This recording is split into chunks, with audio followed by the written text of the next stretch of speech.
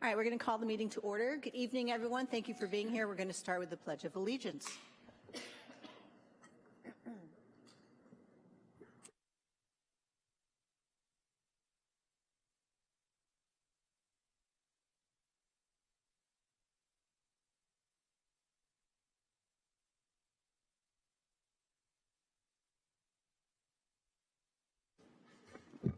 I would like to wish everyone an early, happy Chinese New Year. Year of the Rat. Very smart.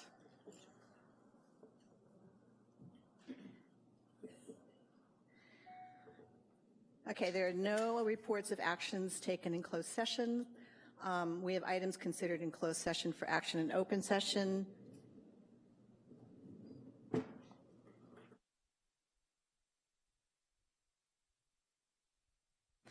So I need a motion on student readmission case 2018-19-27.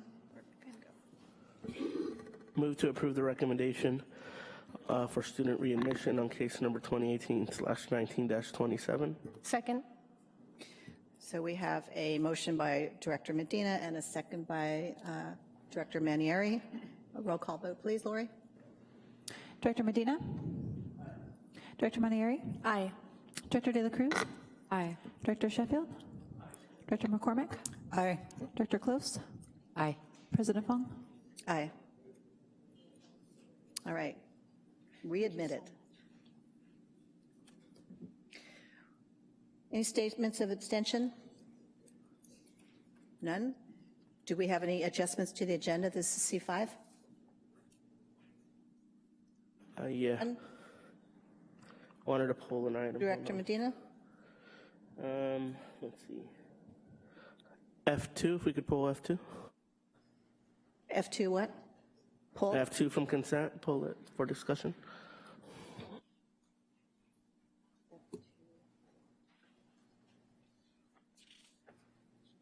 Personnel transactions?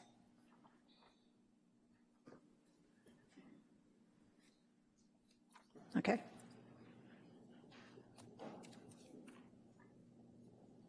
No other adjustments? And we have public comment on not agenda items tonight. We are going to hear from, I think, 5 people on the same topic. I think they're together, and that would be in this order: Maya Grace, Wendell Rand, Angela Ferguson, Beth Steinman, and Trisha Ann.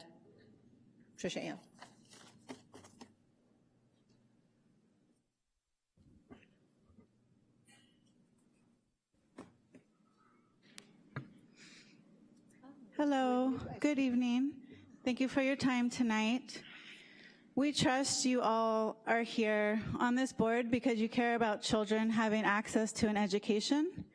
Please listen to our words tonight with this common goal we have in mind. We come as parents in the spirit of preserving educational rights for our children.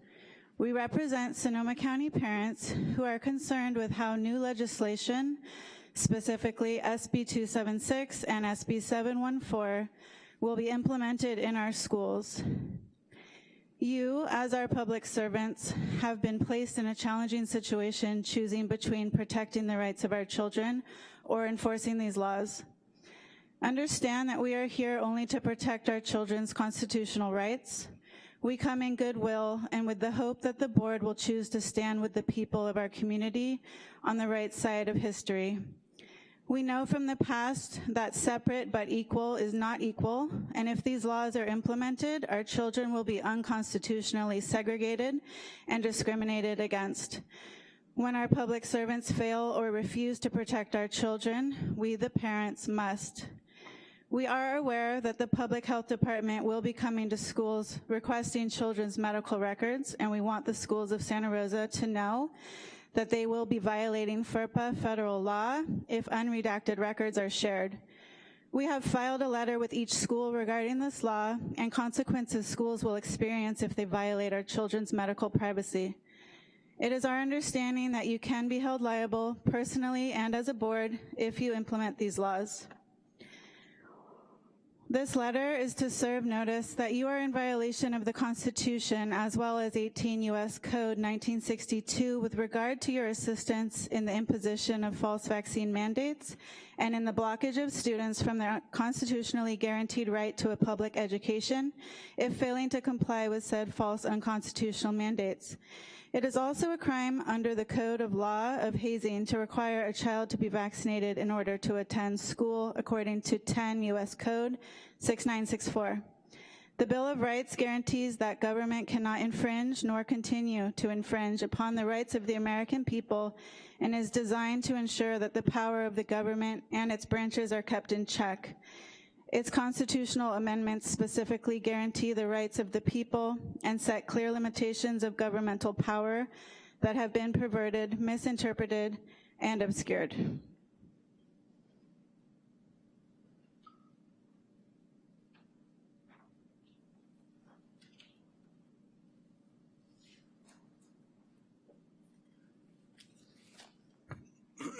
Good evening.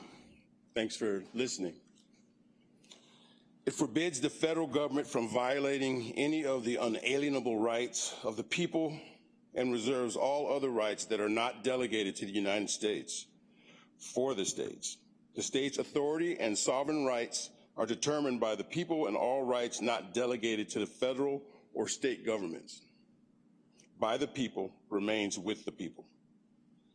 The U.S. Constitution, as the law of the land established by the people, for the people, and of the people, to define and enforce the laws common to the American inhabitants needed to form and maintain a functional government, protects and upholds the fundamental rights of the American people. The government, as well as all those contracted by them, are contractually bound by the terms therein to act in accordance with the U.S. Constitution, to protect and defend the laws within that work. To this end, I hereby bequest for relief and command the administrators as public servants of we the people to read this thoroughly, completely, and with comprehension. This document is of very serious nature and is not frivolous. There will be no presumptions or assumptions, no tacit or implied agreements, no waiver of rights, no hearsay, no lawyering, nor atonement from this bench. I'm requiring only the truth, facts, honor, and fair justice.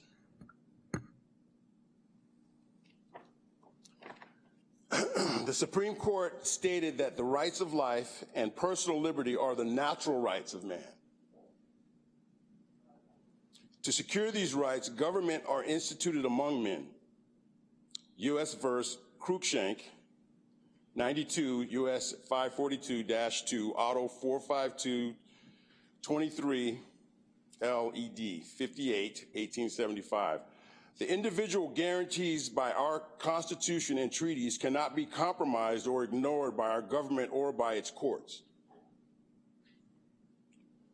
This document is being recorded to hold accountable the individuals and entities operating as part of the government or as contracted foreign agents who have sworn under oath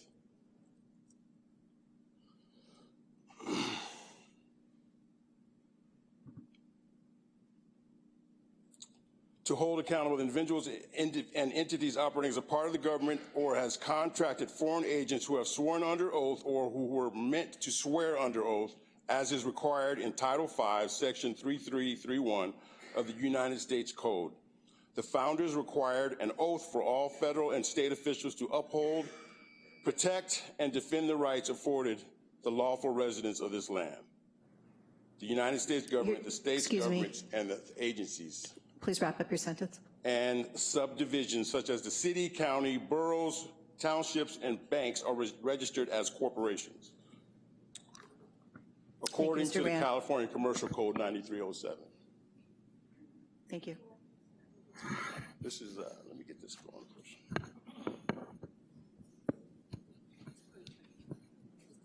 You got it? Okay. And would each of you please state your full name? Angela Ferguson, thank you. This is reflected in U.S. Code Title 28, Judiciary and Judicial Procedure, Chapter 176, Section 3002, 15, A, B, and C, which states that 15, United States means A, a federal corporation, B, an agency, department, commission, board, or other entity of the United States, C, an instrumentality of the United States. Corpus Juris Secundum, the second body of law, states, the United States government is a foreign corporation with respect to a state. Volume 20, Corpus Juris Secundum, P. 1785, and Y. Re. Merriam 36 NE 505, 1441, SCT 1973, 41L, ED 287. All corporations are fictions or artificial persons created under the authority of the law.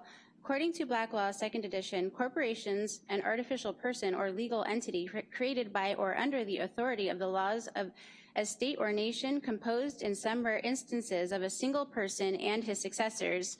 We the people, the private sector, as the lawful indigenous residents of America, have never formally accepted any offer to be ruled, judged, or governed by a legal system that is in violation of our lawful constitutional guarantees. In 1871, the United States of America became the United States of the America Corporation without the disclosure of the facts and without a vote of the people. With the 14th Amendment redefining the word person, all of us were made U.S. citizens without full disclosure of what that meant and implied we were all slaves and residents of Washington, D.C. In addition to the false government by artificial persons or entities cited above, and these entities operating as foreign agents enforcing false mandates requiring vaccinations for children to attend school or to be administered without parental consent, are violations of people's fundamental human rights as stated in the Nuremberg Code.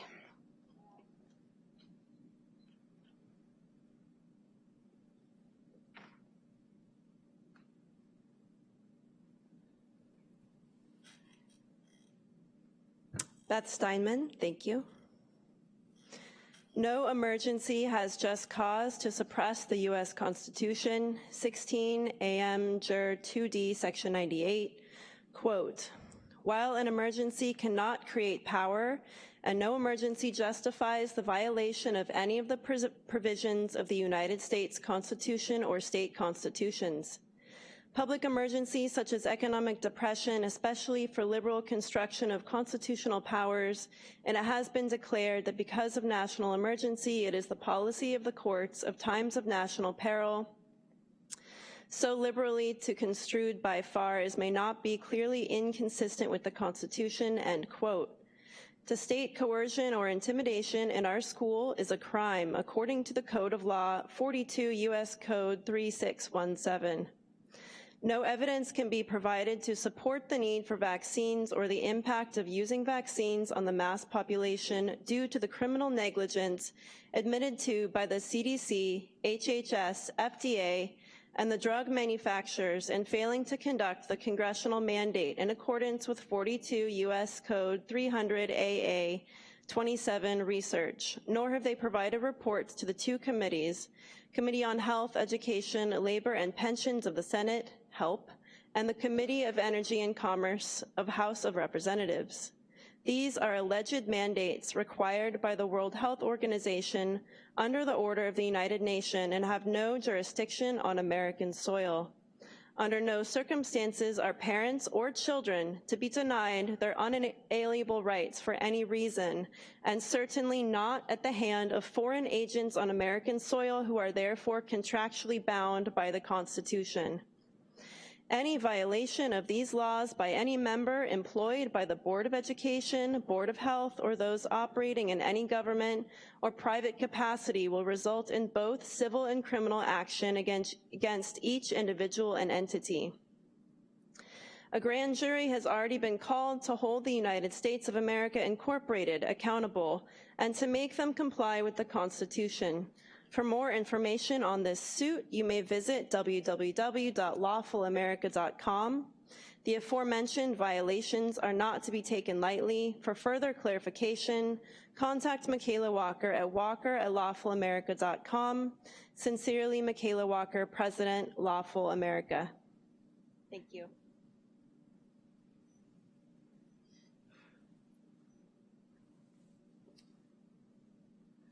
Trisha Ann. In closing this letter, thank you for your time and attention. Each board member will be receiving this letter of notice via certified mail, along with a letter explaining our children's FERPA rights. Once again, we request that you uphold your oath of office in protecting our children's constitutional rights to an education. I'd like to read a quote from Martin Luther King Jr. There comes a time when one must take a position that is neither safe, nor politic, nor popular, but he must take it because conscience tells him it is right. Thank you. Thank you.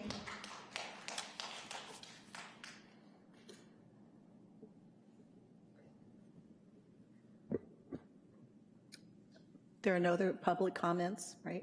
No cards, okay. We have a CSEA report right now.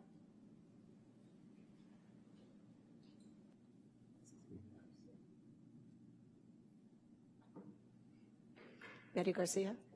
Hello, good evening, President Fong, Superintendent Kitamura, school board members, and student board member. First, we would like to welcome the 6 new classified members that may they find Santa Rosa City Schools a place to work for many years. Congratulations to one employee on their promotion to a new assignment. We say farewell to one employee on her retirement after 27.9 years of service. We are happy to report that we have given the district our openers and are looking forward to receiving the district openers to us, and then beginning the negotiation process between us. At our chapter meeting, we updated a number of job descriptions and that have been approved by the chapter members and have been submitted to the district. At this moment, I forgot to count up how many job descriptions we have approved. And thank you for your time this evening.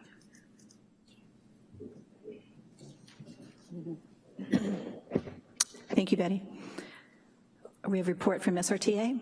President Will Lyon. Good evening, President Fong, Dr. Kitamura, members of the board. First, let's say hello to Dr. Kitamura. We haven't seen you in a while. It is a pleasant surprise to see you this evening. We understood you would be out longer than this, and I'll take it to mean that you're here, that things are going well, and you're happy and healthy, and about ready to get back at it. So it's good to see you here.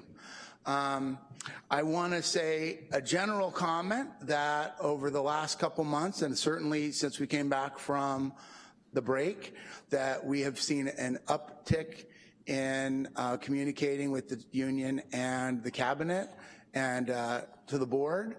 Some of that was the A through G forum, which I thought was really respectful. I'll talk about that in a second, but also just some of the little tit for tat stuff that might have fallen under the wayside. Rick Edson, Stacy Spector, Steve Mazzara, and Dr. Ana Guzman were all helpful in ways that are trending in the right direction. To that end, there was in our agenda analysis a line that said we did not consult on something that we had. It was regarding hiring pools.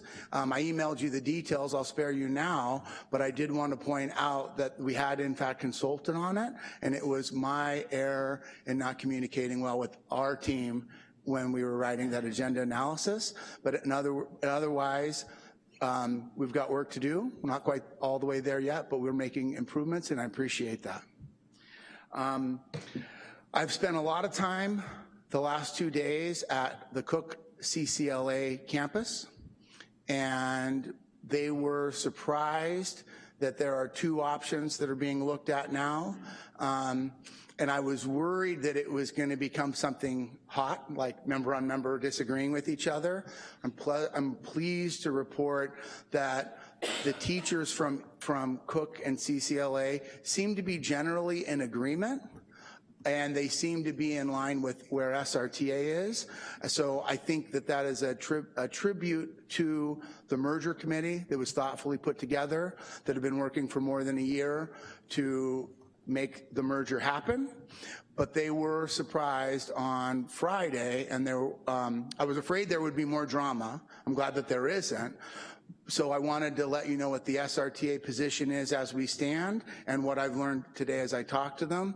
The SRTA position is that however we move forward, we have to take care of all of the students. That includes the 32 uprising 7th graders, currently 6th graders, who've been promised since kindergarten, and their parents and families who've stuck with the tough process of changing schools and building a school. They've been promised a dual immersion middle school, and there are over 400 neighborhood kids who cannot go into a typical dual immersion school. That's going to be a difficult needle to thread, but SRTA would support, let's put it this way, we couldn't support anything that didn't take care of all those kids. That's one. Two, we couldn't support anything that isn't respectful to all staff. I've amended that a little. I was saying teachers, but we want to be careful to include CSEA members and administrators. They've been working extremely hard. If you work in a school that isn't through all kinds of transitions and just show up 180 times and teach kids, that's hard. When you do it after changing schools and being on 2 schools on a campus and all the extra work that they're doing to create what CCLA is becoming, and then on the other side of that, to welcome in a new school, it makes it extra hard. We want to make sure that however we move forward, all those people are treated respectfully. I won't go into details, but Dr. Guzman and I talked, and she understands those concerns, and I take her at her word that she's working really hard to make sure that that happens. So that's 2. The third thing is that SRTA is going to remain neutral for now about which particular plan is better than the other one, and some of the other smaller details like what the name is going to be, or there are some details that still have to get worked out, obviously. We don't know enough about it, and we're going to hold off our position on that until we learn more about what's presented and how the board feels. We're hopeful that whatever ends up winning and comes forward to the board for an up or down vote, we assume that'll be in 2 weeks, will be something that the teachers on those 2 schools support, and that SRTA can support it too. We expect that, and we're leaving room open that either of those plans might be able to meet those obligations, and we just don't know. So that's where we're at. What I can report from learning, from talking to the teachers over the last 2 days, I spent a lot of time on their campus the last 2 days, is that they have, and you're going to learn more about it tonight, have created this 3-strand system for a potential middle school. And I can't speak a lot about it. I just saw a little bit of it, so I'll leave that to the people presenting. But what I learned was that's widely and deeply supported by teachers on both of those schools. And so that whatever goes forward, if it honors the work that came out of that merger, that's going to highly increase the chance that those teachers and SRTA will be able to support going forward. Lastly, circling back to the A through G forum that we had, I think it's been 2 weeks now, a week and a half. I really want to sincerely thank the school board members and the cabinet members and other administrators who came to hear and listen. What was remarkable to me was how professional and collaborative and caring it was, especially comparing that to the discussion we had 2 years ago. I was so grateful that we, the adults, have grown a lot in our ability to talk about these complex issues. So thank you sincerely for that. My take is, and I'll reiterate, that it's widely, deeply felt by our members that we're not ready to continue as is. We need to make some adjustments. Our official position is we're asking for a 2-year pause and that we don't reinstate those graduation requirements until we can support all students and staff. That said, it has been discussed, Dr. Guzman brought it up and it was in the paper yesterday, that they're going to bring to the study session next week the possibility of a 1-year pause and the possibility of a waiver. We don't know what that's going to look like yet, but we're encouraged that that's what they're bringing. Again, it shows growth, that we've been heard, at least, that we recognize that there are some issues to work out, and we're hopeful that that positive, well-intentioned conversation that started last week or a week and a half ago will continue at the study session next week. Thank you very much. Thank you, President Lyon. Do we have an LMC report? Yes, Member Betty Garcia will be sharing an update this evening.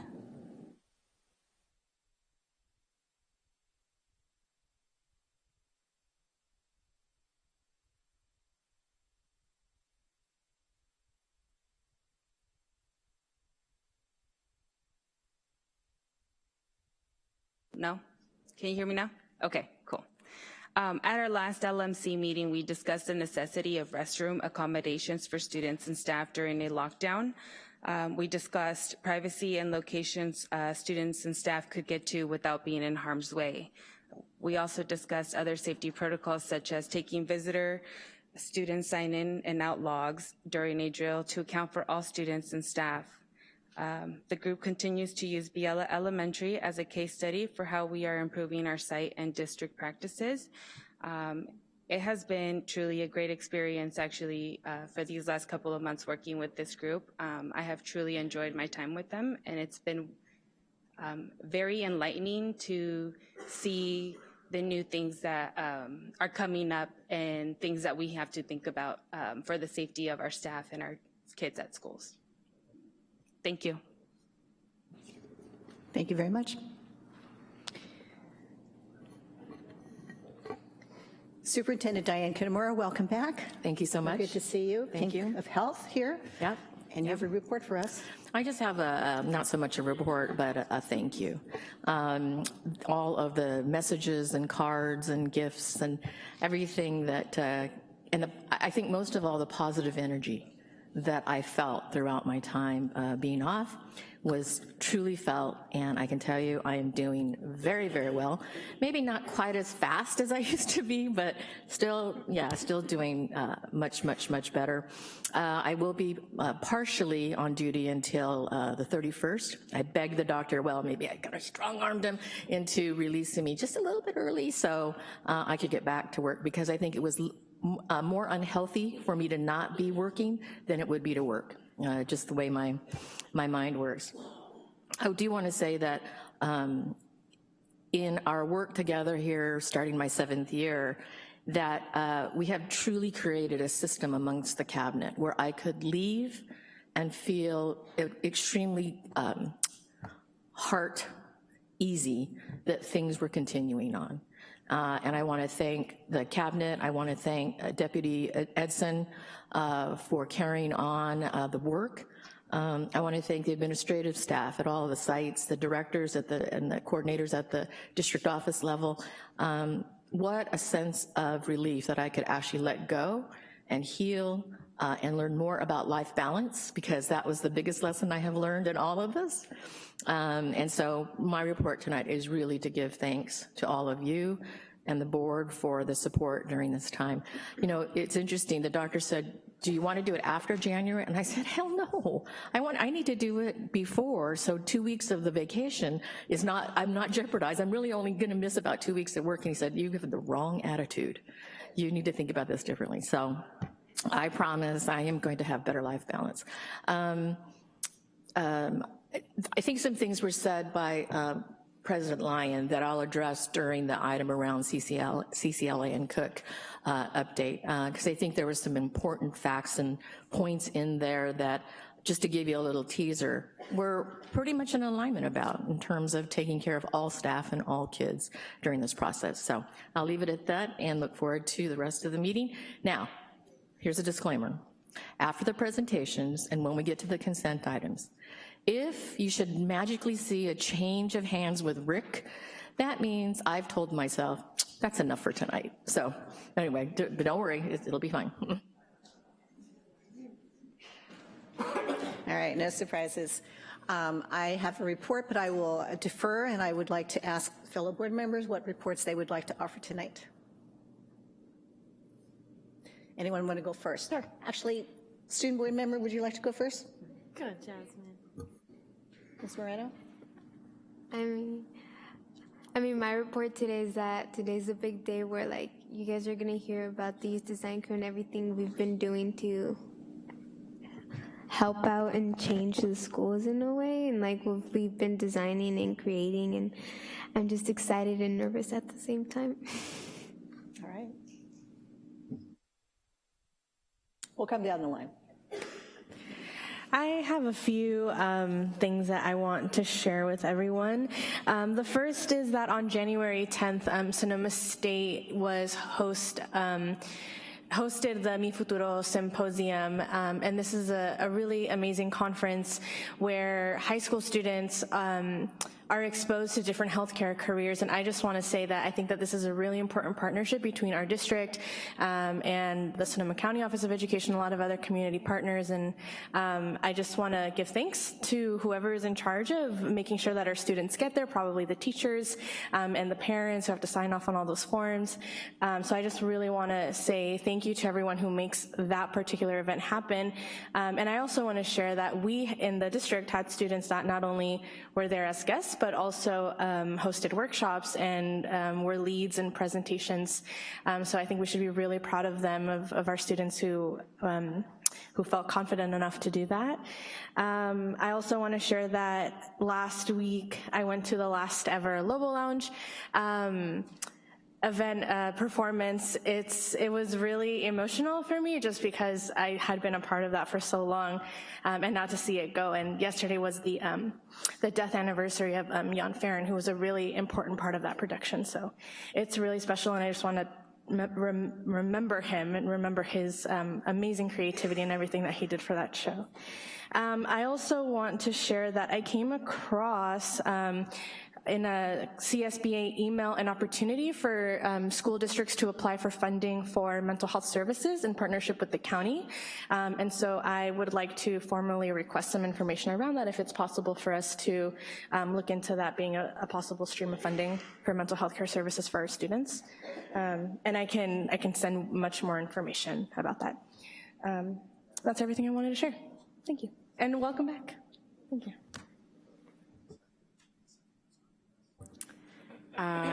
I want to take a moment just to honor the work of George Ortiz, who is a local Latino activist who passed away early this morning.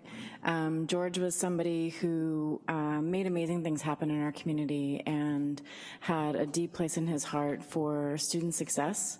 Founder of Latinos Unidos and provider of many thousands and thousands of dollars of scholarships for Rosa youth. And so I thought it would be appropriate for us to just take a quick moment of silence in memory of George tonight, officially as the school board, if I could make that request.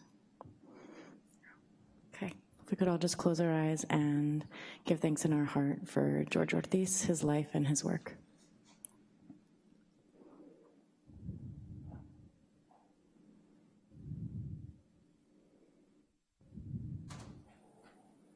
Que en paz descanse. I also wanted to thank Michelle Morales from Biela, who's invited all of us to Biela's first annual crab feed, Friday, February 7th, starting at 6 at Druids Hall. That sounds like it's going to be really fun, and it would be amazing for us all to come out and support Biela. And just big thanks to SRTA for kicking off a conversation about A through G implementation and how we can work better together. I really appreciated the opportunity, the invitation, share your takeaway, President Lyon, that it was a very productive, creative space for us to share, and I'm grateful for your making it and for really sharing with us some of the challenges that you're facing. And then I just kind of want to give a woo-woo. I know this is coming up in our regular calendar, but yay to Sonoma County Bicycle Coalition for bringing safe routes to schools. I think it's rad that we're talking about climate change and neighborhood schools and how to facilitate that. So welcome and adelante. I will report on two items. On January 6th, we had our first meeting in the county's Committee on School District Organizations, and it looks like this year will be a pretty busy one for this committee. we'll see 2 districts joining us in switching to by-district elections.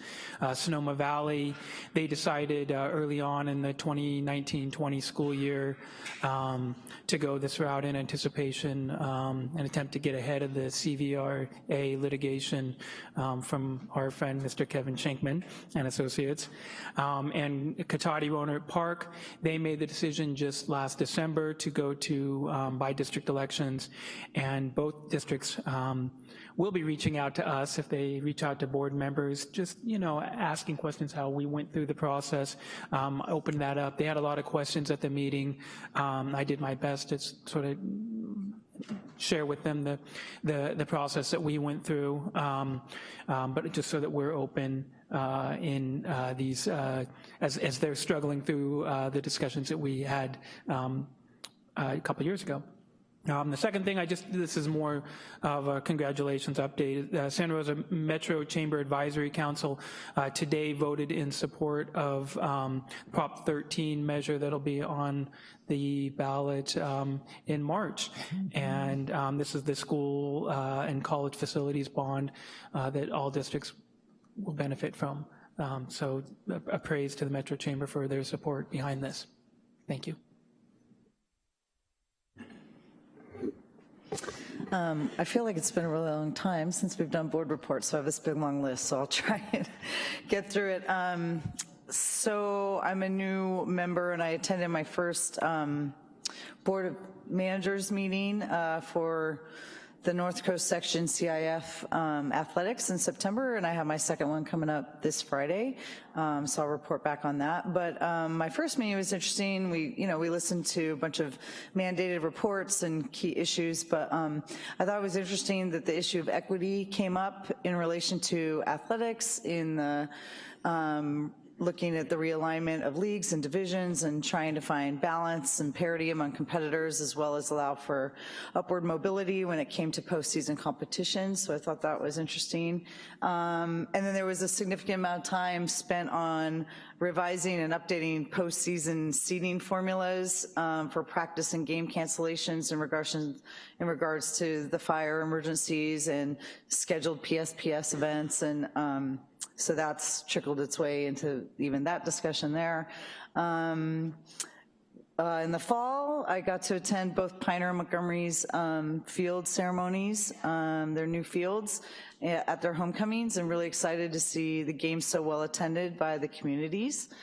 Most of us attended the CSBA annual conference in San Diego right before the break, and this is my second time going to it, and the first time it was just like drinking out of a fire hose, and I went through like rookie board member orientation, and so this time I went, with kind of an eye and a heart for learning about successful stories with implementation and scaling when it comes to equity, and how districts are dealing with that across the state. And so it's really interesting to kind of go in with issues that we're facing here in our district and kind of listen to what other people are doing and learn from others on the same issues we're struggling with here. I attended the Cook CCLA community event, which was very well attended, very well organized. I saw the agenda when we sat down. I'm like, there is no way we're getting through this, and they were like time managers and got through a significant amount of information and collected a significant amount of input from the community, and highlighted some of the students and successes, both on the Cook side and the CCLA side. So that was awesome. Thank you for inviting me to that, and I'm excited to hear about more of that tonight. I think President Fong is going to report on this a little bit later, but I was able to attend one of the presentations of the MLK Assembly at Maria Carrillo under the direction of Bridget Mansell last week, and it was outstanding. Great annual event, and I'll let President Fong talk more about that later. And last but not least, I have been waiting a couple of months to give a huge shout out to Pam Karbowski, third grade PE teacher at Brook Hill. And I think, oh yeah, good, we got the pictures up there. So I got to visit her in her element, working with her students late in the fall. And it's very rare to see someone who can command attention of third graders effectively and teach students about fitness, discipline, and compassion all in a 1-hour PE class on a blacktop. And you did that very well. And it was obvious that, to me, that she had developed quality relationships and connections with her students over time, because she clearly brings her A game every day to every class. And I just want to thank you, recognize you for working so hard on behalf of all our students. So, and thanks for letting me come watch. Yeah.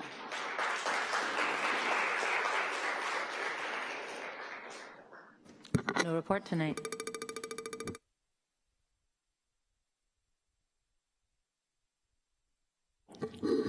Thank you. So earlier this week, I shared from the LC Allen Counselors page the scholarship application for the Latinos Unidos Scholarship, which is for high school seniors of Latino descent, low income. And the application deadline is April 30th. But Latinos Unidos is one of the many things that was brought to us by George Ortiz, who we lost today.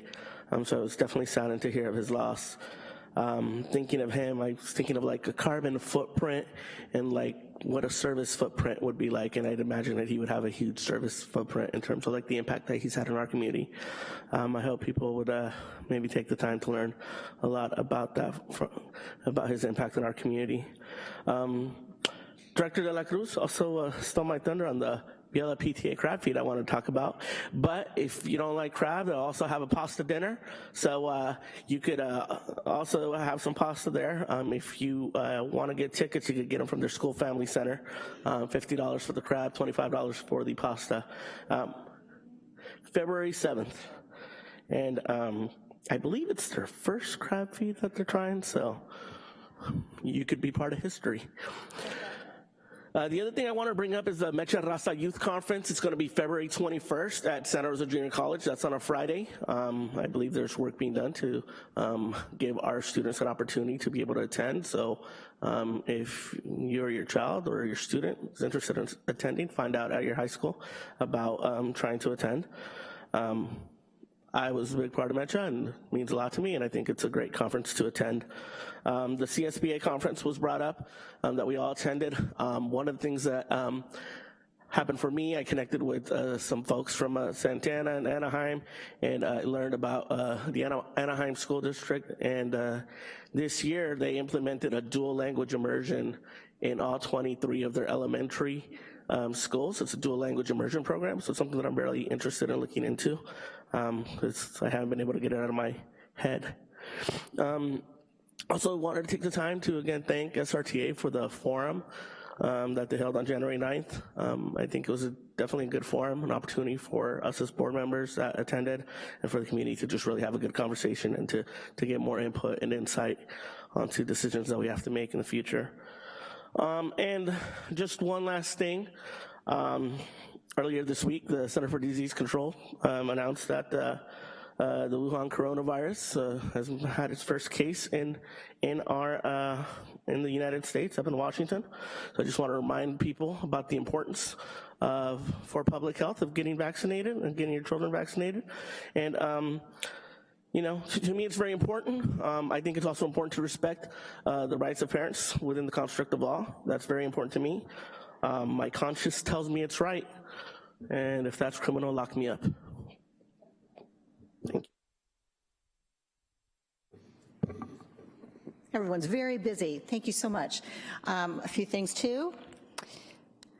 So also in keeping with remembering those who have served us is Marie Sugiyama, who was a long time Montgomery High School physical education teacher and stood up for girls in sports, and she did Title IX before there was Title IX, and she recently passed. She also helped to run for years and years and years North Coast Section athletics, so Marie did an amazing amount of work for us, for students in our town. I also want to thank Principal Ed Navarro for a visit to Schrax and his teachers. Also Principal Jason Matlin for a visit to Santa Rosa Middle, and to teachers Ruth and Casey Moore for observing their ALD classes. Exemplary model there for ALD. Thank you to SRTA, President Lyon, for the A to G Forum, for the very respectful people who really gave heart and soul and talking about what they needed. Honestly, just from the heart, appreciated that. And then finally, I want to give a really big shout out to, again, Maria Carrillo High School under the leadership of teacher Bridget Mansell for her Martin Luther King Assembly, and for the students there who put this on every single year. And we have a picture of the crew that put that on. And for the English teachers who brought every single class, every single student in Carrillo got to see this assembly. It's been going on for 15 years. And I'm just going to take a minute to say some of the kids' names who just brought heart and soul. So the Sonoma County speech contest winner was Varnica Kailash, and she's the one there in the striped pants and the white shirt there kind of in the middle. She was also the MC along with Zoya Ahmed, and these are juniors. We had another, the student body president named Sam Litch gave a very moving speech about body image that was just amazing. Ruby Garcia also spoke, and the dancers, and just from the heart of kids, and what an amazing force that is at Carrillo. And also they brought it to the Martin Luther King celebration countywide. And if we're talking about Martin Luther King, and we're talking about his beloved community, and our job here with our mission, vision, and priorities, that we need to bring economic justice and social justice to our students and to our families. And that means that we really need to look at what we're doing and how we are expanding economic and social justice, because that is what we are here for. And so we have talked a lot about equity, and that's a word that means so much, a lot of different things to different people. If we narrow it down to what is justice, economic and social, because if the kids aren't getting social justice, if they aren't able to play the game and have that capital to move on as adults, we are relegating them to second-class lives. So, thank you again. We have to create these conditions, and that's our work. And it's brave work, and it's hard work, and I appreciate the dialogue. We have to have this conversation. We have to have these conversations, and we have to do it because we're all together. We're not on different sides, right? Okay. Yes, thank you. Thank you. We are calling us in, right? Director De La Cruz talked about calling us in. Yeah, we should have t-shirts. Okay, all right. Do we have a CSBA report? We do not, okay.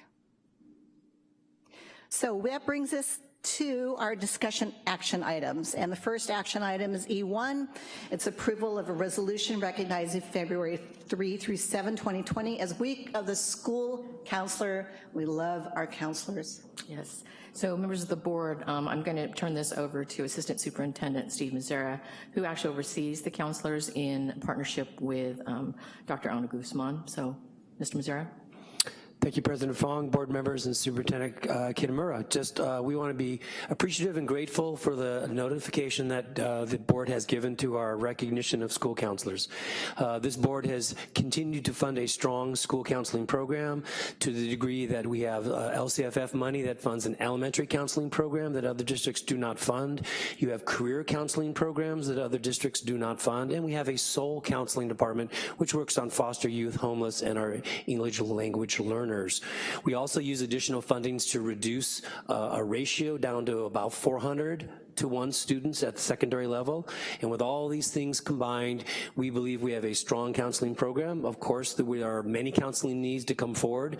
We were grateful and appreciative that the board has put this forward, and we thank the board for the recognition of the week of February 3rd through February 7th as the week of the counselor. And with that, turn it back to President Fong.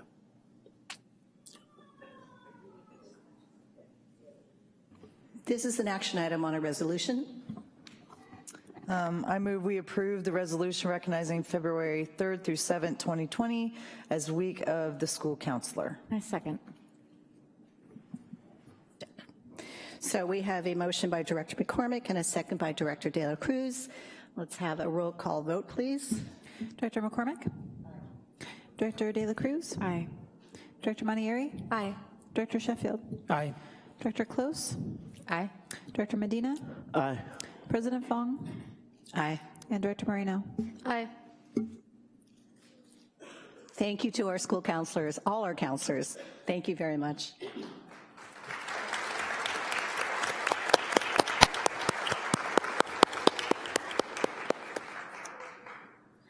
We're moving on to E2. It's an action item, resolution supporting health communities through Safe Routes to School programs, and we are going to present it. Yes. So members of the board, I'm pleased to bring forward this resolution.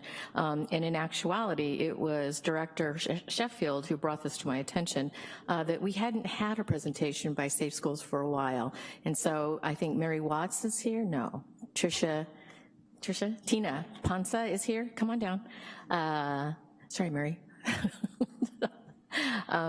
To provide some information about what Health Communities Through Safe Schools routes is, and then we have a resolution for the board following that presentation. Thank you so much. Let me just put this onto full screen mode. No problem. Thank you again. I'm so thrilled to be here. I'm Tina Panza. I'm the director of the Sonoma County Safe Routes to School program. I work for the Sonoma County Bicycle Coalition, but we contract with the Sonoma County Transportation Authority to implement this program countywide. The resolution that you're about to present is really important because it demonstrates a desire to transform the way humans travel to and from school and in their neighborhoods, which affects our health and the environment and so many things that you'll hear more about when you actually hear the resolution. I really hope it's a model for other districts in Sonoma County. And I want to share information with you about the state of the Safe Routes to School program in the Santa Rosa City School District, and also just opportunities for how the district and schools can be more involved in creating safer bike and ped-friendly routes and also related education programs in Santa Rosa. So I'll just start by sharing the participating schools in the County Safe Routes program in the Santa Rosa City School District. This year, our county program is comprehensively serving 8 schools in the district with 5 EASE services, and I'll explain what 5 EASE means in a little bit. Schools do need to apply each year between February and April to be able to be eligible to receive the services that we offer, and we do customize the services to each school based on our capacity and their needs. There's definitely room for growth in the Santa Rosa City schools. As you can see, we're not serving all the schools, and different schools have different needs. The 6 E's of Safe Routes to School are engineering, encouragement, evaluation, education, enforcement, and equity. They all work together to enable families to walk and bike and carpool and bus to school. Every one of the E's is important, and they kind of interact and influence each other. Like engineering is like sidewalks and bike lanes, and that may impact how where a school's located may impact what you're gonna do with the education program or the encouragement program, for example. And furthermore, good evaluation is really important because it best determines how and where to focus the other E's. So for example, this is just an example of the evaluation we do in our Sonoma County program. We do at the site level to determine the potential for active transportation and the best approach to education and encouragement. And what we do is in the spring and the fall, teachers or volunteers ask students how they get to and from school. And that chart there is from Hidden Valley Elementary, so it shows how many kids walk, bike, take the bus, take family vehicles, carpool, etc. cetera. And then we also work to create GIS maps that show where students live within a quarter, a half, a mile, and 2 miles of the school. So we can see the difference between how many kids currently walk and bike to school and how they might be able to in a perfect world. And then we share the data with the city and the county and the district and try to, model a program around that. And this chart, way too detailed for me to share in the presentation, but you could look at it later on your own time. But this is just a slide that shows the evaluation comparison of the 8 comprehensive schools we worked with last year. So you can see, for example, if you just focus on Proctor Terrace Elementary School, that 66% of the students live within a mile of the school, and that about 34% currently utilize active transportation regularly, walk, bike, scooter, skateboard.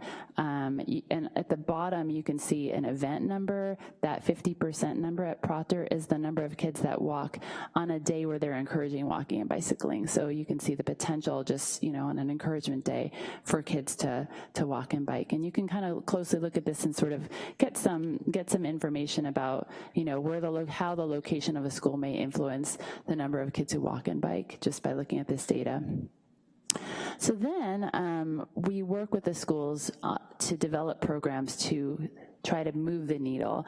And on that encouragement front that I talked about earlier, one of the E's is for schools to foster a culture that supports and encourages active and also alternative transportation, because not every school is favorable for walking and biking, so you can encourage carpooling or busing.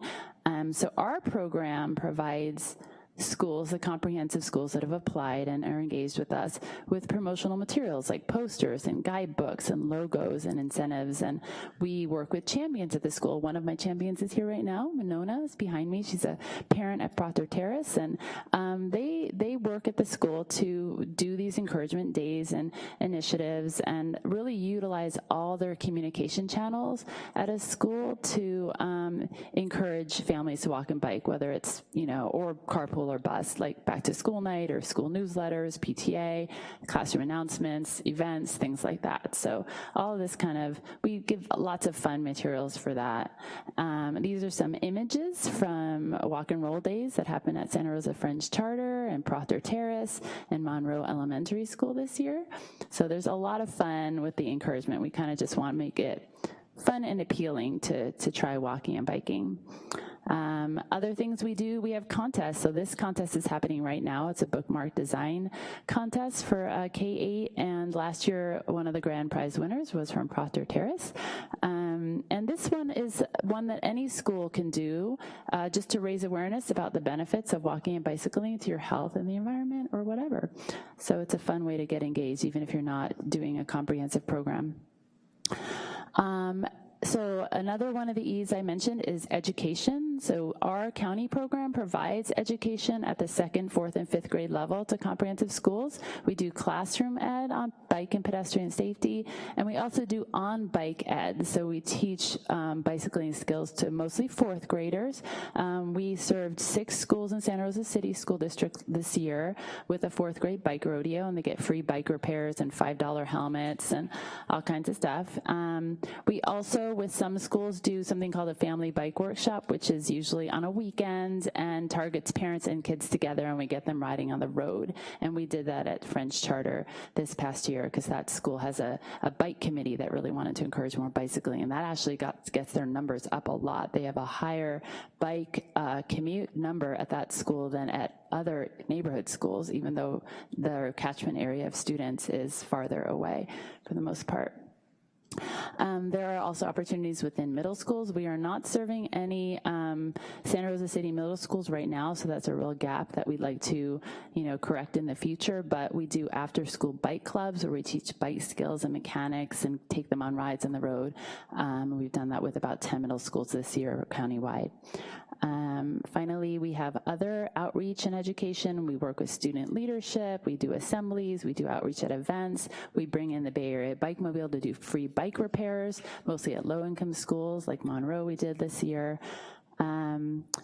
And we work with local engineering. So on the engineering front, we work with the schools and the city to identify barriers to walking and bicycling and to advocate for improvements in engineering and enforcement. And we collaborate with local law enforcement. And we really encourage schools to do that too, because we're just like one program. We don't have to be doing this, and it's kind of part of an awareness that, you're part of a community that wants to improve their environment to make it more friendly to walk and bike. So this again is a big slide. I'm not going to go through all this detail. It's for you to look at later, but I just want to say there are so many opportunities in the district, at the district level and at the school level, to become more involved with improving the environment for walking and bicycling. One of the big ways is to partner with the city of Santa Rosa to identify infrastructure and education projects that will impact travel behavior and safety. There are funding opportunities like the Active Transportation Program, which is happening now. There's a call for applications now, TDA Article 3 funding. I know a lot about funding. Contact me if you have questions. Contact the city of Santa Rosa too. Some school districts have task forces that regularly meet with local law enforcement, local public works to keep ahead of these opportunities, so you're having that conversation and not missing out when you have things that are shovel ready when it's time for funding to come across the table. Also, there right now, just so you know, there's a countywide Vision Zero effort happening, which is a big deal. It's like a movement all over the country to reduce fatalities to zero, traffic fatalities to zero. And there are committee meetings and ways to get involved with that movement as well right now. I would just really encourage schools to think about school siting and policies around interdistrict transfer, and just policies about like meetup spots and park and walk spots and things like that will encourage people that maybe either live too far away but could park and walk, or maybe would choose not to, go outside of their neighborhood school. Anything that can encourage people to go to their neighborhood schools can be really beneficial. And then just like if there's ways that districts can have their own programs, whether it's within education or having like support for carpoolers, school directories, organization assistance, things like that can really make a difference in how people have opportunities to pull together and travel. So our website is sonomasaferoutes.org. You can get more information there. You can contact me as well.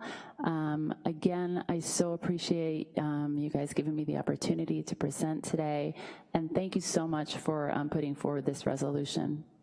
Thank you very much, Ms. Panza.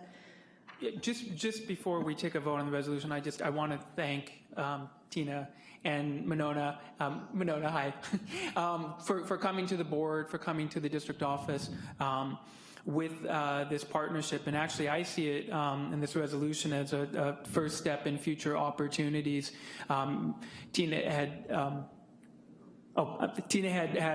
brought up the possibility of active transportation program, ATP program through Caltrans. These are big dollars. These are infrastructure dollars that we can then partner through our relationship with Safe Routes to School, with the City of Santa Rosa, Bicycle Coalition, the City of Santa Rosa's Bicycle and Pedestrian Advisory Board, and law enforcement and other first responders.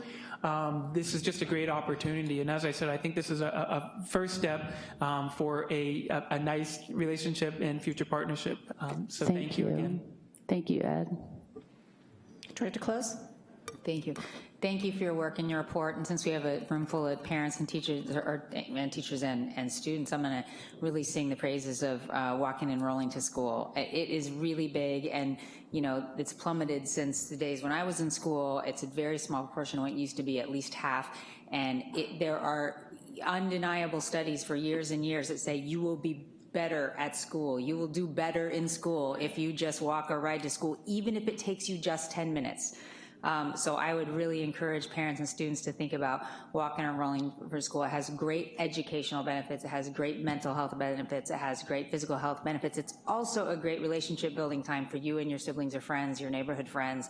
And so really, I encourage you to think about how you can walk or roll to school more than you do now, or to start doing it if you don't, if it is at all possible for you. And one question for you, I'm wondering, is we do have a law here, a 3-foot law, distance between cars and bikes, and I think sometimes drivers don't know how much that is.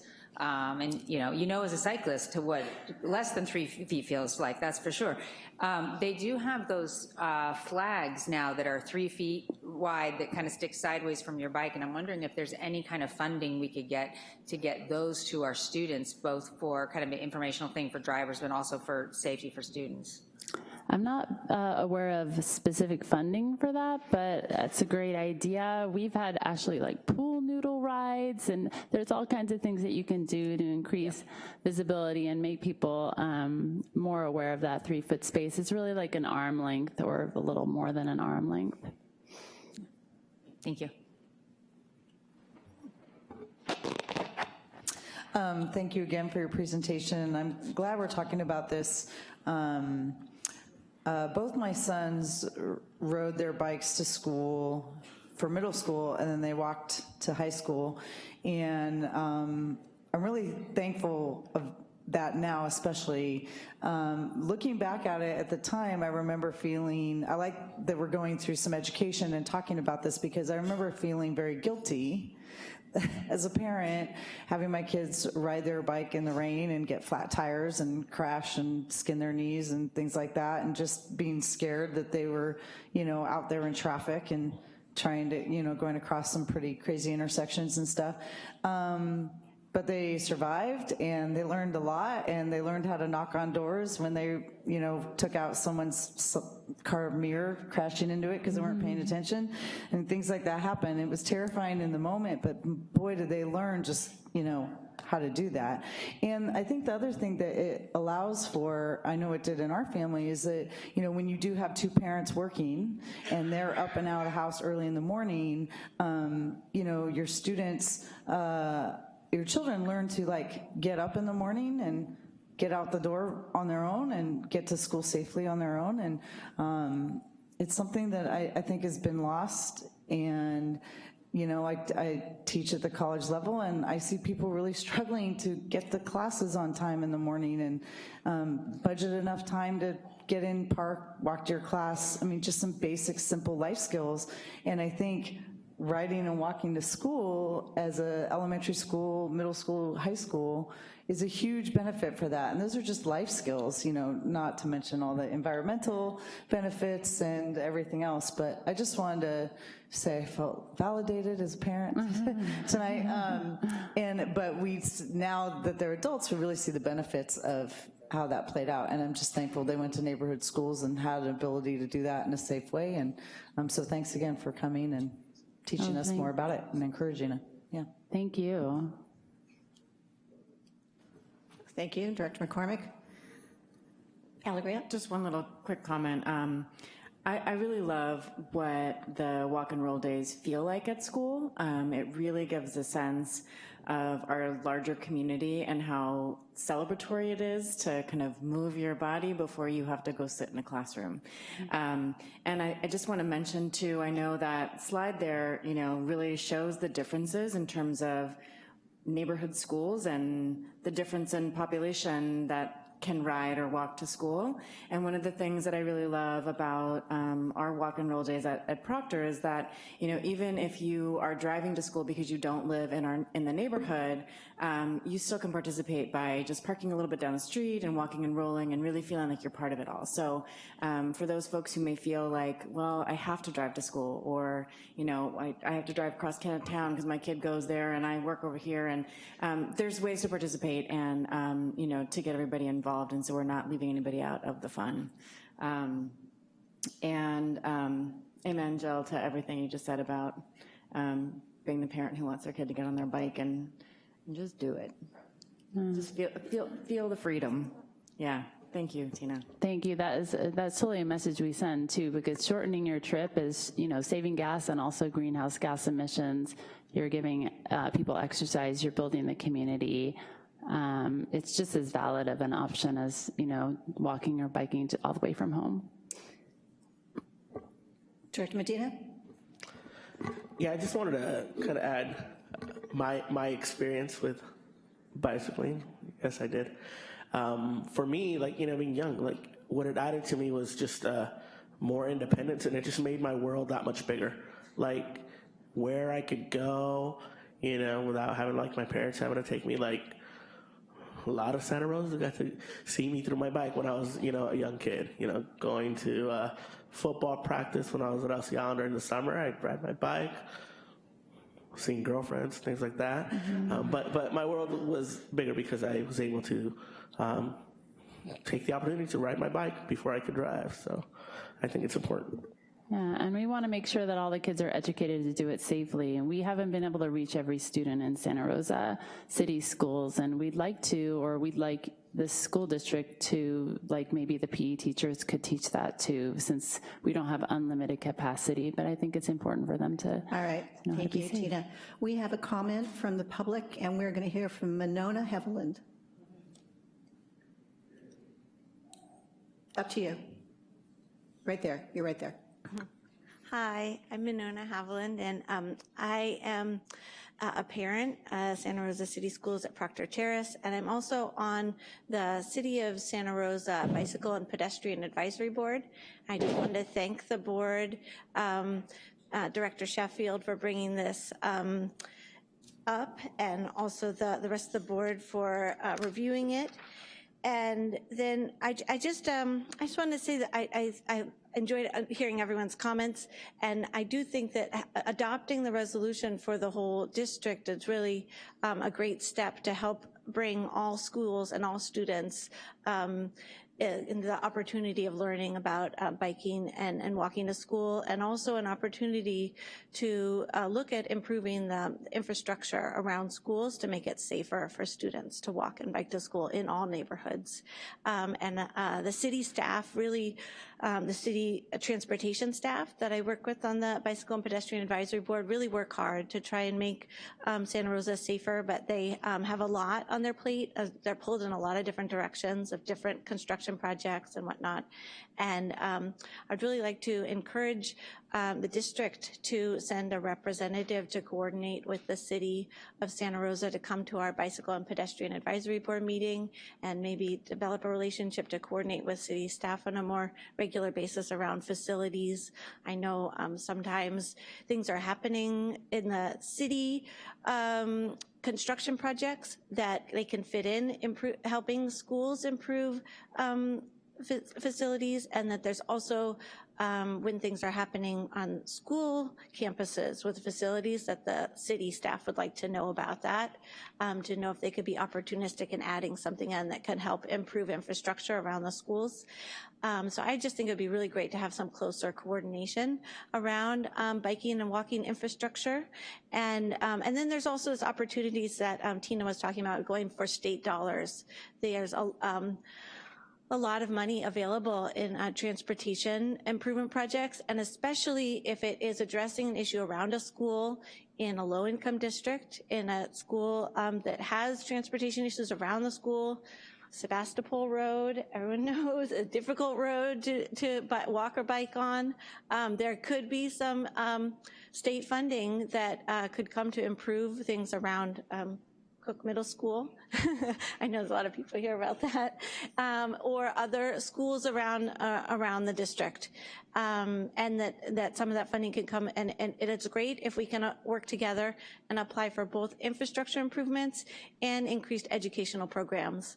And I just want to say one more thing, that I think being able to have more educational programs around safe biking in middle schools would be really wonderful, because it's a great age for kids to learn about biking and safety and whatnot.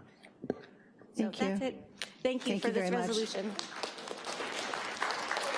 I really agree that it is a partnership with the city and the county. Yes, and we are going to make a commitment to assign staff to be a liaison now for this. I think it's there's so many things that we're working on facility-wise, but that piece between the facility and the infrastructure of roadways and streets, I think is a missing piece. So thank you very much. So this is an action item, Gord? I'd like to move to adopt Resolution 2019-2034, supporting healthy communities through safe routes to school programs. Second. Thank you. We have a motion by Vice President Sheffield and a second by Director McCormick. Roll call vote. Director Sheffield? Aye. Director McCormick? Aye. Director Manieri? Aye. Director De La Cruz? Aye. Director Close? Aye. Director Medina? Aye. President Fong? Aye. Director Moreno? Aye. It passes. Thank you very much. Thank you. Bravo.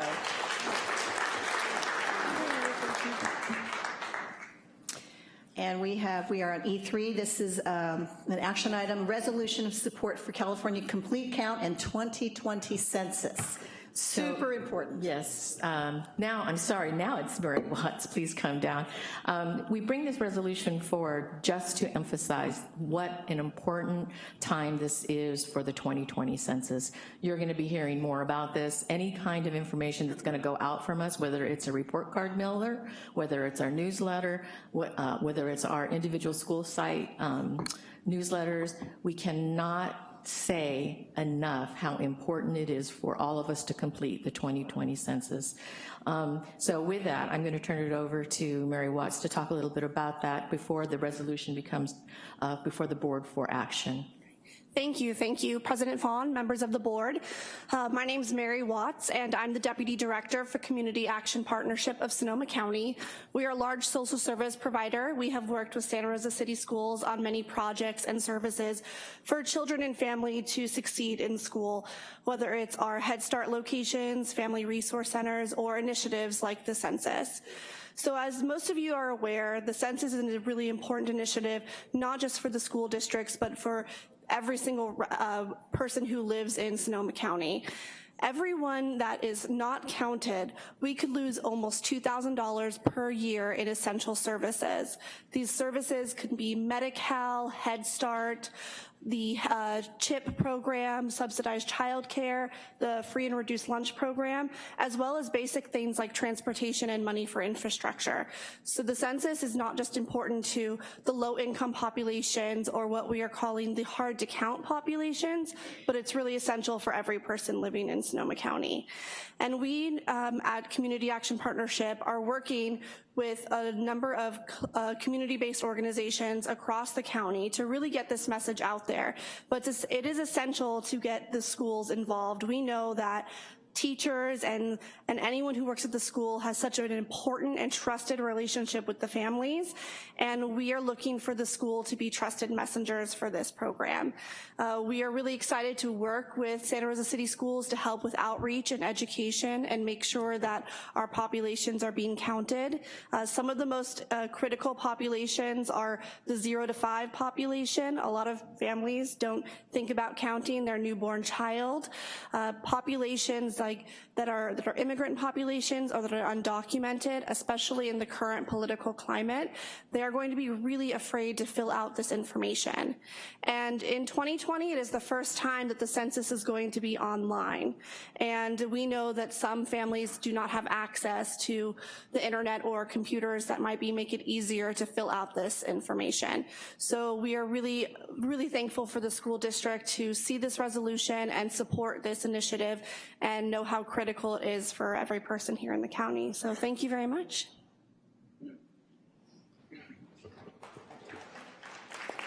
Thank you, Ms. Watts.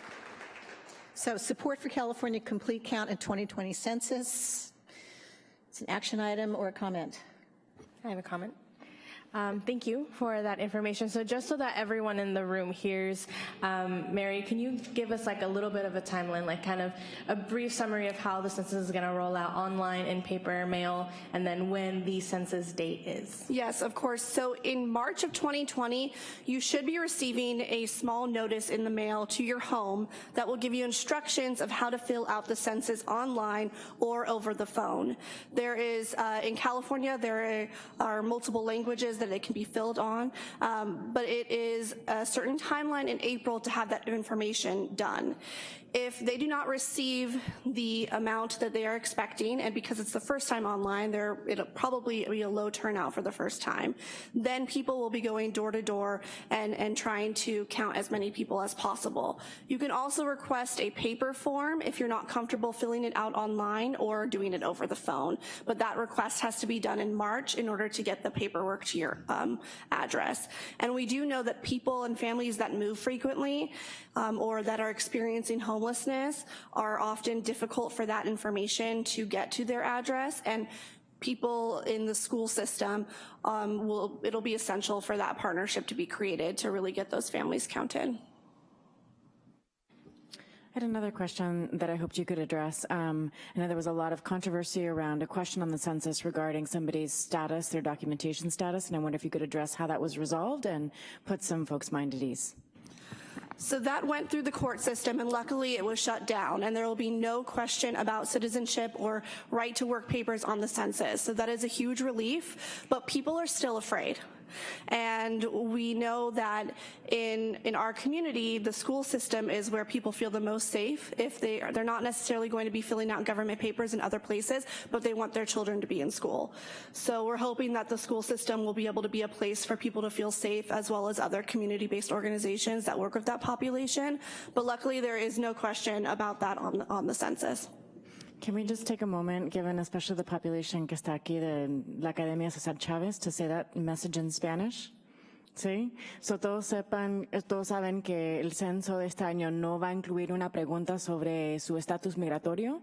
Eso fue una decisión de las Cortes, que ya no van a poder preguntar sobre eso. So es súper importante, suma importancia de que todos participen en lo que es el censo por muchas diferentes razones, pero especialmente para mantener los recursos de nuestra comunidad dentro de nuestra comunidad. So, por favor, que la importancia que todos participen es de suma importancia este año en particular. Thank you. Thank you for those really great questions. Very important. All right, this is an action item. I move to approve the resolution of support for California Complete Count and 2020 census. I'd second. So we have it moved by Director Manieri and seconded by Director De La Cruz, and we'll vote. Director Manieri? Aye. Director De La Cruz? Aye. Director Sheffield? Aye. Director McCormick? Director Close? Director Medina? Aye. President Fong? Aye. Director Moreno? Aye. We are your partners.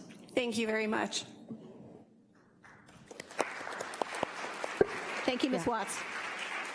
President Fong, I'd like to request a 5-minute recess so we can get the youth crew set up. But before we do that, I want to emphasize that the resolutions brought forward by this board and voted upon are extremely important. They are not a stamp. They have great meaning to this board as we bring them forward. And so sometimes they'll take a little bit longer than others, but I think the information is so rich, and the what you get to see about the board's thinking on these resolutions are very, very important. So I thank the audience for your patience and the board for your patience, but resolutions are important. So they all support our mission, vision, and priorities, absolutely. All right, we will take a 5-minute break. See you soon.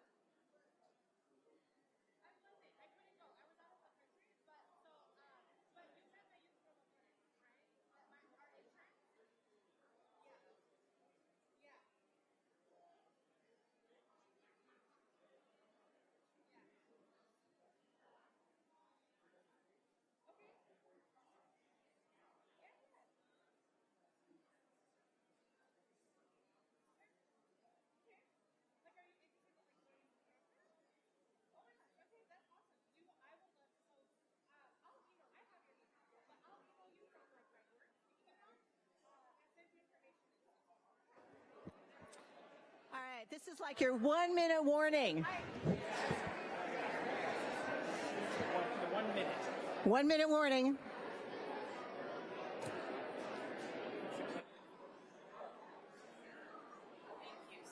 No worries. I just.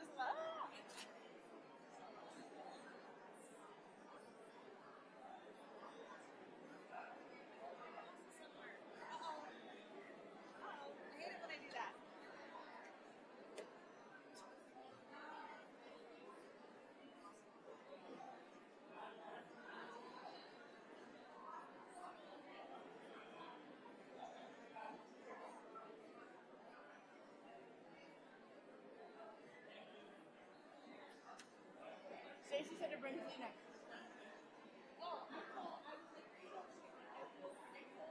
All right, we are back in session. Back in session. I know, it's a party in here. All right. Your cell phone's on silent, y'all? Your cell phones are on silent? Hi, everyone, we're back. We are back. So I will tell you that we have a couple of very, very important agenda items coming up next, and that Youth Truths people are ready to go, and that will be, it's important for us to hear from students. You've been working on it for a long time. We also have our CCLA families here and our Cook families here, so hang in there with us. We want to hear from everybody, and I know it's going to be a little bit later for people, so here's what I'm going to request for people, that we be expeditious. We say what we need to say, and we be expeditious because we need to get to the point, and you know, people are getting tired, and our superintendent has to go home pretty soon, but that's okay, we will continue. If she can watch us on TV. All right, we are turning this over. This is... So members of the board, I am so pleased to be able to present to you tonight the youth crew representing Ridgeway High School. I do hope you heard what President Fong said in terms of expeditious, but that doesn't mean those of you sitting at that table. Because tonight has been a long time coming for you to be able to tell your story, and for this community, this entire school community, to hear your voice and to understand what you've been working on for the last, my gosh, over 6 months now, and Dr. Guzman and Karina Huey and myself for probably now 8 months.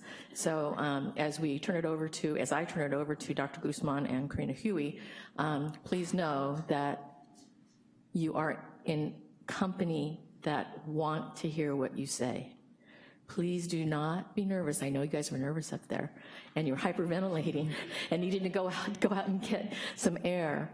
But honestly, speaking from your heart and your experience, that's all you have to do.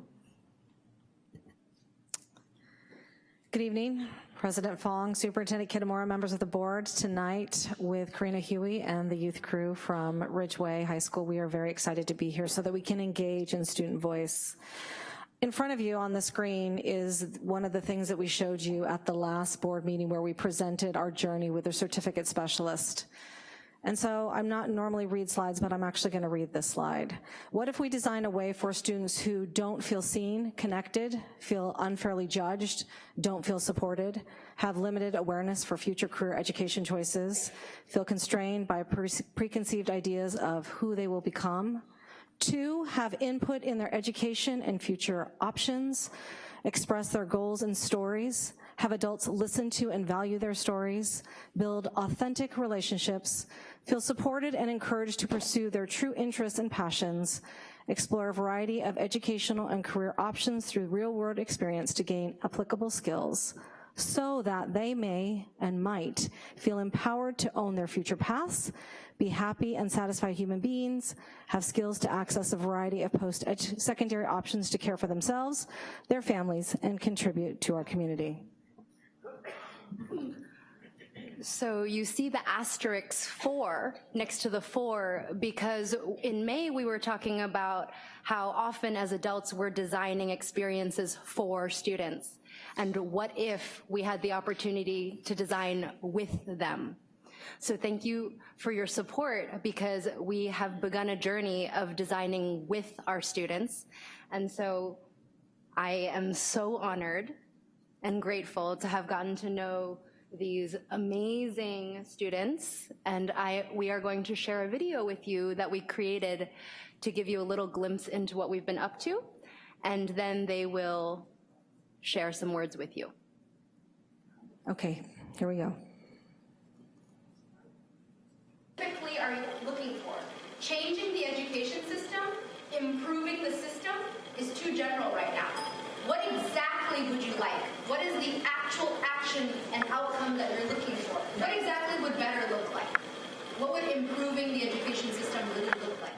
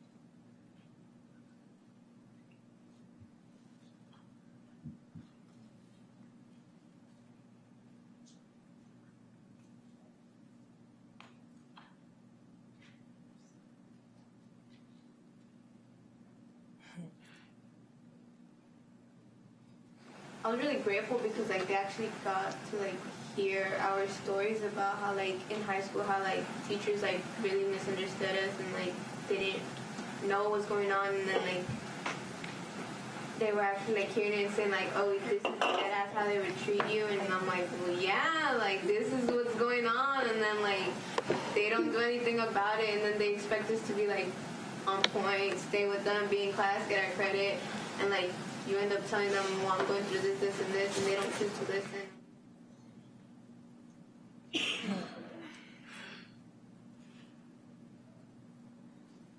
A lot probably to do that. Like it took me, it was hard for me to do that, to talk in front of that many people and like have that many eyes on me, and like it's really not easy for like, I don't know, like teachers and stuff to hear how hard it is for us, because that means that what they're doing is not right and they have to change it. And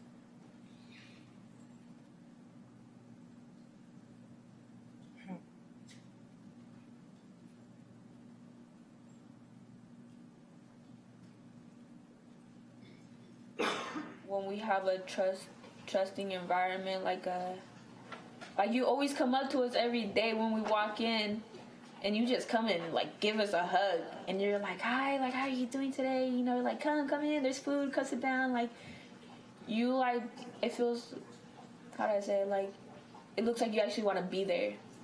Like you're not there just because of the money. You're not there because you want to teach students.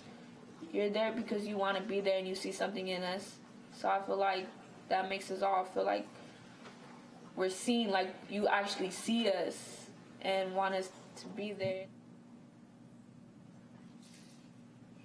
I had 6 teachers, and only one of them would take their time and really talk to me. And sometimes maybe like ask me about my pregnancy or something.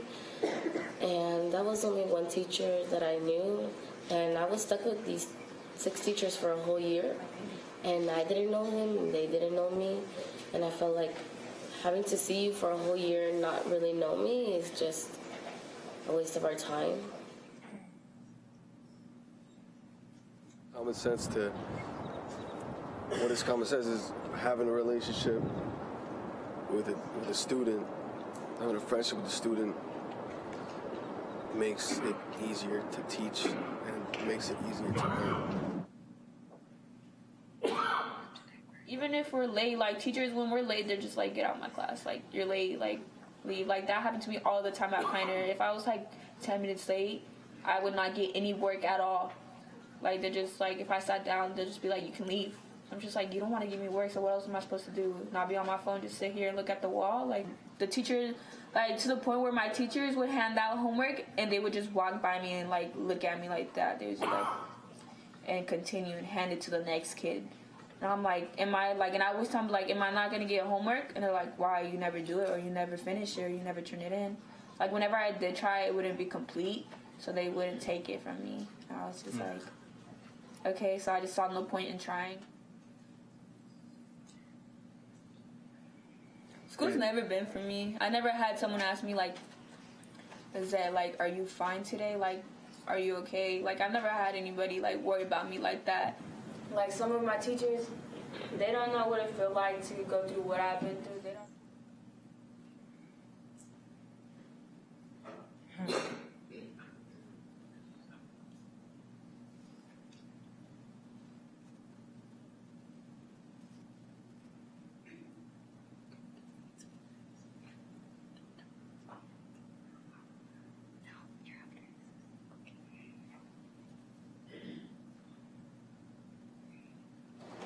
When my dad left our lives, I did not have a role model, so I started getting into trouble because no one checked up on me. Then I had to work and live in shelters. I worked from 7 p.m. to 5:30 a.m. picking grapes. I work hard, but I can make good money in one night. However, it messed up my attendance at school because my family is more important than my education. Because if I don't have a shelter, I'll feel empty.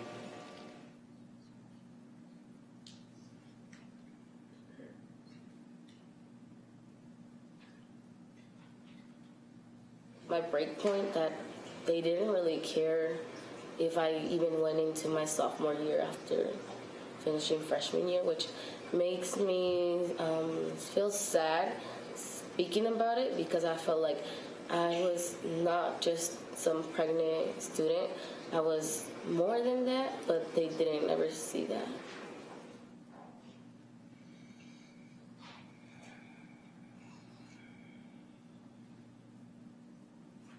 When I would go out of class to throw up, the teachers would say, go to Ridgeway or the Mama School. They better understand my situation.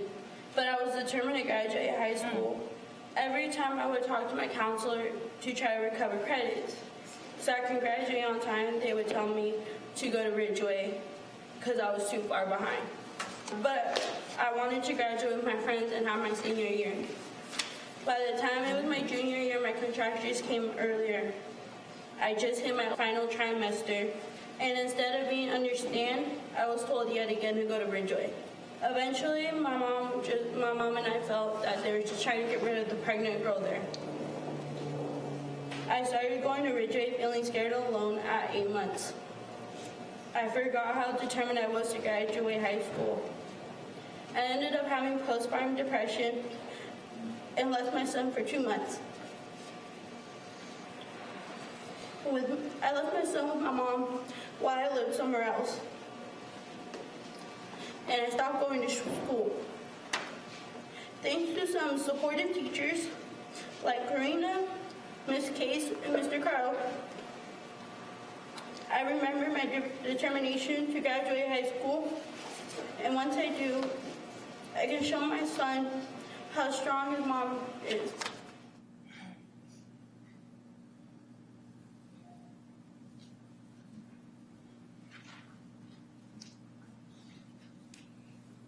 teachers nowadays, they're like complaining about, oh, you don't do this, like, oh, like you're making my job hard. Like, well, your job is to teach the students and engage with the students. It's not just about passing out a worksheet sometimes or learning textbooks, you know, it's like you gotta know the student to work with the students. It takes time and effort.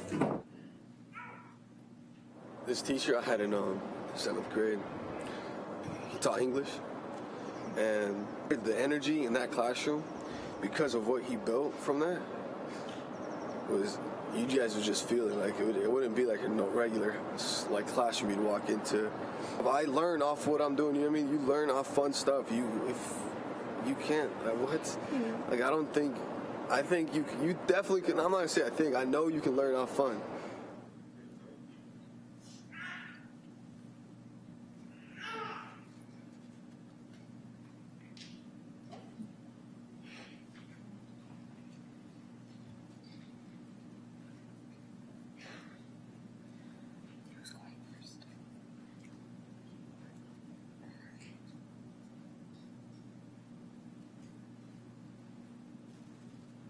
School doesn't care if I'm happy. No teachers has asked me how my weekend went or how am I doing.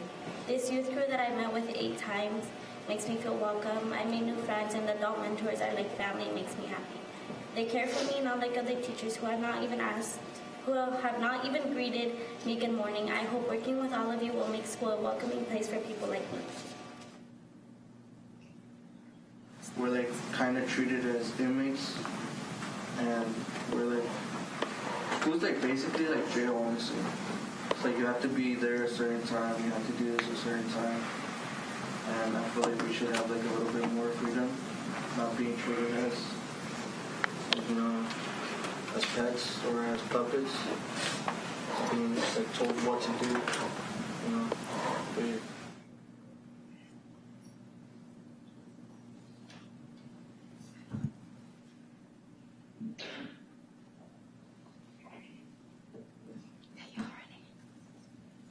I feel like my teachers should have been more supportive of me and more understanding, and not, I don't want to play the victim, but I just wanted my education so bad that I don't think they should have just let me go like that.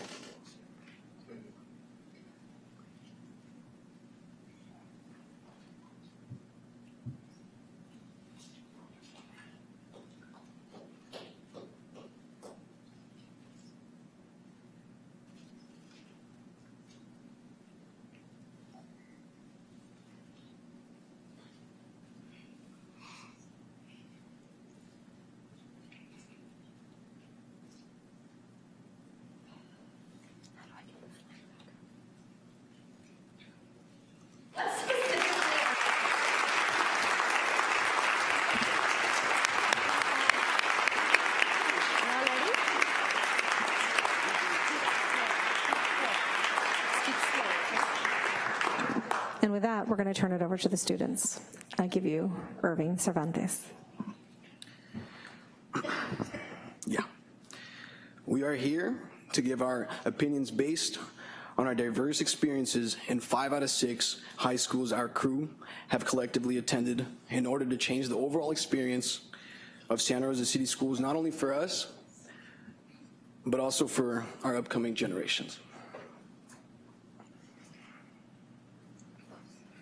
My name is Anna, and I'm here because I'm ready for a change. My name is Ureli, and I'm here because I want schools to understand teen parents, because at the end of the day, we're just trying to do what's best for our kids. My name is Irving. I'm here because I want to be a role model and be able to inspire.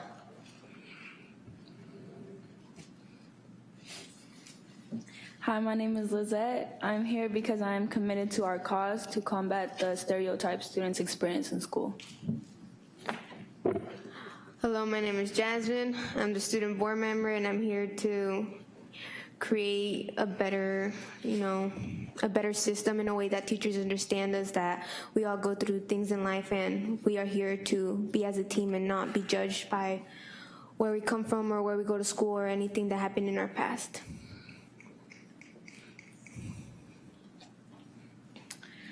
When I started first grade in Santa Rosa City Schools, I only spoke Spanish and did not speak English yet.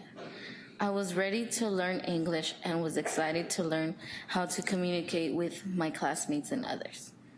However, the first grade teacher would just put up English book in front of me to read while knowing I did not understand English yet.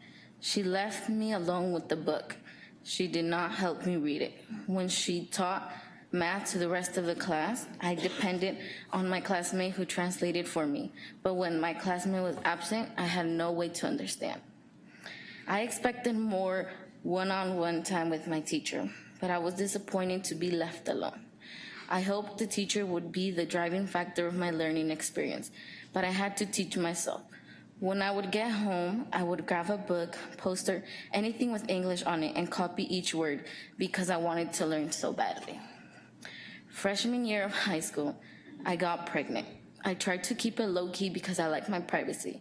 My counselor sent an email to my teachers about my pregnancy, and then word got out to my classmates. Suddenly, my teachers started treating me differently. They started ignoring me, not helping me as much, and not letting me participate in projects. I was 4'11", and my doctor told me not to walk so much because I risked inducing labor early. However, my PE teacher was not understanding and said I needed a doctor's note. At 37 weeks pregnant, she failed me in PE because I couldn't do push-ups, sit-ups, or planks. I suggested different ways for me to do the fitness test, but she only made one change, and when I could not do them because my belly was so big, she failed me. It became very difficult to walk, and I would get marked tardy. Although there was an elevator, it would get really packed. There were many healthy people who would use the elevator, who didn't need it and wouldn't make room for me. One rainy day, I was walking down the stairs and fell. I told my counselor, hoping she could help me get easier access to the elevator, but she did nothing to help me. I planned on staying as long as I could, but eventually I felt like I was being pushed to the side, so I decided to go. I was determined to continue my education, so I looked into homeschooling. Trying to teach myself from a book was harder than learning from a teacher at the board. They never asked me if I was understanding the worksheets they sent home. Sometimes even my school teacher did not understand. I started as a sophomore at Ridgeway High School because my former high school was no longer a welcoming environment because I had a baby. Ridgeway High School is the only high school with daycare. As a mom, I wanted to be around my newborn daughter a lot. Having daycare at every high school is important because all new moms, students, and teachers need to pump, breastfeed, and have childcare on campus. I've put a lot of effort into succeeding in school. In return, many of the schools I've been to have used every excuse to push me to the side. I don't want pity. I want people and my school to respect what I've done to be where I am.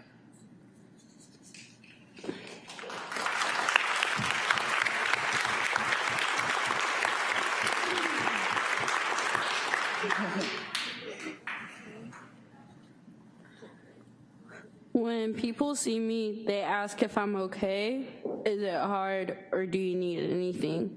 They ask me these questions because they assume that I'm broke, I'm depressed, stupid, and hopeless. But that's not the case. My son gave me the strength to graduate high school, work towards my dream career so I can give him the life he deserves. My son gave me the strength I've never saw in myself. I was 15 when I found out I was pregnant at Santa Rosa High School. I was determined to get back on track to graduate high school, but my counselor told me that I was too many credits behind, and that the only way I was able to graduate was from Ridgeway High School. At the time, I didn't really want to go to Ridgeway High School because of what I've heard about it, so she sent me to summer school. I didn't have a lot of friends at summer school, and people would judge me and stare down at me and sometimes call me names. My father and my son would come and hang out with me at summer school, but the school told him that he was no longer allowed to come on campus, and when he explained that people were judging me and staring at me and I had no friends, they told him that he still couldn't come on campus and that it would just have to be like that for the rest of the year. So for the rest of the summer school, I had to sit alone in the hallway, and a group of students would pass by and stare at me and look at me and judge me. My junior year, my contractions started early in August, but my due date wasn't until October 12th, so my doctor gave me a note to go on independent studies until I had my baby. My independent studies was declined because they said that I was too many credits behind, and so they sent me to Ridgeway High School so I can go on my independent studies. But at Ridgeway, I found that the teachers are much more comprehending and supportive. I have teachers like Mr. Gilligan, Ms. Case, and Ms. Crow who believe in me and keep me on track to graduate. I am now a senior at Ridgeway High School and 31 credits away from graduating.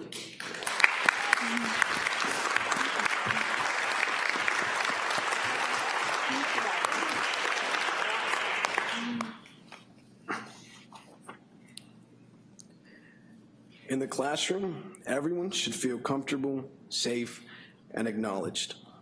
Teachers shouldn't be putting kids down over them not being able to do their work, and instead ask how their day was and build a friendship, a bond with their students. Things happen in students' lives that teachers or others don't know about. In the classrooms, teachers should be teaching real-life topics in all subjects and have students engaged, and don't just speak, and expect students to know and understand the curriculum. Do things to make learning actually fun, more group activities, class projects, and have teachers that enjoy and are passionate about teaching the future.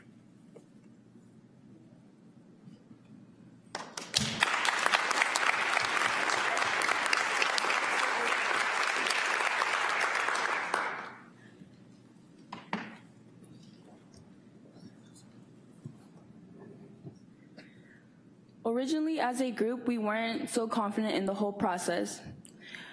As time went on, we created a connection that allowed us to accomplish every goal we had set. Since September, we had a very short amount of time to succeed in multiple presentations and achieve many milestones.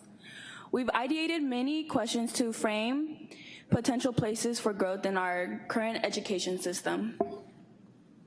How do we create a respectful classroom environment where students feel comfortable talking to teachers and are met with a genuine intent to listen and understand?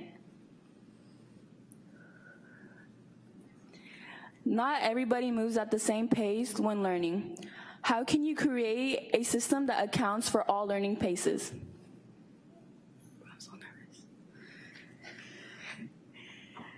We're all human and we feel the same feelings you feel. How do we create a more mindful space that respects the human aspects of all students? We met 19 times to brainstorm about the changes we want to see in our future education. Many of us have busy lives outside the group. As you have heard, we have teen parents and some of us have to work 10+ hours a day. But we are all still committed to every group meeting and presentations because we believe in our cause. We are given the opportunity to present to many high-profile groups, including Ridgeway faculty, North Coast School of Education, MVP committee, which includes principals, presidents of the teachers union, administrators, and industry and community partners.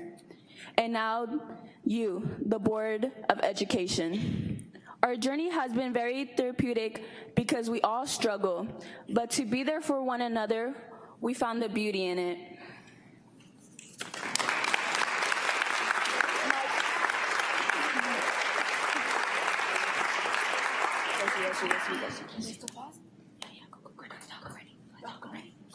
Well, she told me to pause. I'm sorry. We want to say a special thanks to the Board of Education, Dr. Diane Kitamura, Dr. Ana Maria Guzman, Lori Kolachek, Cindy Duel, Sydney Arcilla, and the Student and Family Engagement Department for all their support and always believing in us, giving us a safe place to work, and taking care of the babies. Also, we want to thank Ms. Valerie Jordan and the Ridgeway High School faculty and staff for giving us the opportunity to work in this amazing youth design crew.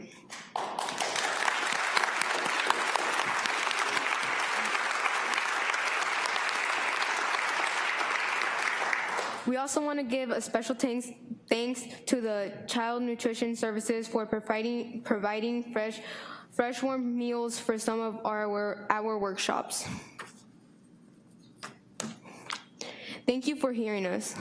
We are here to give our opinions based on our unique experiences at 5 of 6 high schools. In order to change the overall experience in Santa Rosa City Schools, not only for us, but also for our upcoming generation, we tell you our stories not so you feel bad, but so you understand everyone goes through things in life, and school needs to be a safe place for us. We hope you have heard something that opens your eyes to the complexity of our stories and the stories that our 16,000 students have. We want to remind you we are on the same team and want to work together addressing the issues we've mentioned. Thank you.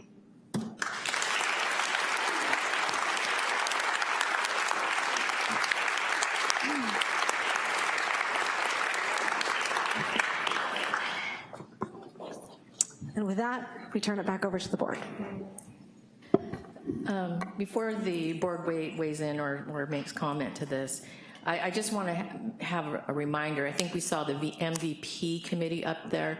That really was what was originally the Certificate Specialist Committee. So if you remember, that was a committee designed to take a look at what the specialist certificate, that's the working name, would look like in the midst of our new graduation requirements. And so I just wanted to make that in case there was some confusion about MVP committee versus the specialist certificate. And so the work that the youth crew has done, Karina Huey and Dr. Guzman have done, is really about, as we design the specialist certificate, utilizing the student's voice, what their experiences are in that design. So now I will be quiet and let you guys talk about it. Who'd like to start? We'll talk Director McCormick, Director Medina, Director Close, Director Ed Sheffield, Stephanie Manieri, everybody. Okay. I'm just trying to get my stuff together here. I was very touched by your stories, and thank you so much for sharing your stories and your reality and your life, and reminding us as educators how important it is on a daily basis to connect with our students. And it's really hard as a teacher sometimes to handle so many students under time frames and demands. And really it comes down to this. It really comes down to connecting with your students and creating a safe environment where people feel heard and acknowledged. And so I appreciate you sharing your story. I'm so glad people are here tonight to hear it. And I'm so glad people at home are listening to this. And I wanted to encourage you to keep telling your story, because you guys are successful and you're survivors, and we can do better, and you're gonna help teach us how to do that.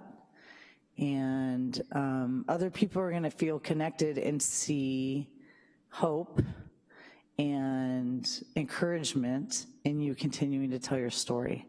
So please keep telling your story. This doesn't end tonight. So please keep telling your story now to your children, to your friends, to your colleagues, when you're out there working, your graduates. Please keep telling your story. Thank you.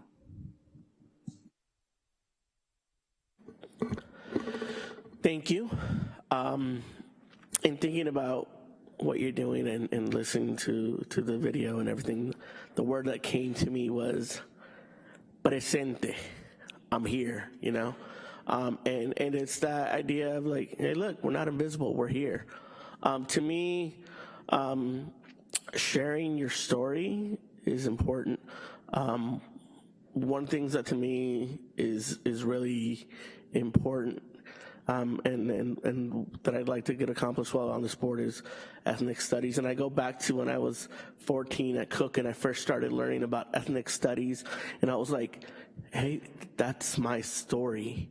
And what you all are doing, you're sharing our story, your story. And to me, that's very critical, because sharing your story and speaking up allows you to be seen. And I think it's Irving Cervantes, right? You talked about being an inspiration. Right now, you know, you're inspiring me. And you're serving a role model for others to have your voice be heard. And that's important, because if you don't share your story and you're not heard, people don't know what's going on, and change comes from you sharing that story. So thank you for being bold and sharing that story, because people like us, we need it, because decisions are made based on all the inputs that we have, and your stories are part of that input. So again, thank you very much. And I'll add that a lot of what I do stems from a similar experience, and seeing people just like you throughout my life not be counted and be treated crap. I have a lot of anger inside me, but I have that anger serve as fuel to try to do good and try to create change. And I say do the same. So again, thank you.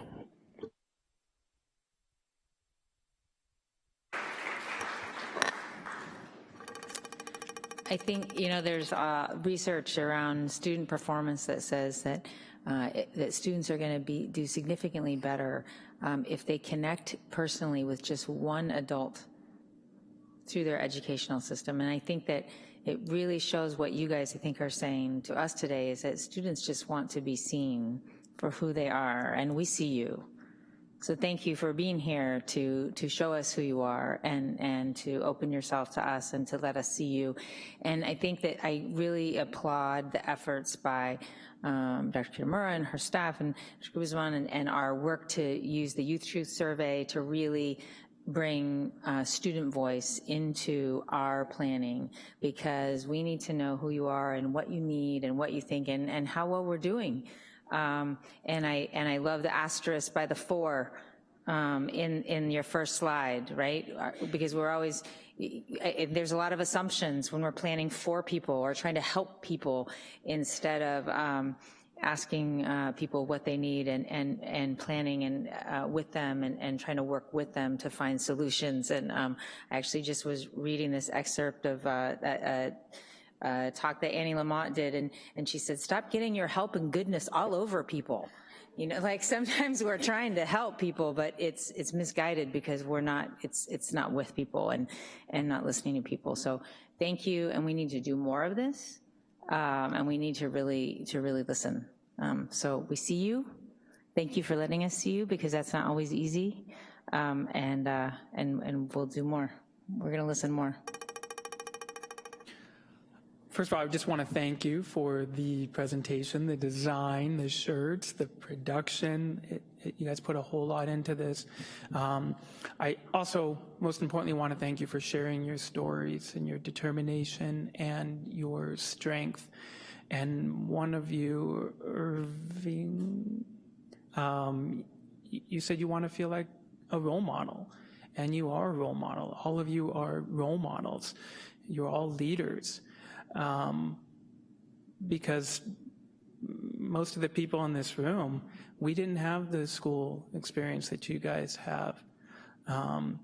You described what it's like to not feel seen, to feel heard, to feel supported, to feel included, to feel valued.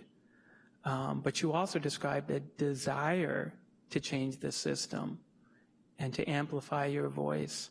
And that's part of our job. Without your voice, we wouldn't be able to do that. We don't always think about everybody when we think about policy, designing policy and implementing policy. And this is an effort that does that. So I just want to congratulate you on your journey so far, that you do have value, that you are being heard, that you have a voice, and then we'll help you amplify that. Thank you.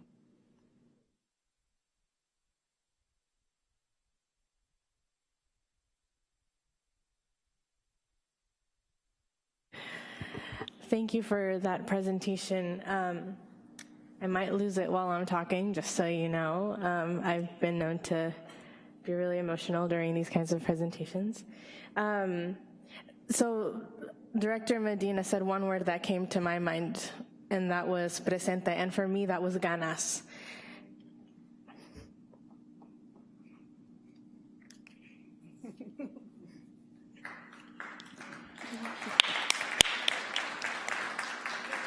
Well, I didn't get as far as I thought I would. And the reason why that came to my mind was just because of how much perseverance and determination each and every one of you have. And I'm so like really honored to be like in this position where I get to hear your stories and where you get to share them. And I just want to say that your vulnerability is so courageous. Not everybody could sit where you are and present their stories like this. And I think that this is also just like Director Medina, I'm here because I felt like you did. And that is what drives me to be here during these really long meetings and when everyone's screaming and yelling at us, and that I go back to my roots and I go back to my ganas. And I just really hope that you get to do whatever it is that you want to do with your lives. And I'm so grateful that you've had this opportunity to really reflect on your life experiences and to come out really resilient people. A lot of people have not gone through the things that you've gone through. And you're survivors, like Director McCormick said. And I want you to always remember that you're survivors. And I just have one question for you all, and then I'll compose myself. What did you learn about yourselves, and what did you learn about each other throughout this process?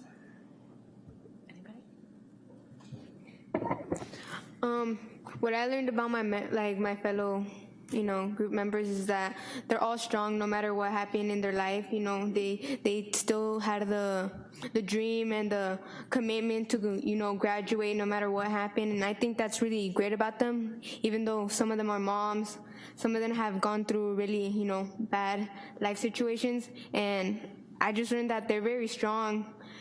And I'm proud of them of what they've become and what the future holds for them, because they're very strong people, and I'm proud of every single one of them. And I love hearing their stories and learning more about them, about how life treated them compared to how life treated me. And I just think they're just really great people.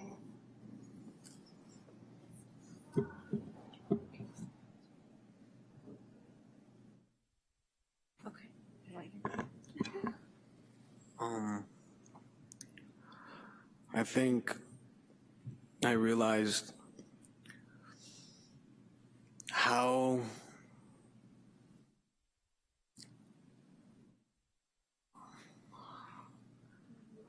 I think I realized how easy I'd say it is to work when you're all sort of like a family, and I think that's what happened here with Karina and Alex and C's and everyone. I really do think that we created a family here, so I love it, and I love them.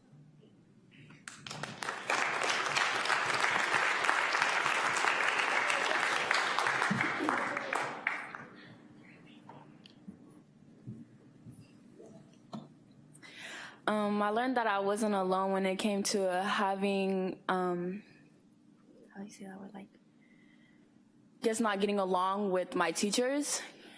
I was at Pioneer for a while, and I just butted heads with my teachers all the time. But coming to Ridgeway and starting this group, I realized it wasn't just me. I thought I was in the wrong, but I realized it wasn't. It's just I didn't have a connection with my teachers, and I am a slow learner. I don't learn that fast. I don't. And so to be able to be here today and talk about it and how the support from my team makes me feel seen and makes me feel like I wasn't alone through all this. That the way I felt that I can make a change. So I just want to appreciate my team for all that, and yeah. I forgot what I was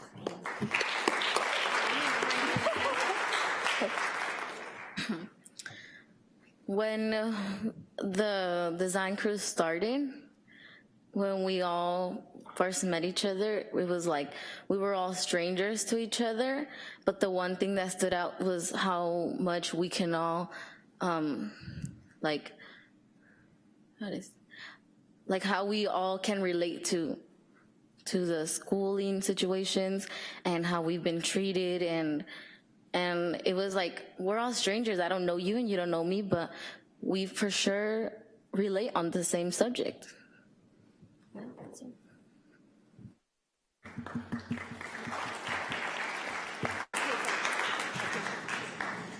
I'm Alex. I'm Karina's former student. I kind of was, I was lucky to be a part of this as pretty much her assistant. But okay, not assistant, but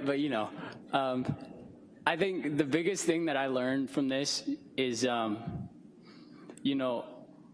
there's a lot of unconventional wisdom in a lot of kids that, isn't really recognized in the way that a lot of stuff is run. That's not just school, that's just life, and just seeing this and being a part of the process and seeing like how we have developed as a family, it just kind of blew me away to see how much and like how rich everyone is, every single one of the people we worked with. Yeah.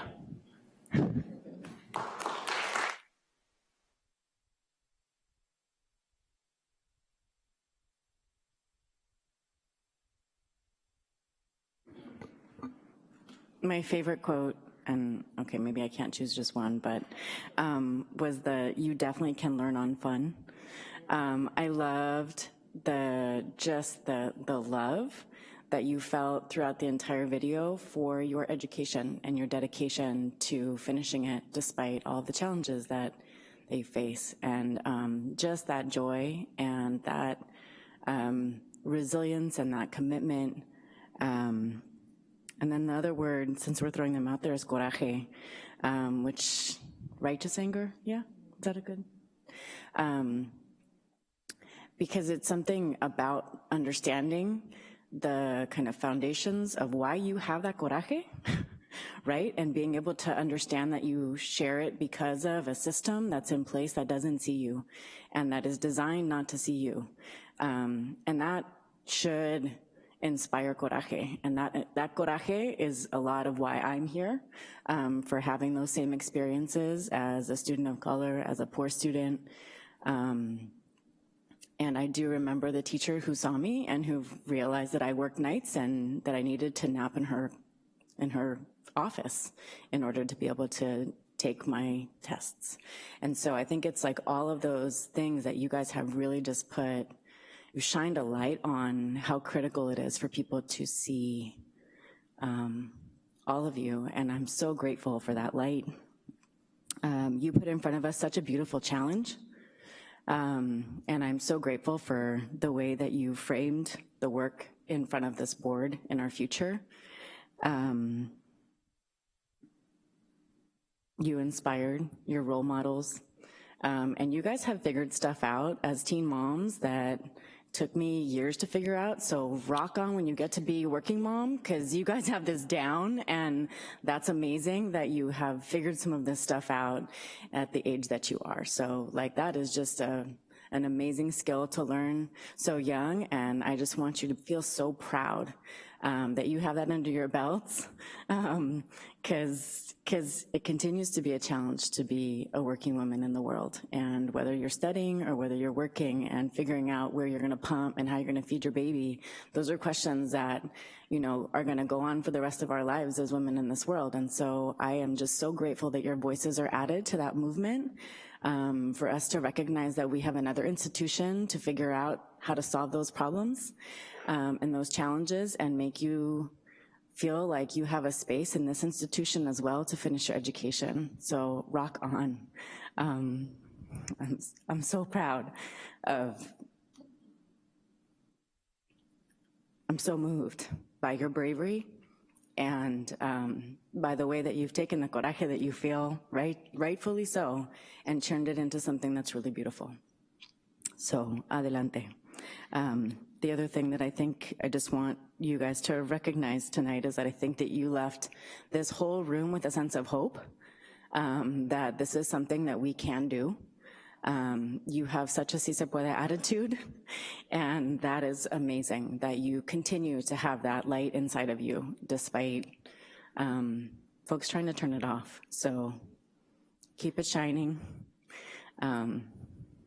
So much love. Thank you.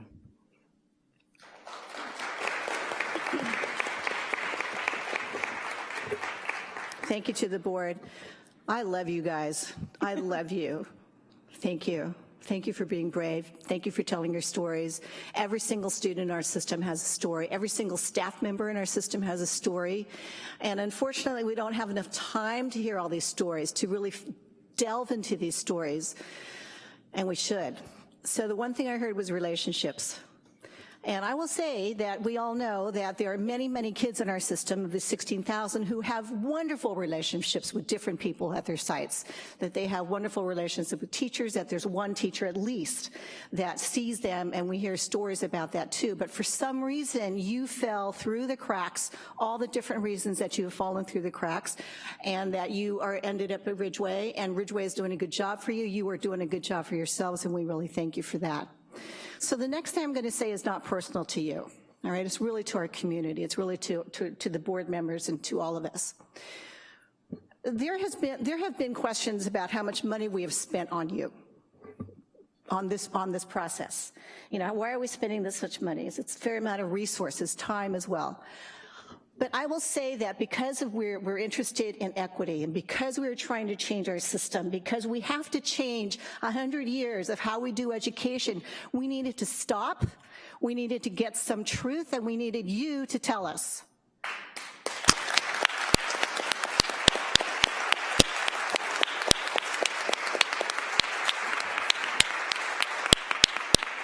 So again, thank you for being that voice. There are many voices out there, and sometimes we don't listen.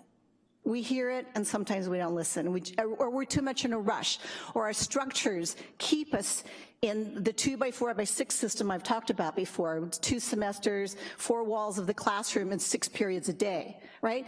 That doesn't serve us anymore. So your voices, as we continue, and I'm challenging us again, challenging ourselves here, that we need to continue when we're talking about CCLA and Cook coming up next to us, when we're talking about the new graduation requirements, when we're talking about how many kids are not passing math, for example, or having trouble in world language, or now have access but are not going to graduate, those kinds of things, or summer school, or credit recovery, or online, whatever, all the ways that we have to do things. We have to keep thinking, how are we going to reinvent this school district? How are we each, the adults who are running the show here, working in our system, how are we going to look at our practice and figure out that we're doing our best jobs. We're trying to do our best jobs. Nobody comes to work and tries to do a terrible job. But how can we tweak our system so that we can do a better job for our students, a better job for you, a better job for your children, a better job for the CCLE kids that are here, the Cook kids are here, hi you guys. Thank you for waiting. I know it's past your bedtime. So, we're talking truth, thank you. We're talking voice, thank you. And I want us to think that it's not about what we're doing a bad job. okay? It's about how we reinvent for the 21st century. Like I said, we are 20 years into the 21st century, and we're still doing things like in the 1960s. If your parents can recognize school, not good. So that is our challenge. We look forward to more, and Diane Kitamura is going to tell us what's more. So you actually said it very well, President Fong. This really was timed in a way to have us think about January 29th as we move forward on that day to discuss the new graduation requirements. It is also important that we think about, are we getting the results we want for all kids?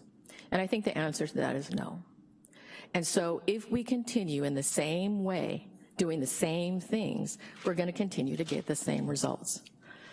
Our eloquent students have told us flat out to our faces now, it doesn't work. It works for some, but it doesn't work for all. So that really is the message and the heartfelt message I wanted. We wanted our school community to hear straight from the students who've been affected. This will continue. They will continue. They are now going to mentor a youth crew at LCLM High School because there's work we want to do there in terms of, you've seen, we'll talk about it in a minute when we talk about CCLA and Cook. And they will continue to be partners in helping us to mentor and train those next youth crew designers, I think, at Ridgeway High School as they begin to graduate, but also as we build this cadre across the district of youth design crews. So that's what this was meant to do, was to open this up to the entire community and the school board to see there's another partner in town, and they are going to go with us as we design what's going to happen in this district. So that's one. The second thing is it's not a one-shot deal. This will continue throughout, so it permeates as a systemic part of what we do as a district with regard to student voice. So I do want to say, too, that what you see here tonight is the truth. What they presented back in September as they walked into the boardroom at Santa Rosa City Schools 211 to the Ridgeway was not this. What they showed us that day, what I saw that day, were the walls that they had put up for 15, 16, 17 years to protect themselves from the institution. What you see here is their trust in us, because they've let those walls down to make the necessary changes that we need to make in this district for every flippin' kid in this district, right?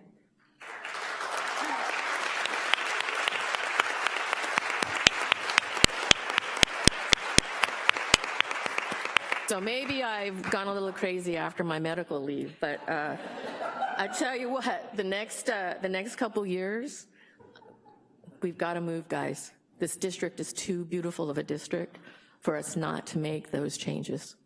So we're going to do it with. I love that President Lyon recognized that there's a lot more with.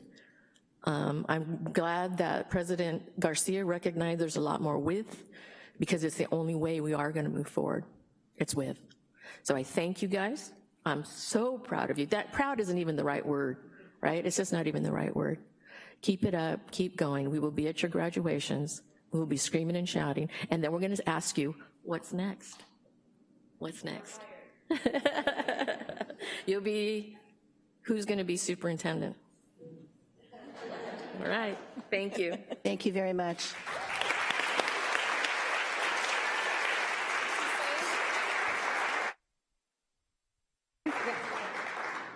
Dr. Guzman.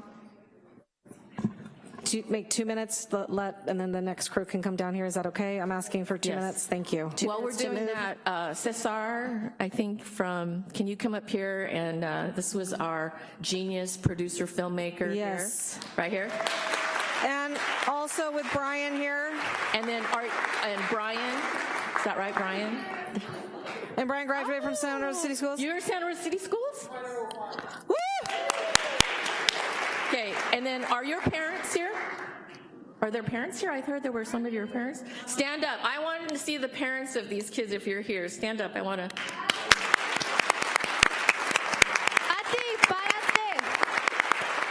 Are any of the babies here?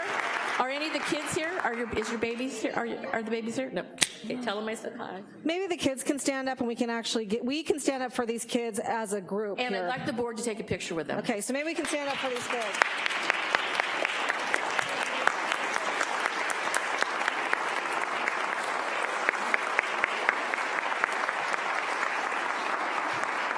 Okay, you guys go up to the front, please. Okay, while we're waiting for pictures, we'll have public comments in a few minutes, and Xavier, you're up first, Elizabeth Garcia next, and Anastasio Rose, that'll be next, but we have to do the presentation, then we'll have public comment. And by the way, there is crying at the school board.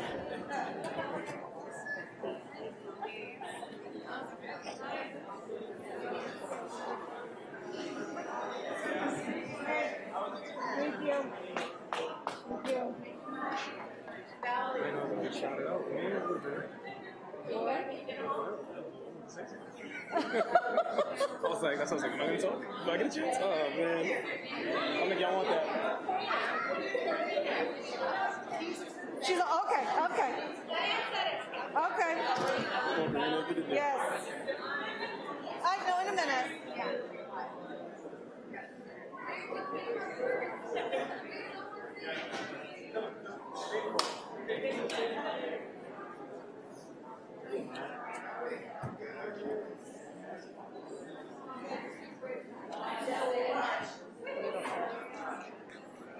So cute.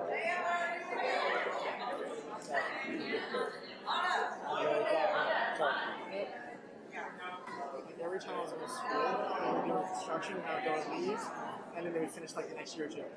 Oh yeah, you're talking about that. Like, all right. Yeah.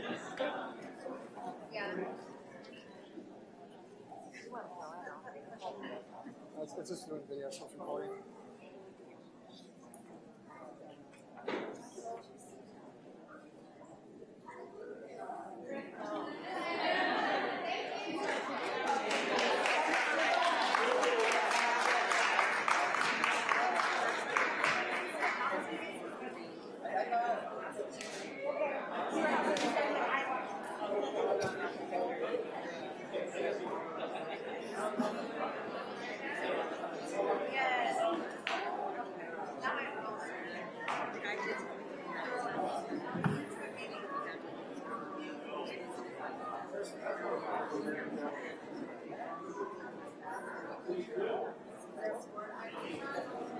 All right, we are moving on to E5, which is a discussion, update on Cesar Chavez Language Academy and Lawrence Cook Middle School. Rebecca? And the presentation is going to be by Oh, she is. Dr. Ana Guzman. Yeah, you can sit here. Okay, we got a lot of chairs. That's fine.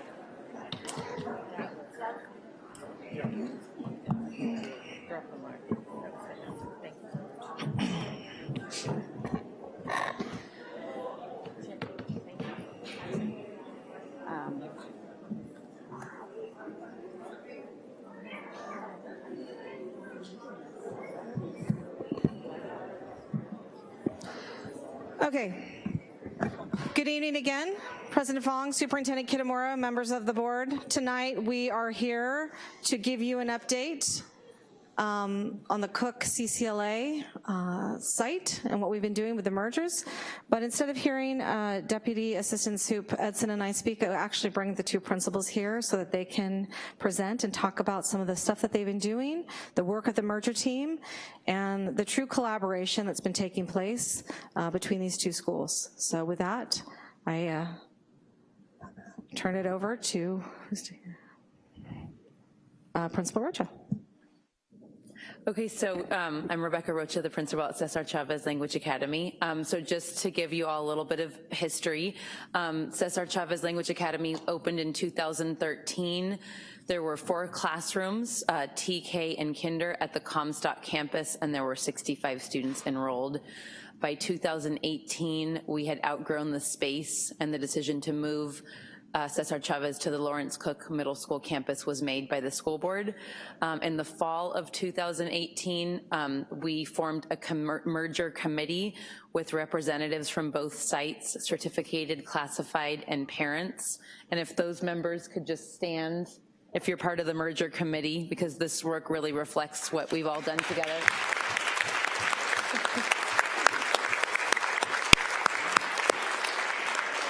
So we formed over a year and a half ago, and then in 2019, of course, over this past summer, we moved from CCLA. The move took place, and it wasn't just the CCLA site being moved to Cook, it was also teachers and classified staff at Cook also moving to other locations to accommodate the elementary school on their campus.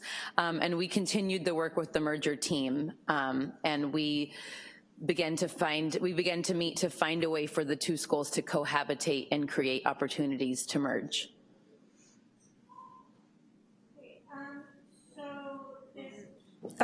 Sorry, Vicki Zanz, principal at Lawrence Cook Middle School. So the meetings continued, and last spring we had the committee start working a lot harder now that we were all together on the same site. The merger committee had, as you saw by the people that stood up, certificated and classified staff, administrators, parents from CCLA, and community members from Lawrence Cook Middle School. We did not have parents in the beginning, but we will have parents on the committee going forward. We met approximately every 3 weeks, sometimes a little bit more than that. And in the spring, what we mostly talked about was the instructional program, a lot about facilities and logistics, staff and student unity, and how to engage the families. So over the summer, it started in June, we had a 2-day retreat with the merger team in Bodega Bay. We stayed overnight together, different rooms. So that was a wonderful time because we had had these very formal meetings and we hadn't really had any downtime to just be, even though it was we worked a lot, but we also ate together and broke bread and just got to know each other as people. And so the desired outcomes for that retreat was to really build a cohesive transition team that was willing to engage in difficult conversations, and to design a plan for logistics, office coordination, parent engagement, and plan activities to build a positive school culture, to develop a process for communicating concerns and issues that arise, to develop a set of agreements about desired expectations of students and staff regarding a school environment based on unconditional respect. So this was something that we came up with together on this team over those 2 days. And then we presented it back to the staff in August. So the transition committee meetings didn't stop there. We continue to meet, and the question that we're focused on is how do we create a TK 8th grade school, and you notice it says school, that shares a common vision for all students. We meet every 2 weeks from 3:30 to about 5:30, and that's over 20 hours of collaboration just this fall. We met in August, you can see the dates there, 8:20, 9:03, 9:17, 10:01, 10:15, 11:19, 12:10, which was the community forum, and the last meeting was just last week on the 14th of January. We will continue to meet every 2 weeks to design the instructional program. So these are just some dates, and we don't need to read them to you, but just to show you that it's not just the committee that's been working together. These are the dates when we've had joint meetings with the CCLA and Cook staff and the different things that we've done. So obviously in the spring, it was more logistical, who's going where, what classrooms are going where. In August, we really tried to build morale, and we shared those norms from the retreat for a shared campus. And those are, then in October, we had a presentation to the staff about our vision and seeking input for the TK through 8th grade school. So as many of you were there, we did have a public forum in December, and parents and students were able to give their input on the design of the TK 8th school. There were over 200 people that were at the meeting, and the groups were facilitated by students, parents, and staff. We got input for the values and vision for the school. We got input on possible electives, and we got input on possible school names. So we're gonna talk more about what the vision is now for the TK through 8th grade school. So as you're familiar with the dual immersion program for Cesar Chavez as it exists right now, the goal is that that TK through 6th grade dual immersion program would continue to exist as it has, and that the programs and the features of the elementary program would remain the same. So we're a 90-10 model. Our school is GLAD school-wide. This year, all of our teachers in 3rd through 6th grade became AVID certified. We have a parent, student, staff compact that all stakeholders sign. We have common student dress, and we have strong parent involvement. So those are just some of the features of our school that will not be changing. And so the next slide talks about really our dreams. And it says a 3-strand or 3 pathways or 3 gateways, however you want to refer to it, that we envision for the 7th and 8th grade students. The 3 pathways that we're looking at are world language, where students will have the opportunity to either take Spanish 1 and 2 if they are not Spanish speakers, or to take Heritage Spanish or Spanish for native speakers along with their regular English classes. We envision an English-only strand where students will continue with a traditional program as the program is right now at Lawrence Cook Middle School with electives and PE and a regular English program. And the third one that we envision is a dual immersion / newcomer strand.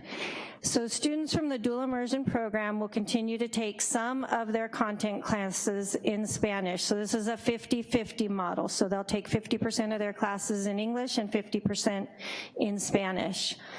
But what we're really excited about is for the newcomer students. We have a lot of newcomers at Lawrence Cook Middle School, and with the addition of the dual immersion strand and having content classes being taught in Spanish, our newcomer students will be able to take some of their content classes in Spanish so that they're not losing the content while they're trying to learn the language. Also, students who demonstrate strong literacy skills in Spanish can join this strand if they would like.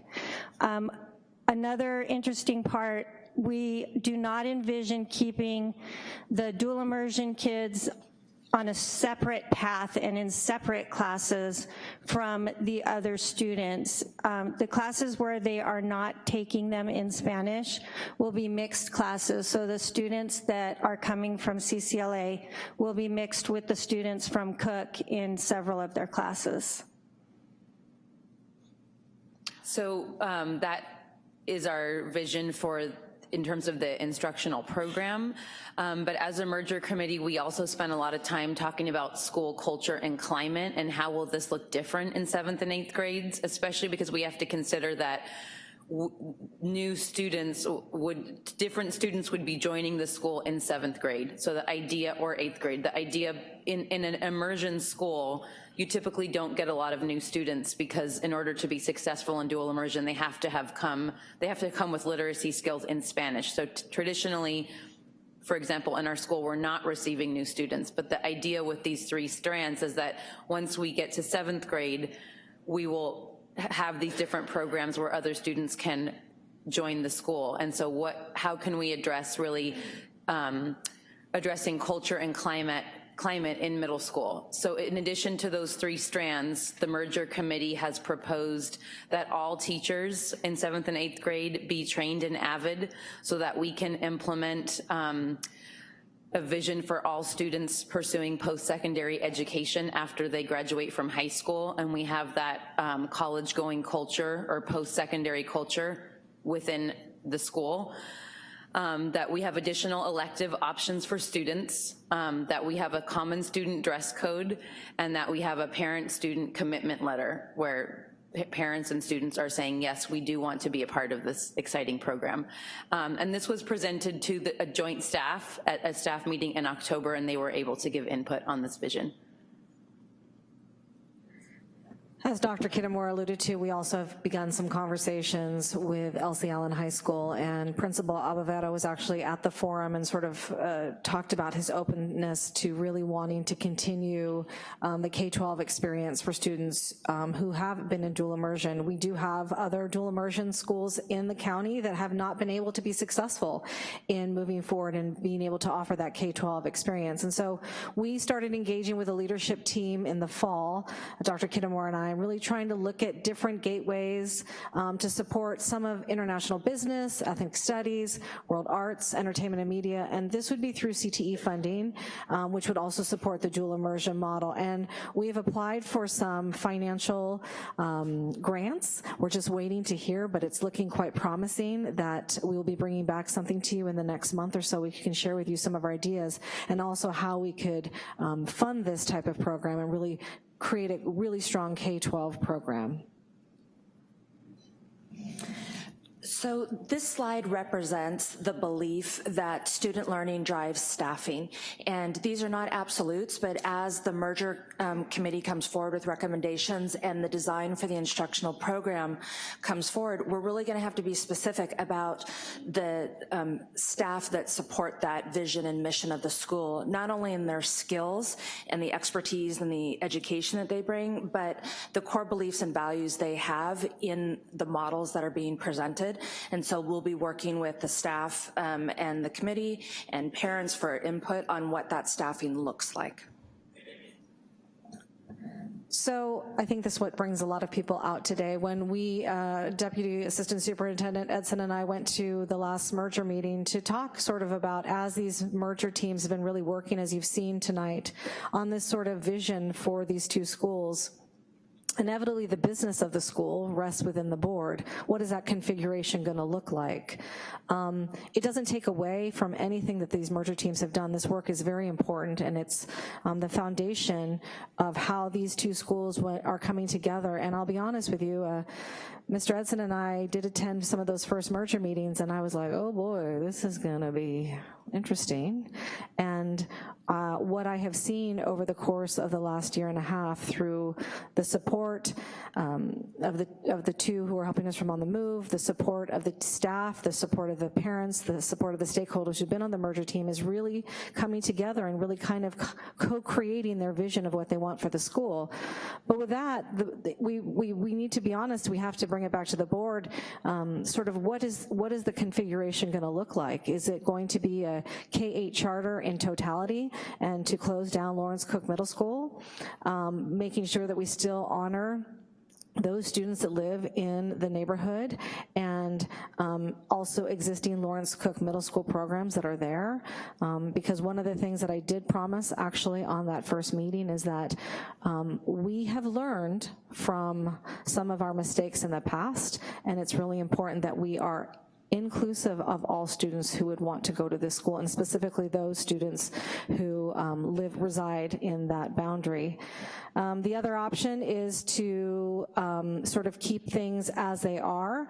We know that we have about 32 students who are gonna enter 7th grade, and so they're gonna need to have some different opportunities to be able to experience the quote-unquote middle school experience. And so those learning opportunities and vision are still possible.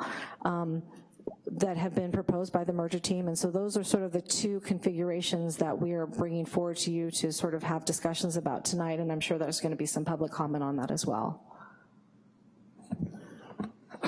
Good evening, excuse me. We wanted to touch briefly on facilities. Since the inception of these two schools coming together on the Cook campus. A lot of work is taking place and continues to take place even throughout the school year. Over the summer, with the addition of 3 classrooms, 2 restrooms, campus cleanup, with the assistance of the parent organization group from CCLA contributing to that effort as well, that we're still moving forward with these projects. And the 2 major projects slated for summer of 2020, which will be coming back to the board in the near future, will be an enclosed play area, recess area at the front of campus near Sebastopol Road, as well as a redesigned bus and car entry and drop-off location where the current one is now, but reconfigured for student safety and access to the campus. This is not the final drawing. We've met with school site leaders, both Ms. Sands and Ms. Roca, to discuss this and make minor modifications. I was able to see what are called the 50% design documents almost at final yesterday, to see some of the noted changes that will be presented back to the board when this comes forward for summer construction approval. And this work will be completed by the timeline by August for the next school year. And so as we talk about next steps, not just from the district's perspective, but also from the merger, and as you as the board, you can see there is sort of a list of the things that we need to do on all of our different levels. I won't read them to you, I know you can read. And so with that, I turn it back over to the board. Thank you very much. Board, do we have questions for the staff? Questions? After the questions, okay. So, Director Medina? Yeah, I have a few questions. First on the phase 2, I guess for Rick, one of the things that I wanted to, if we could go back to the map, up there on the top right, I believe number 4 is the kindergarten play area. I think one of the things that I read somewhere, I don't know, is that back fence is supposed to be chain link fence? Is that what the plans are? By back fence, where do you mean, Director Medina? Up there on top 4 where the kindergarten play area is? On the Sebastopol Road side? Yeah. We're still discussing what will be done for that fence in totality. The design right now has a 6-foot fence for the purposes of design, and we're going through final design, and we'll bring that back to share with you. So there's still a possibility it could be a closed fence so that people don't see the kindergartners. Okay. Also on the bus drop-off area, I think it's area 2, the 2's there. One of the concerns that I've heard from parents is that of maybe an overhang or something for when it rains. I'm curious, do any other campuses have anything similar?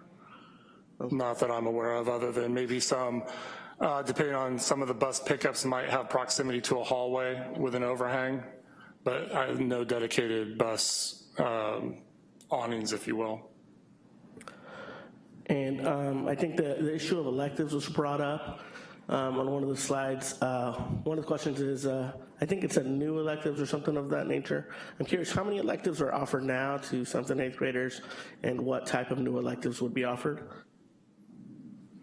So currently we have computers, we have performing arts, we have art and ceramics.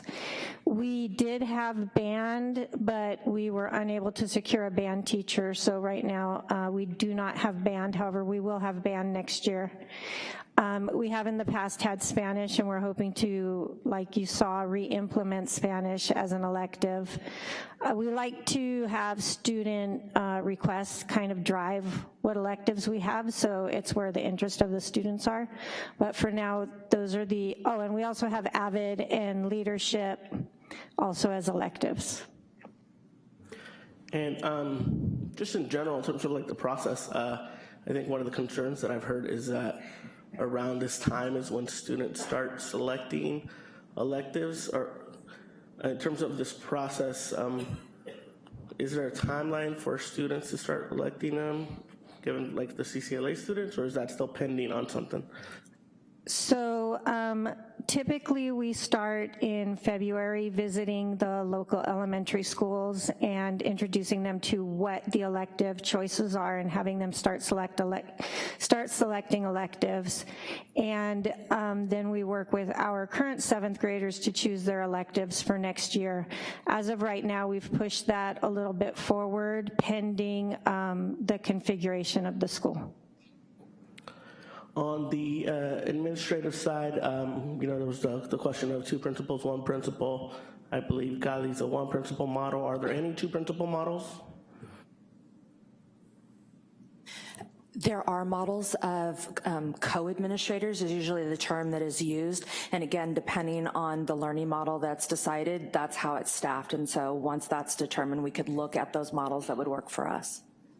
Does staff have a recommendation on that? Not at this time, because we still need to further define what the mission and vision is of the instructional program and what that model looks like, and then we would come back with recommendations to the site team.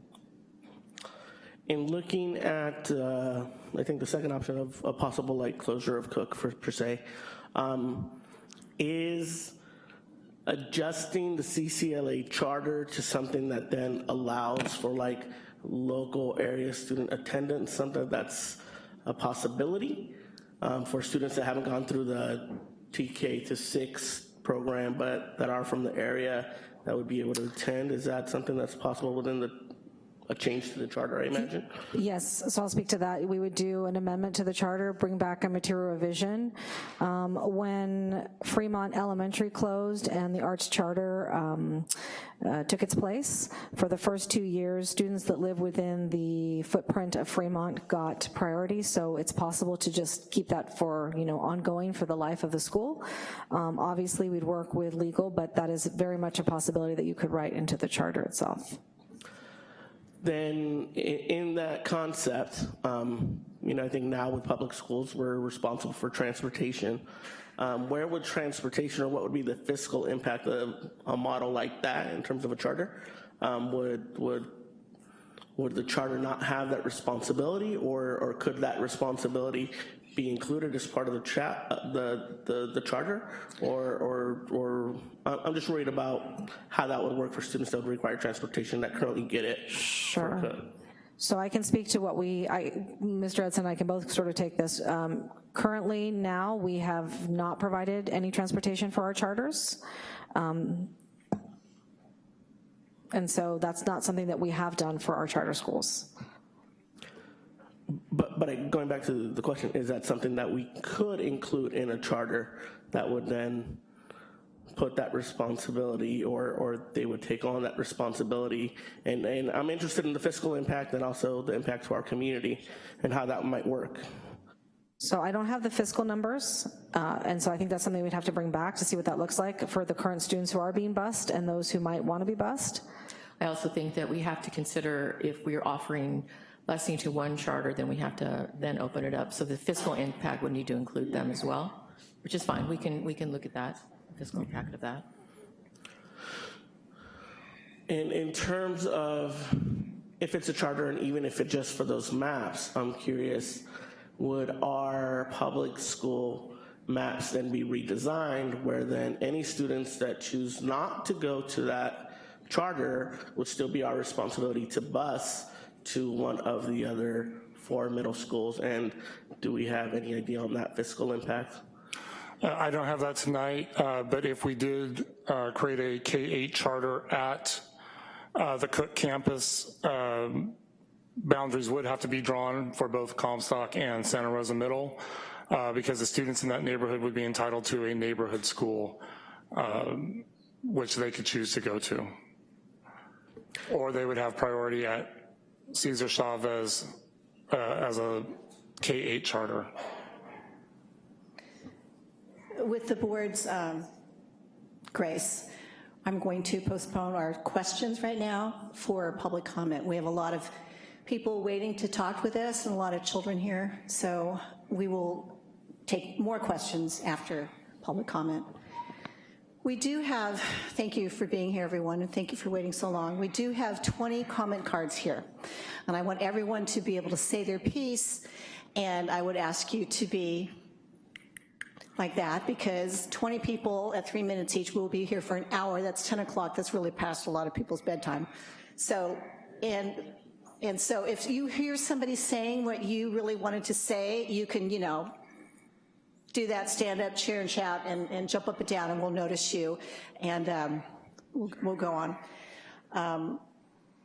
So we're gonna start with, listen for 5 people. Xavier, Nazano, Garcia, Anastasio Tovar-Rose, Barbara Gay, and Emmanuel Morales. We'll start with you guys. And just, you don't have to take your whole 3 minutes, but you have it. I will, don't worry. Good evening, board and district leaders. My name is Xavier Nazario. I am one of the 2 parents who has served on the transition committee for the past 18 months. We have volunteered our time to try to work towards something truly unique and special. I enjoy going to these meetings and prioritize them because I look forward to working through the many logistics that are important for a merger like this to be successful. Things like the school culture, disciplinary policies, flow of the school, the bell schedule, the common dress code, the middle school electives, the name and mascot are all things we have worked through. From the beginning, this committee was put together to facilitate the process of 2 schools becoming one. We would not have moved if we thought the option of staying in a separate school would be the ultimate decision. And this is why, I only have 3 minutes. This is why I hope you will vote for option 1 in the near future. The transition committee has a plan that we are ready to roll out that allows entry points into school at 7th and 8th grades. And we envision upper grades will resemble a traditional middle school with increased parent involvement, heightened academic expectations, a supportive culture of success, and electives that provide enrichment to our students' education. Furthermore, we want our neighborhood kids to come back to our school. In my hand is a flyer from my assigned school, Roseland Creek, and it says, students who attend one of our 3 elementary schools have priority enrollment for Roseland Accelerated Middle School, Roseland University Prep, or Roseland Collegiate Prep. Many of our neighborhood kids leave in elementary and don't come back to cook. We need to change that, and we plan to. Tonight, you will hear from several of our CCLA parents and hopefully from teachers and staff from both schools. Our parents and students are thankful that we have found a permanent home on the Cook campus, and we are already making a positive impact. Yet we are also fearful that without an informed decision being made quickly, we will lose our momentum and lose families who have committed their children from the beginning to this dual language education. Please accept our gratitude, listen to our concerns, and consider our recommendations tonight. We believe there is only one option, the option of Cesar Chavez Language Academy, absorbing Cook Middle School, and moving forward to become one school. Please do not delay in making this important decision so we continue to build on our success. Thank you.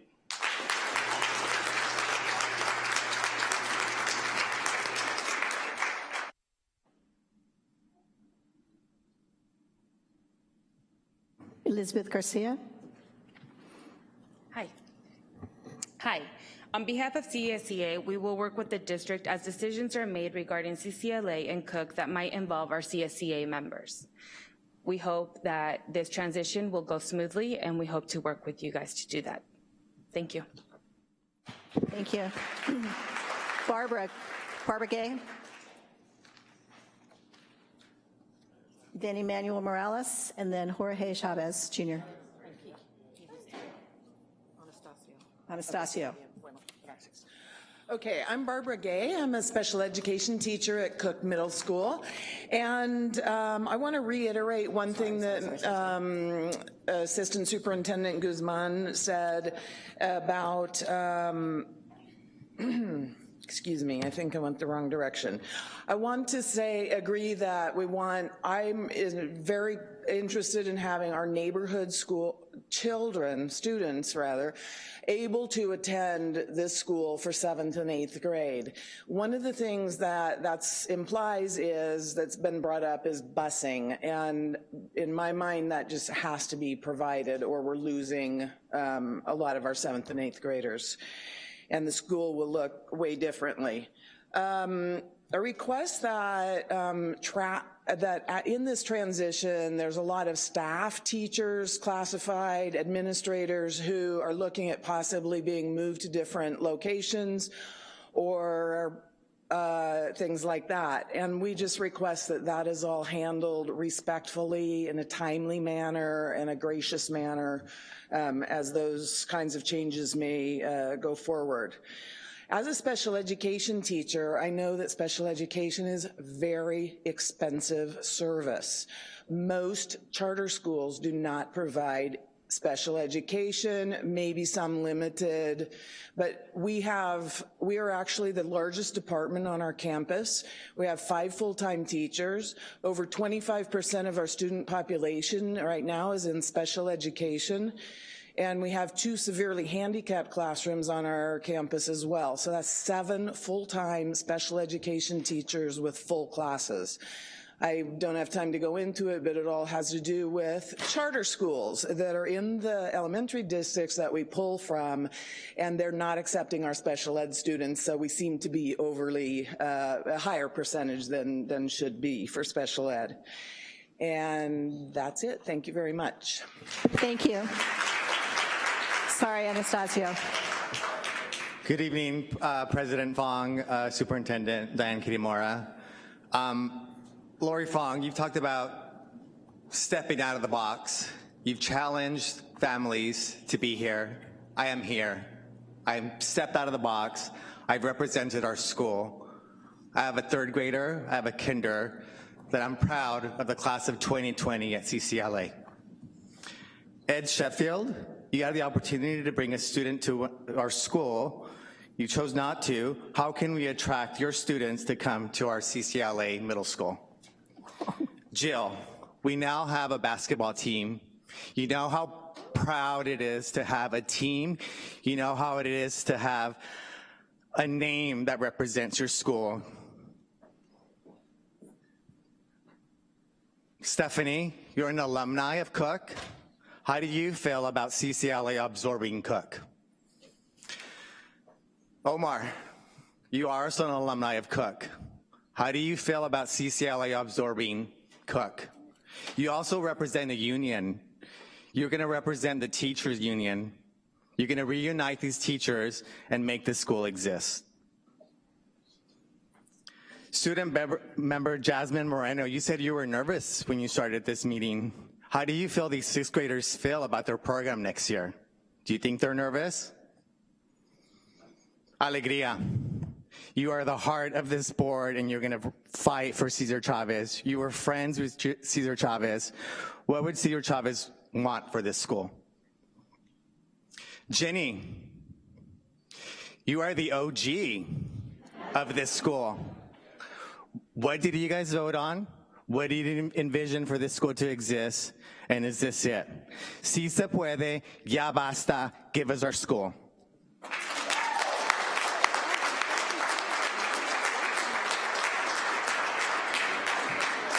Calling us out, thank you. Calling us in, Emmanuel Morales, Jorge Chavez, and then Anel Leon.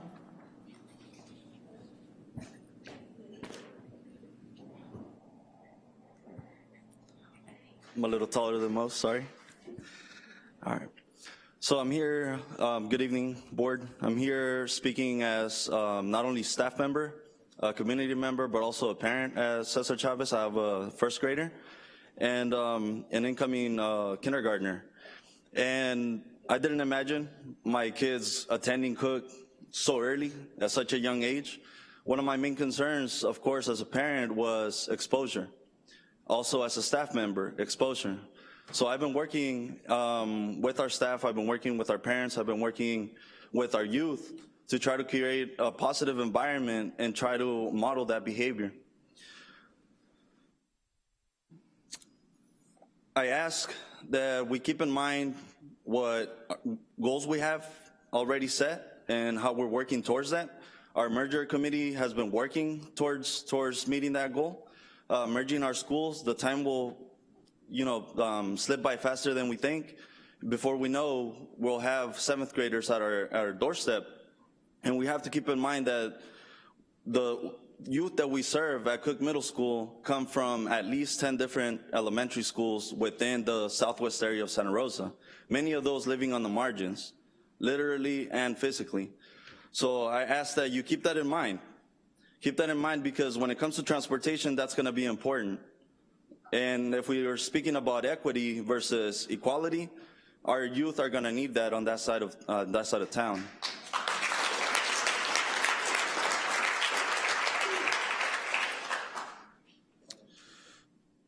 I also want to take the time to thank our teachers because it takes a lot of heart to show up day after day to teach the youth at Cook Middle School, knowing that they come from high needs, from traumatic experiences, and from academic challenges. And I know it takes a lot of heart to show up. So I really want to appreciate the teachers who are committed to doing this work and who want to continue to do this work for our southwest area of town.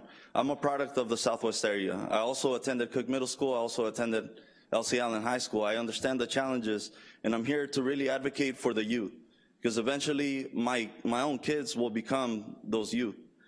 And I tell my students, all the time, the work that I'm doing with you, it's really paying it forward, because eventually you'll become the role models, you'll become the mentors to them. So please consider that. Consider the needs of our facilities, consider the needs of our district, consider the needs that we also need students to come back. And I've heard it mentioned several times that we no longer have the same population because they're being pulled away by the different charters, the different districts that we have surrounding us. But it's really important that we also get those students. They're worthy. The students, the same stories that you heard tonight are worthy of being heard and being taught. Thank you. Thank you, Mr. Morales. Jorge Chavez, Anel Leon, and then Catherine Howell.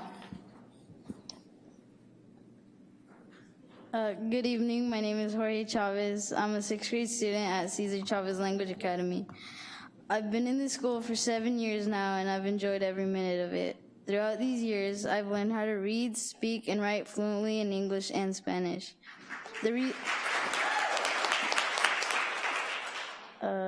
The reason I am here today is because I'm worried about what the future holds for Cesar Chavez Language Academy.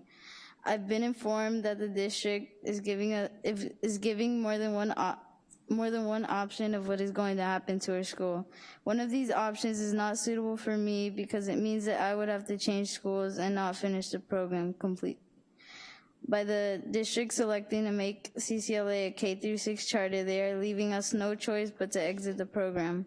We will be forced to mainstream to Cook. Cook is not an option because the academic rigor is not optimal for a bilingual student as myself.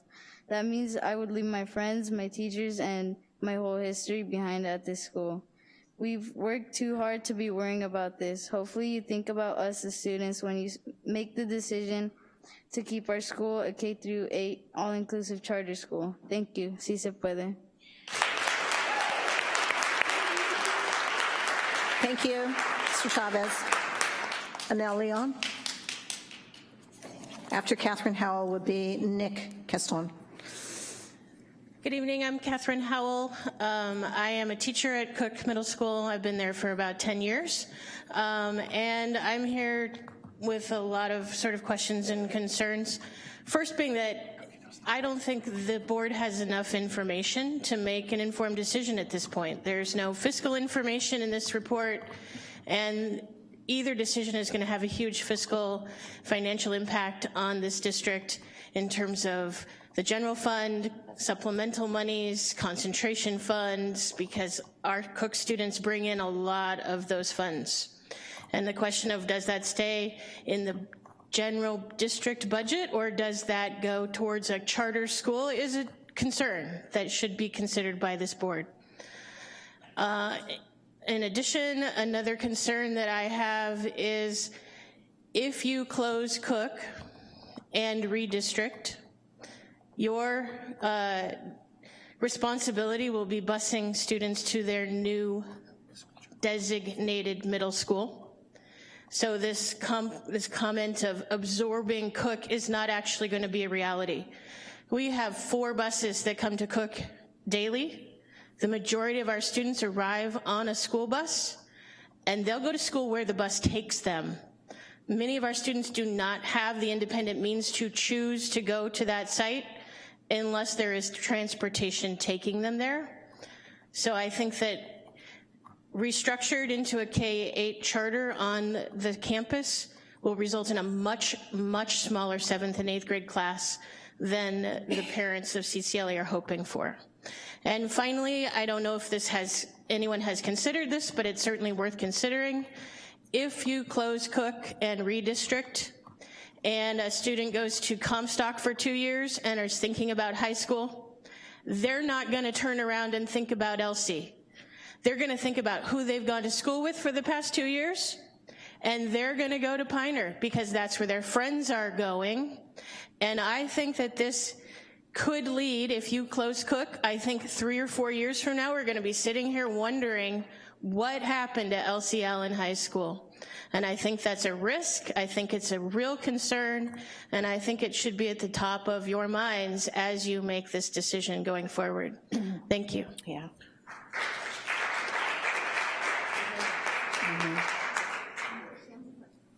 Anel Leon? No? Yes? Yes.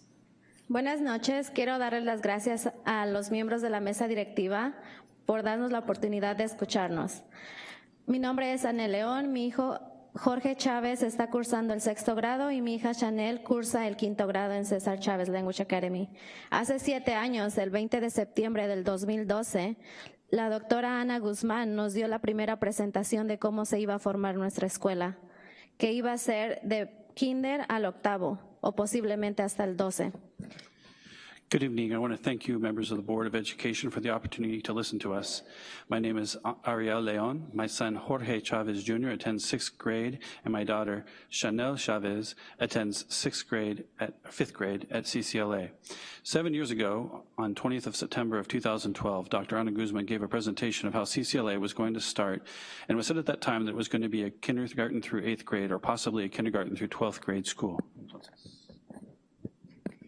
Para ponerle el nombre a nuestra escuela, votamos aproximadamente 15 padres junto a la doctora Ana Guzmán, y lo más interesante es de que para ponerle el nombre a esta escuela no quisieron y no hicieron ninguna opinión el distrito escolar. Y ahora, para quitar el nombre o para cambiar, sí existen opiniones o desacuerdos del distrito. Han sido 7 años de estrés porque no les han dado una estabilidad académica a los niños. Ellos han creído en las promesas del distrito. No hay una visión clara. The naming of the school was done by a vote of approximately 15 parents with Dr. Ana Guzman. The most interesting thing was that the naming of CCLA wasn't disputed, or there weren't any other opinions in the school district at the time, but now there are many opinions. It has been 7 years of stress because our children haven't had the stability that they deserve and that they believed to be the district's false promises for the district. There's no clear vision for CCLA. Mi pregunta para el distrito es, ¿cuál es el futuro para el próximo año? ¿Saben cuáles son las materias que tendrán el 7º grado? Horarios, reglamentos, etcétera. Porque como nos prometieron que iba a ser de preescolar al 8º, yo no hice recorridos e investigaciones de escuelas secundarias con mi hijo para que él tuviera la misma oportunidad que tienen los demás niños. Y por los tiempos, algunas escuelas, sus inscripciones están cerradas. Y lamentablemente, si no hay una escuela que sea hasta el 8º grado, mis hijos no asistirán a César Chávez Language Academy. Y todo el trabajo realizado por las maestras y los padres se irá a la basura. My question is, what does the future look like for the next year? Do you know what classes, time schedule, dress code there will be for 7th grade? And because there hasn't been urgency in getting something done, the district has never said that the school was not going to be pre-kinder through 8th grade, I never thought of looking at other options for my son's middle school. Now that it's the end of January, trying to get into another middle school is going to be a challenge because some schools, open enrollments have already closed. Unfortunately, the district hasn't been transparent with us, the CCLA school community, and especially with the students. If you don't vote for the promises that you have had all along, which is to merge both schools and keep CCLA K through 8 and inclusive to all students, it will impact each student at CCLA and Cook socially and emotionally. I hope with your votes we can move forward and start to look to see what the future holds for CCLA. La preocupación y la frustración como padres es grande, porque la prioridad son los niños. Cada niño debe de recibir buenas instalaciones, buenos niveles académicos, pero sobre todo que se sientan seguros en la escuela. En lo personal, yo he dedicado mucho tiempo luchando para que la escuela crezca y mi hijo tenga la mejor educación, y todo lo hago por el amor y la dedicación que yo les quiero dar a mis hijos. Si ustedes no votan por lo que siempre han prometido el distrito, que es una escuela autónoma, preescolar hasta el 8º, el impacto social y emocional será para cada estudiante de César Chávez Language Academy. Ya basta de promesas sin cumplir, sí se puede.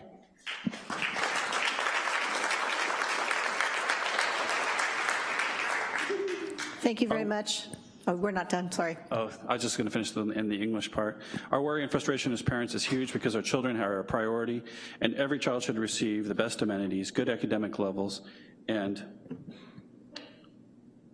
everything else, and above all, feel secure in the school. Personally, I've dedicated a lot of time to fighting for our school to grow so my son has the best education, everything he can want. I do it out of love and the dedication I would give to my children. If you don't vote for this, you're not supporting your promises that you made to these students. Enough is enough, and enough with the empty promises. Yes, we can. Thank you, Ms. Leon. We have Nick Castron, and then we have Toby Stafford, and Adrian Stafford, and Prack.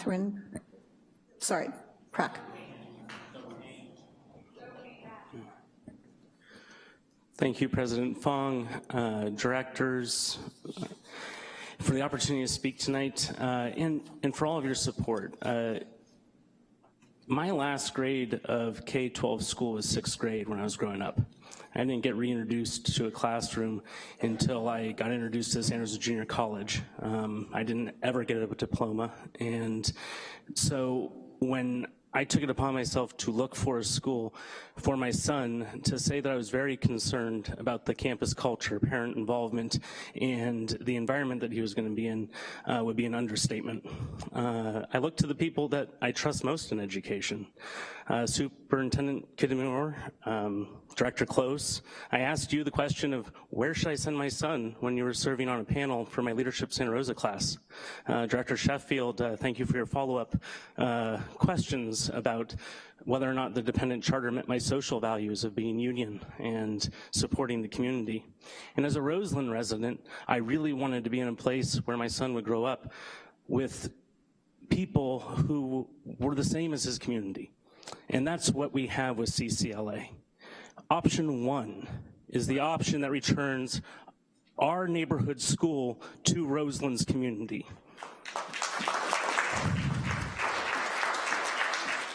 Option 1, without taking whatever actions would be necessary to strip us of our identity as the Cesar Chavez Language Academy, is the only option that you should consider.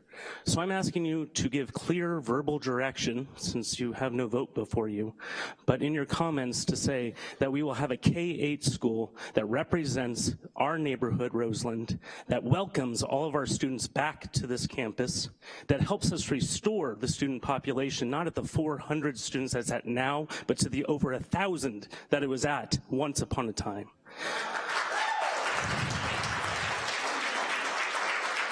There's only really one choice before you, and that is to enable us to absorb Cook's students, to bring back our Roseland students, and to take action tonight so there's no more uncertainty. I know that you don't have a vote, but your comments will be heard by staff, and we all know that they will follow your direction if you're clear and certain about it tonight.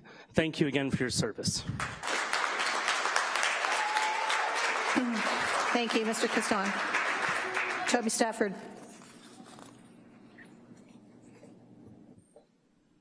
Hello, thank you. Thank you for your time. My name is Toby Stafford. I'm a parent of a 6th grade, 1st grade, and future CCLA student. We are here today to discuss the future path of our school. It has been brought to our attention that there's a new option, stopping CCLA at 6th grade and continuing Cook as a 7th and 8th grade program. In my personal opinion, this plan would ultimately lead to failure and closure of Cook, and the unjust treatment of CCLA would limit the kids in this community of what they have earned and ultimately deserve.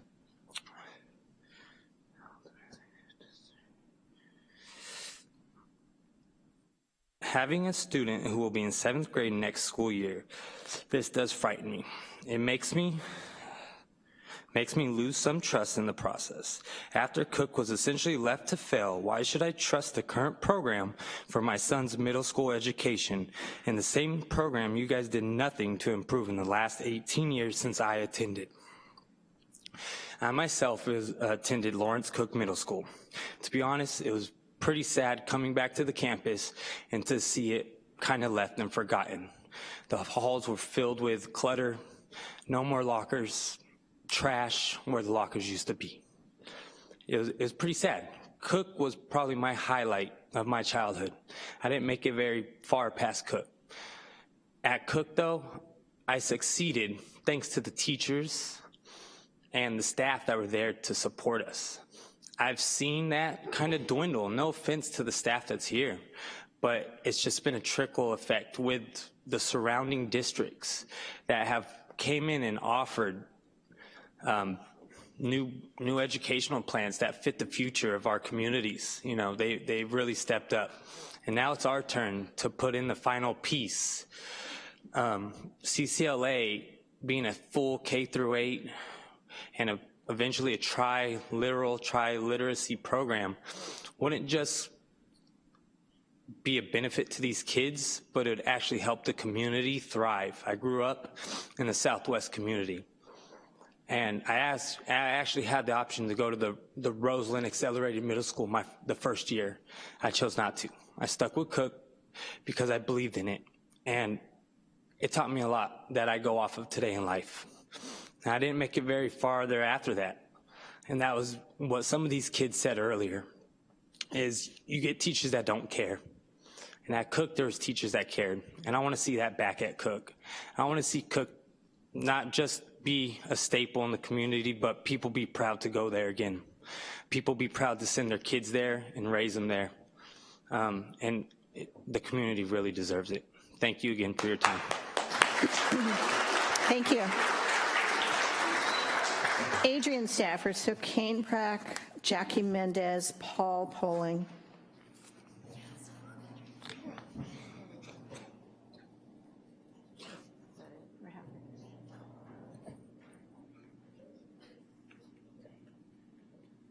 Hola. Hola, mi nombre es Adrián y es un placer conocerlos a todos. Hola, mi nombre es Adrián y es un placer conocerlos a todos. Hello everyone, it is a pleasure to get together with all of you. I'm here to talk about the future path of my school, Cesar Chavez Language Academy. I would like the opportunity to continue my dual immersion program till 8th grade. When I started this journey 7 years ago, I was excited to learn Spanish from kinder all the way through middle school. If we merge the schools, the sports would have more competition with other school teams with the merging of LCMS, Lawrence Cook Middle School. I want to have the opportunity to communicate with other people, not just the same 31 people every year since kinder. So please consider our school growing/merging so we can have more sports competition and learning ability. Sí se puede. Thank you, Mr. Stafford. Very eloquent. So Kane Prack.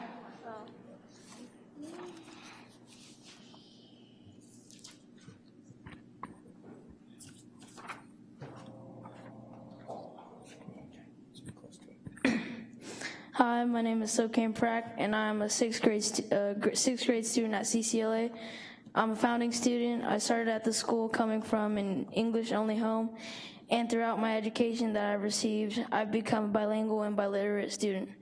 One thing that I appreciate about my school is that we all wear the same uniform.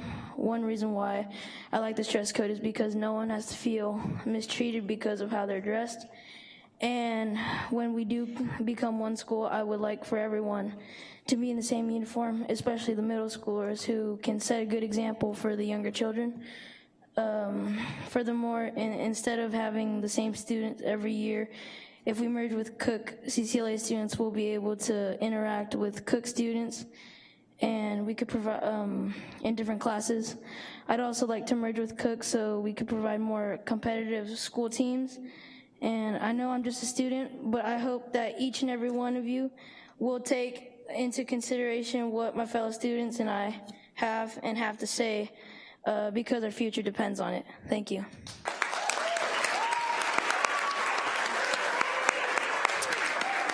So, Kane, don't ever just say just a student, all right? Oh, no. I'm a man.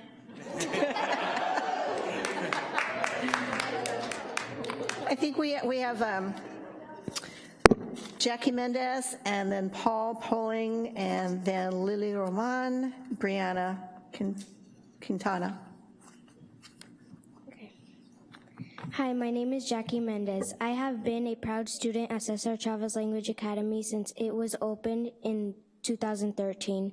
We were promised a K-8 charter school that was named by the first generation of families at CCLA.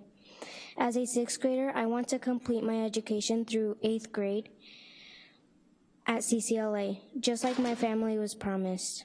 Our school has been working hard this year to prepare for our merge with Cook. We like the Cook kids and Cook teachers, and I think we would make a great school together. Please keep our school and K-8 bilingual school on the Cook campus. Thank you. Thank you, Ms. Mendez.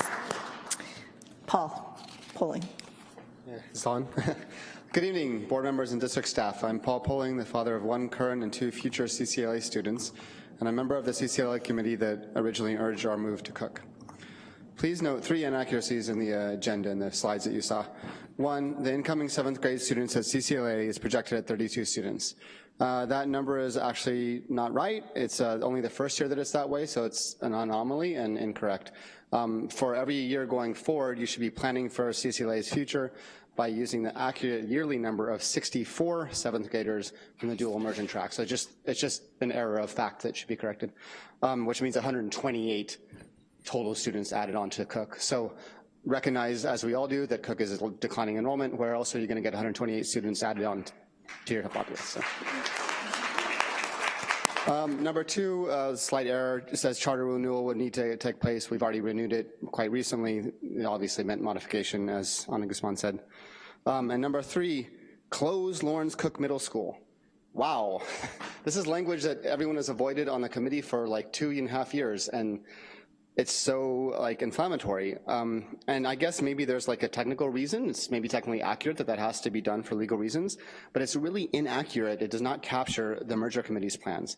It unnecessarily triggers flashbacks to the closing of Doyle, a dark chapter not remotely similar to the merger plan. Our merge vision includes the following, none of which resembles closing a school. A, the current students would remain absorbed into the unified charter school, not faced with transfer elsewhere. And I really appreciate the Cook teacher's comment about busing. That was something I didn't think about. But is that something we can solve? Sí, se puede. B, neighborhood students would still be expected to join us and we want them to join as 7th graders, including those that we believe we will bring back into the district, as already been mentioned. And C, the teachers and counselors need to remain. We especially need them for the upcoming years that will now exceed projected Cook enrollment. The unified school name is undecided, but a school is not a name. It's the people and its values and practices. We need all our educators and families with unified values and policies, with a single unified admin. I wish you all could have been there, board members, for our merger committee's packed out meeting. And I mean, the whole place was completely packed out. As like, you can see around you, everywhere we go, we pack it out. And it was a mix of Cook and CCLA staff and parents. They guided us through small group sessions on desired electives, school values, possible names acceptable to all. Our unified Cook CCLA train, they did a whole mock-up, was starting to leave the station. And now here we are, a month later, like reeling from the possibility that our train could be derailed, never to reach the promised destination of its 7-year journey. It's disheartening. I'm very hopeful that you, the board, will get us back on track by selecting the first option, a fully unified K-8 merge of our schools, with our visionary principal, Rebecca Rocha, building on our success. We have just one chance to get this right. Thank you. Lily Ramon, Brianna Quintana, Donna Prack, Leanne Dunn. Hi, good evening. I've cut down my message to 2 minutes. My name is Lily Roman. I'm a parent representative on the transition committee for CCLA. My focus is on inclusivity. Many CCLA families do not forget how the school was created and how along the way have at times felt excluded. We have come a long way despite all the struggles and triumphs. During the time that CCLA was housed at Comstock, our enrollment increased and we soon realized that we needed another home. That home was Cook and they welcomed us. They included us. So thank you to Cook families and staff. But we want to expand on that even more. Our vision is to become a successful K-8 charter that is inclusive of neighborhood students. Our intentions are not to be an inaccessible charter, but rather include families from that community. We've created a 3-strand model so that neighborhood children coming into our program can have options on what academic track they'd like to follow, and also be part of our culture and family. This is what we bring to the table. A charter that is focused on the success of the students, strong family engagement, diversity, representation, and we want neighborhood kids to be part of that environment. I believe that they deserve that opportunity. We want to deliver a comprehensive program, improve educational opportunities, provide academic diversity, and educational equity. And I believe that the merging of the 2 schools, that partnership is the best outcome. It's not an easy conversation, but these conversations need to be done now with the thought of what's best for the kids. And I also want to leave a final note. My daughter wants to say something. She just wanted to say, sí se puede. Thank you.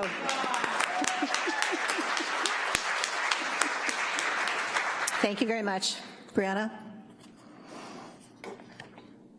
All right, good evening. Oh, sorry, nervous. Good evening, everyone. Can anyone hear me? I feel like as a teacher, that's the first thing you should always ask. So, soy una maestra, and I'm very proud because there's not many Latina maestras out there.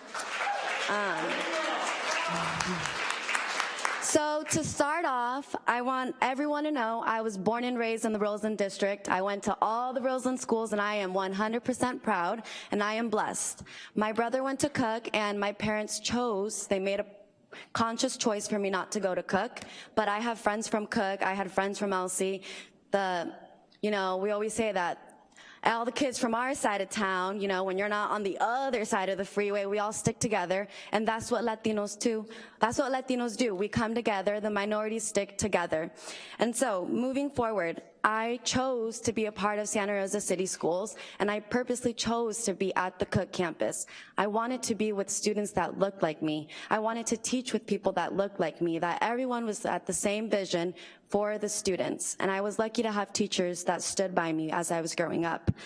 And so, as I repeated, it's important for children to have teachers that look just like them and to have the culture at their school being welcomed. We talk about having culturally relevant pedagogy. This is it. Having teachers that look like you, having your culture represented, having traditions, festivals at your school site.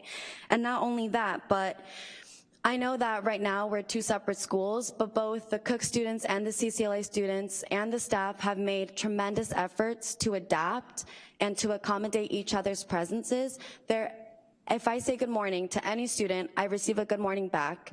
If I say excuse me, I have a response, and my children are very happy with our TA. She's awesome, and she is from Cook. And on top of that, I know that one of the options is separating the schools but remaining on the same campus. And I would like to put out there that although there is no fence in between both schools, there is a line. And by having two schools on the same campus, that is segregating within a community. That is segregating a community that stands by family values, that stands by staying united. And Latinos cannot be put apart. We need to stay united. So that is an act of violence within our community. It's not fair for some 7th graders to have uniforms and the other 7th graders not to. It's not fair for some 7th graders to have electives and they can go to different classrooms and others can't. I'm advocating for both the needs of Cook and for CCLA, and I'm advocating for all of the students on campus that look like me, that don't look like me, that say good morning to me every single day. We need to make sure that we don't divide them, that they are united, because this community, the community that we call on my side of the tracks, we need to stay together. That is how Latinos rise, and that is how we flourish. And so I hope that you take that into consideration. Please don't make an act of violence in our community. Thank you. Wow. Thank you. Donna Prack, Leanne Dunn. Hello. Ryan Sanderson. I figured a lot of people have been saying what I've been wanting to say, but I took the time to write this, so you're all going to listen. We want to hear it. So, hi, my name is Donna Prack. I have a 6th, 5th, and a 3rd grader enrolled at CCLA. I'm also a founding parent and the CCLA Foundation president. I spend most of my free time volunteering for our school, whether I'm helping with an event, fundraising, seeking donations, or creating extracurricular activities. I have lived in the southwest part of Santa Rosa my entire life, and with that, I am an alumna of Cook and Elsie Allen. This part of town is my home, and when my family was finally able to purchase a home last year, our realtor tried to convince us to purchase a home in the east part of Santa Rosa for the better schools. I never want to leave the southwest part of town. The first reason being the Mexican food is better. And the second reason is my children's school is here, and I know that our school will make a positive difference that is needed for my community. It's heartbreaking nobody from our neighborhood sends their children to the elementary schools or our district middle and high school. I know because I've walked around and asked. I believe in CCLA, and our presence is beginning to change the perception of our schools on the southwest part of town. It's already happening. With that being said, I am disappointed that we are having this discussion now. I believe the second option presented to the board is not an option. At this point, an informed decision needs to be made quickly by the board so we can begin doing important things like marketing our program to the children in my neighborhood, finalizing electives, and finishing the work of the committee. We have something great happening at CCLA, and the committee that has been meeting for 18 months has recommendations that will allow our neighborhood kids to join CCLA in 7th grade. We need the board to vote for the option 1, where CCLA absorbs the Cook students and we have a unified culture and direction. Because I really do not like the verbiage that's in the slides for the options. Last year, all of our 6th grade families were presented and convinced to a model that a merger would happen and that our children would have a traditional middle school experience with electives, sports, and at least 2 to 3 classes taught in Spanish to continue their bilingual education. What do we tell our 6th graders now? We need to move forward. If option 1 is delayed or the merge does not happen, then we want to have all of our options available to us that other Santa Rosa City School parents had. I will be expecting the open enrollment to be available to us and priority given to our 6th grade students. To wrap it up, I'm proud of how far our school has come since our school opened its doors in 2013 with 65 students. The founding families put faith in the district because we believed in the vision of bilingual education and a cultural environment. Cesar Chavez Language Academy isn't just a school. We have created a strong community environment. Our school staff, teachers, and families have built an amazing program that we have wait lists for almost every grade level. We want to keep this momentum going and build on our success. And we want to do that with Cook, because we need you guys.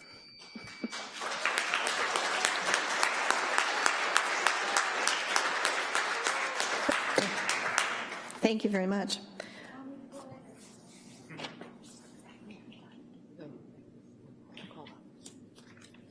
Leanne Dunn is next, and then Ryan Sanderson, and then Patricia Ramirez. Hello, my name is Leanne Dunn. I am the co-treasurer of the CCLA Foundation. I have one current student, one future student, and an elder stepson who is too old to have been in the program. I would like to take this opportunity to talk about the foundation and the things that we have done for our school.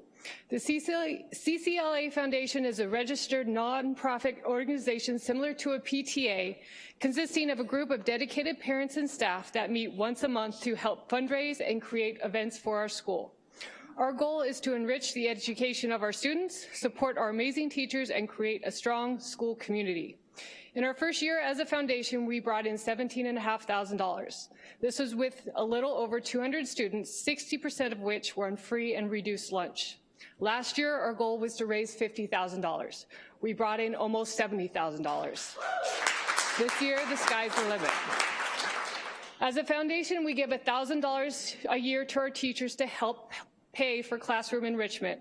Our goal is to do the same thing for our cook teachers once we become one school. We have been saving for 2 years in order to do this. It might not be the full $1,000 as it has been, but we are dedicated to our remarkable teachers, Cook and CCLA alike. And knowing what our great community has done for our school so far, we expect to work back up to our $1,000 per classroom goal. This year, dedicated CCLA parents took time off their Christmas break to renovate the Cook CCLA staff room. The results were beautiful. Working with a budget of only a couple $100, the staff room was transformed from an outdated break room to a modern, relaxing space equipped with a nursing mother's room, inspirational decor, and modern convenience. CCLA parents who could not volunteer their time assisted with purchasing items for the renovation. Both schools were overjoyed. Nothing like this had ever been done for them before. A common observation of visitors to our school is the positive energy that surrounds it. Whether it's in a tight space at the back of the Comstock campus or spread out in the larger Cook campus, our energy cannot be matched. I have an older child who has made their way through 3 Santa Rosa City schools, and I myself have experienced the difference. That energy comes from our amazing parents and amazing staff who are dedicated to this school. And an amazing community produces successful and amazing kids, which is exactly why all of us are here today. And that's exactly what we want to do by combining the 2 schools. CCLA has a lot to offer Cook, and Cook has a lot to offer CCLA. As CCLA is a melting pot of different cultures and communities, we are eager for the board to vote on combining the communities and resources of both these 2 schools. We believe that combining the 2 schools into one K-8 charter per option 1 is the right choice for both schools. Thank you for your time. Thank you, Ms. Dunn. Ryan, and then Patricia.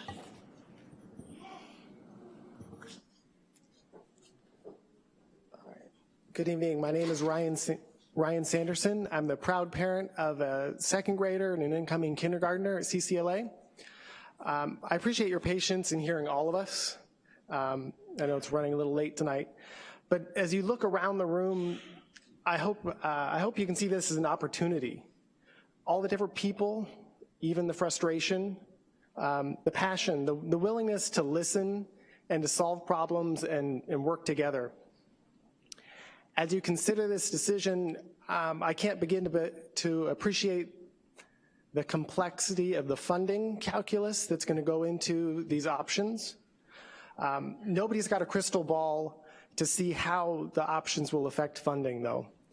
However, declining enrollment is a fact at Cook Middle School, and the CCLA-Cook merger is an opportunity to change that.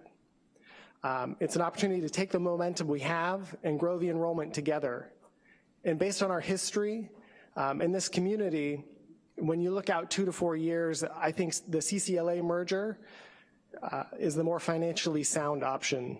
So I urge you to support the CCLA-Cook merger. Thank you, Mr. Sanderson. And Patricia Ramirez. Buenas noches, estimados miembros de la mesa directiva. Mi nombre es Patricia Ramírez y soy madre de 2 niños de la escuela César Chávez. Good evening, esteemed members of the Board of Education. My name is Patricia Ramirez, mother of 2 CCLA students. Hoy quiero empezar agradeciendo la oportunidad de estar aquí para poder agradecer infinitamente a todas las personas que han trabajado para formar nuestra escuela. Today I want to start off by thanking you for the opportunity to be here in order to thank you infinitely to all the people who have worked to form our school, CCLA. Hoy también quiero platicar que el camino no ha sido fácil, pero la escuela nos ha brindado la unión fraternal que necesita toda comunidad para crecer. Today I also want to speak with you. The road hasn't been easy, but the school has brought us the brotherly union to the whole community that it needs in order to grow. Hemos trabajado arduamente tanto el personal, los padres, pero sobre todo nuestros hijos, que cursan un programa académico difícil por el hecho de aprender 2 idiomas. Y quiero poner de ejemplo a estos niños que jamás se han negado a aprender, para que pongamos en nuestra mente y en nuestro corazón el respeto y el amor que tienen por la escuela, donde estos niños saben la importancia de hablar 2 idiomas y oír de ellos mismos que una persona bilingüe vale por 2. We have worked arduously, both the staff and the parents, but above all our children who are enrolled in a difficult academic program, and the fact that learning 2 languages, and I want to make an example of these students that have never given up on learning, that we keep in mind and in our heart the respect and love they have for their school, where our kids know that the importance of speaking 2 languages and hearing for themselves that one bilingual person counts as 2. Hoy quiero invitarlos a pensar en cada uno de estos niños, para que como adultos podamos tomar las mejores decisiones para poder ofrecerles el éxito académico a cada uno. Today, I want you to all think about each and every one of these kids so that us as adults, we can make the best possible decisions in order for each one of them to be professionally successful. César Chávez siempre estará para ti. Y César Chávez siempre contará con ustedes. Sí se puede. CCLA is always there for you, and CCLA will always count on you. Yes, we can. President Vong, just before we get too close, I'd like to move to extend the meeting to 11 p.m., please. Do we have a second on that? I will second. Thank you. All those in favor? Aye. Aye. Opposed? All right. Thank you. Thank you, CCLA, Cook, staff, families, students, bedtime. I understand. Thank you. A lot of passion out there. The passion and the inclusivity came out loud and clear, and appreciate that. And the complexity of the entire thing also is not lost on us. To the board, we are going to be pulling items E7 and E8 tonight because we have a question still to do for this, and we're going to 11 tonight, and we still have consent after that. So we're going back to questions. And Omar Martina, you were in the middle of your questions, or I think, and then Director Close. Okay, so I don't remember exactly where I left. One question, just a clarifying question real quick, Dr. Medina. But procedure-wise, since we went ahead and did the public comment, would you consider having us just be able to do our questions and comments in one instead of doing a round of questions and then back to comments? Yes. Okay, great, thank you. Not sure I understood that, but sure.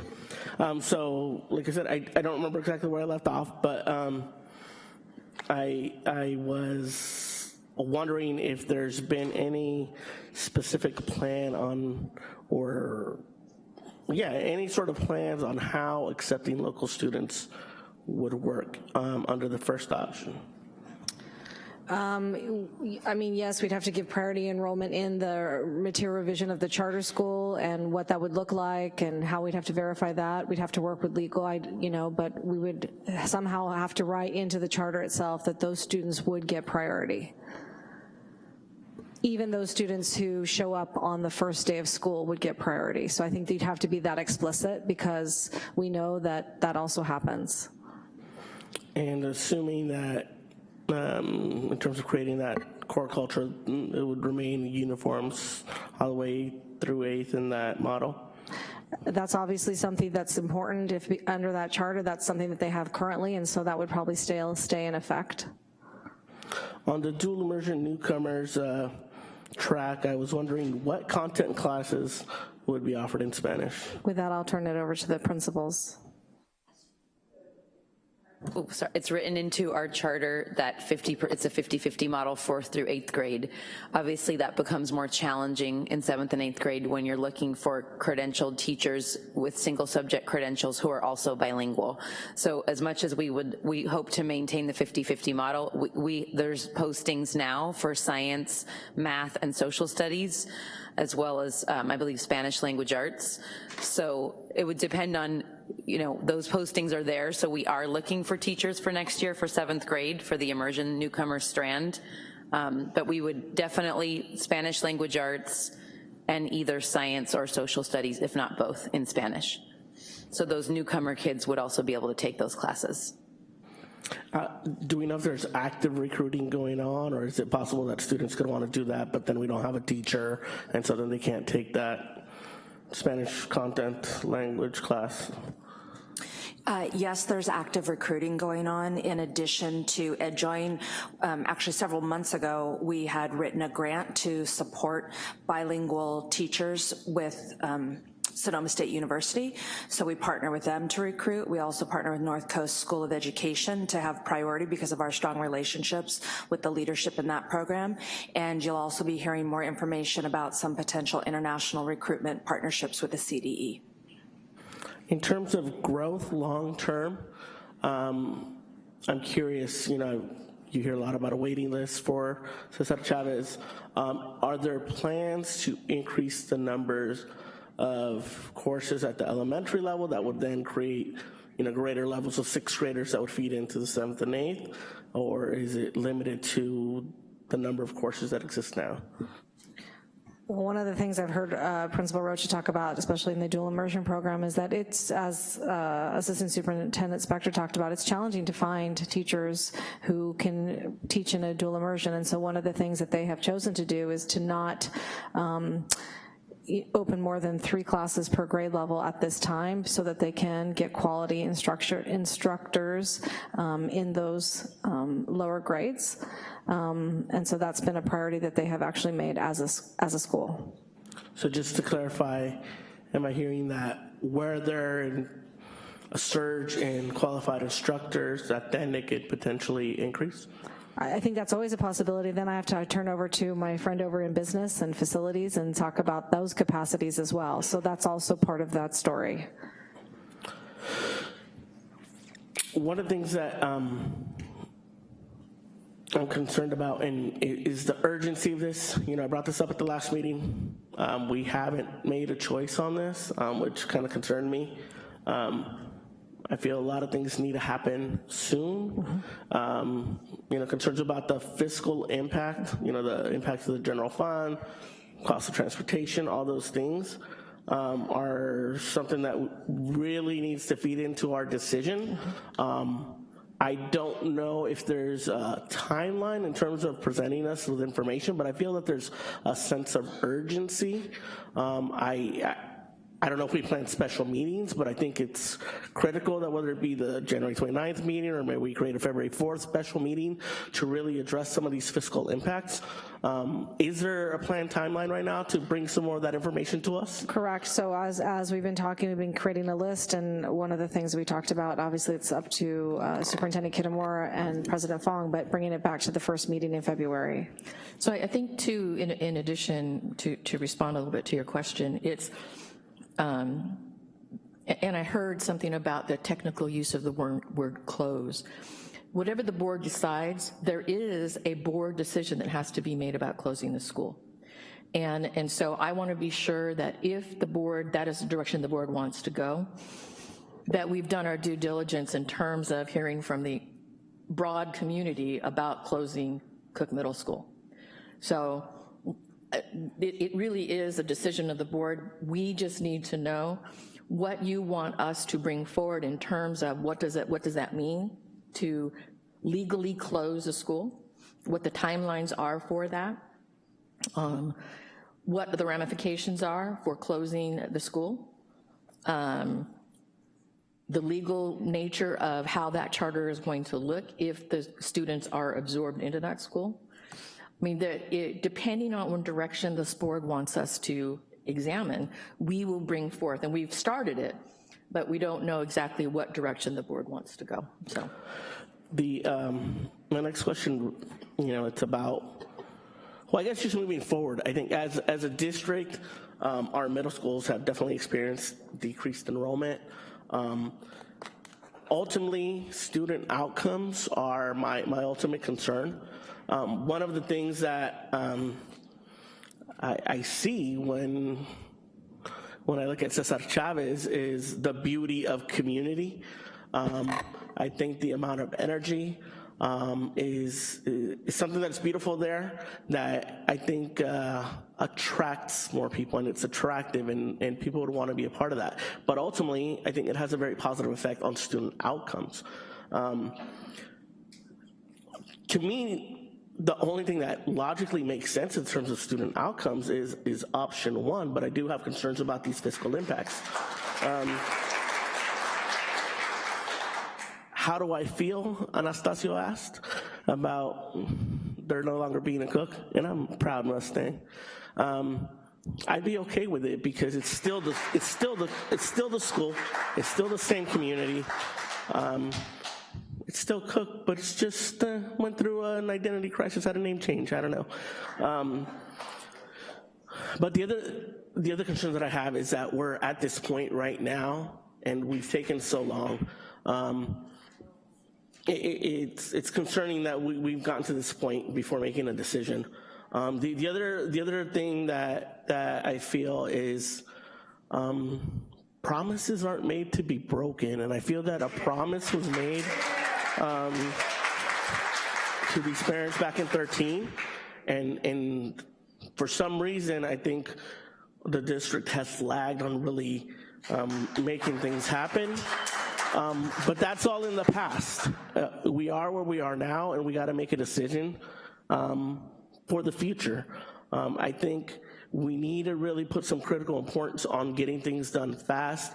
If we got to meet every week until we make a decision so that we could have all the adequate input so that we can know what kind of fiscal impact it's going to have on our district, the impact on our community from whether it be transportation or whatever. I think that this has a potential to really revitalizing that community and that neighborhood, to attracting more students, to bring a lot more kids back like when I was there.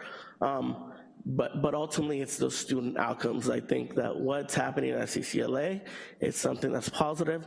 I do want to make sure that we have some sort of out-of-the-box, well, not out-of-the-box, outside-the-box, thinking on how we can get those students that are in that community to still be part of that campus.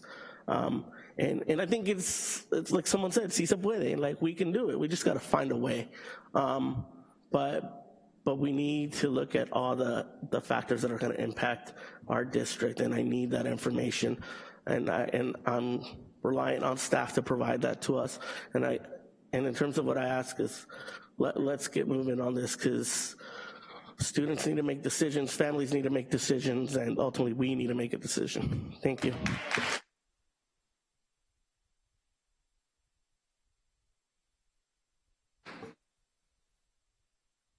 Director Close.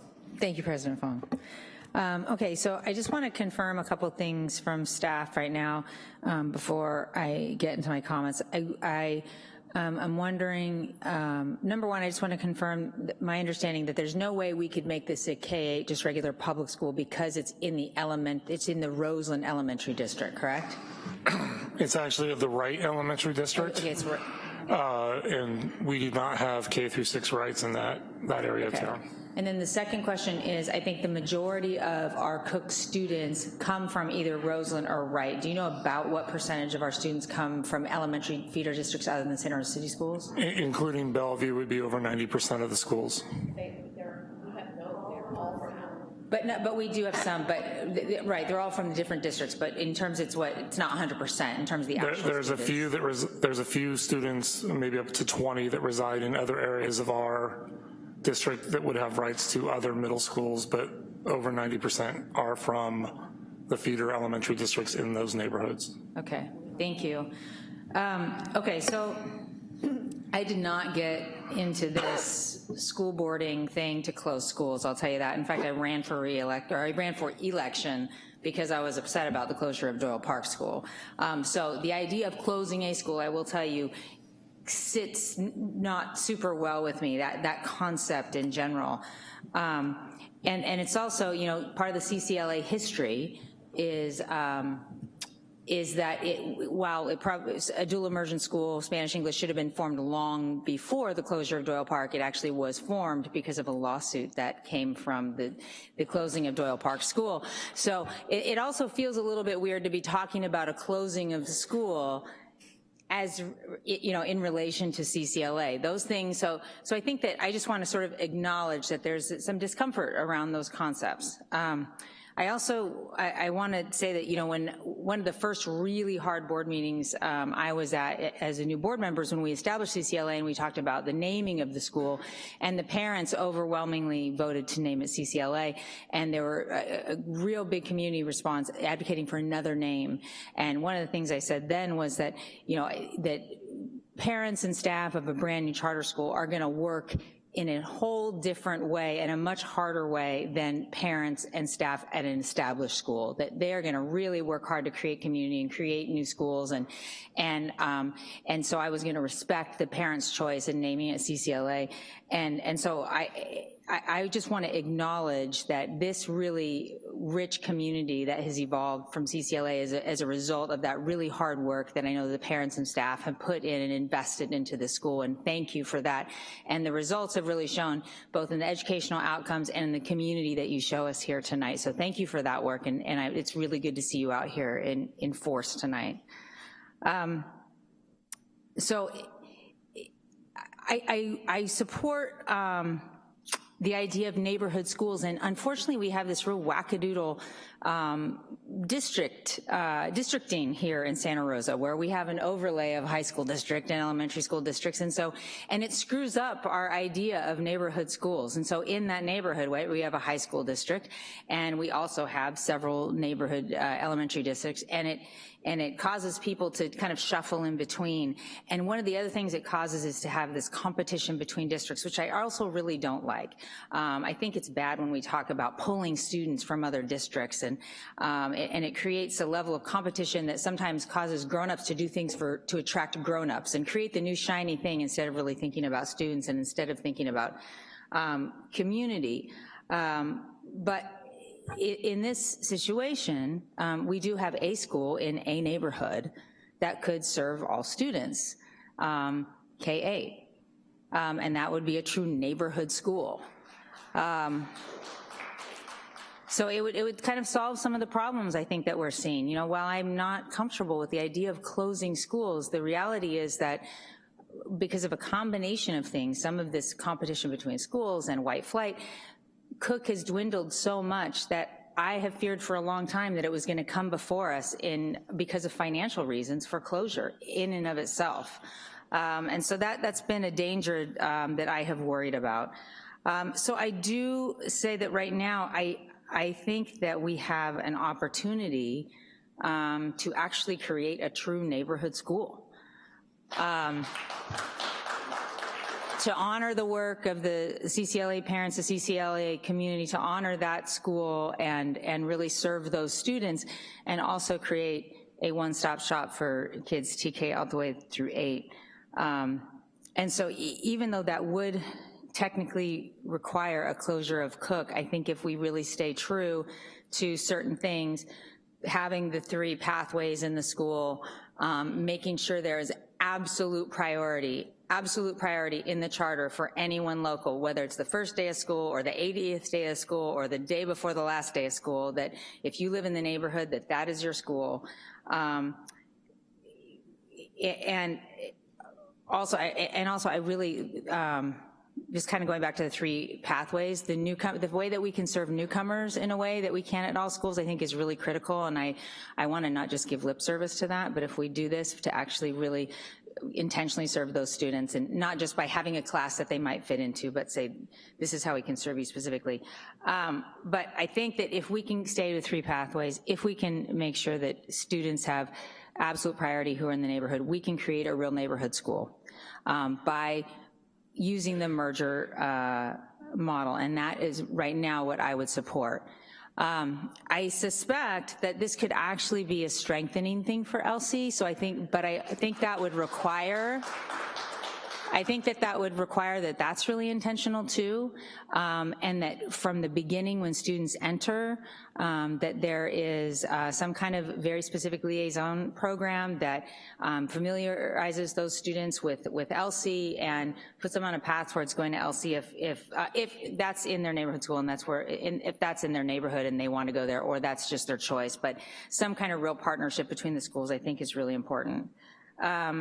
So I do, even though this whole idea of closing a school, I have to say, is real uncomfortable, I think in this situation, this is a win-win. It is not so much closing a school as creating a true neighborhood school. The one thing that I need to say around Cook, Lawrence Cook Middle School, is I don't want to lose the name. I don't want to lose the name CCLA either, but Lawrence Cook is part of our local history, is part of our school district's history, it's part of the neighborhood's history, it's schools that, did you go to Cook? I think you did.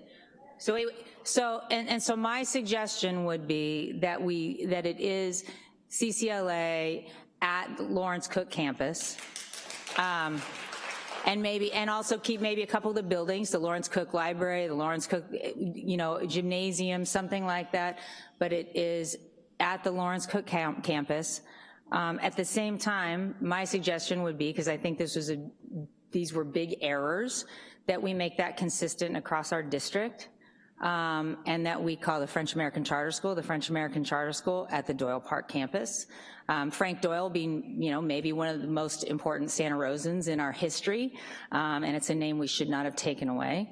And the Arts Charter at the Fremont campus. Also, an important Californian, not a local Californian, but a very important Californian with a rich history and did important things. But I don't like just throwing away our local history, and particularly our district history. Well, he's abolitionist. I mean, it's a time. In any case, I think it should be consistent.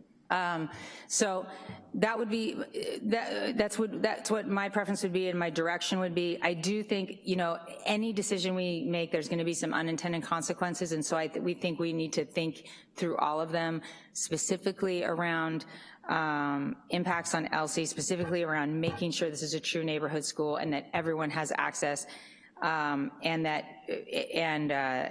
we continue to really specifically serve newcomers in a way. That 3 pathway thing I think is really critical. So those are my thoughts. Thank you.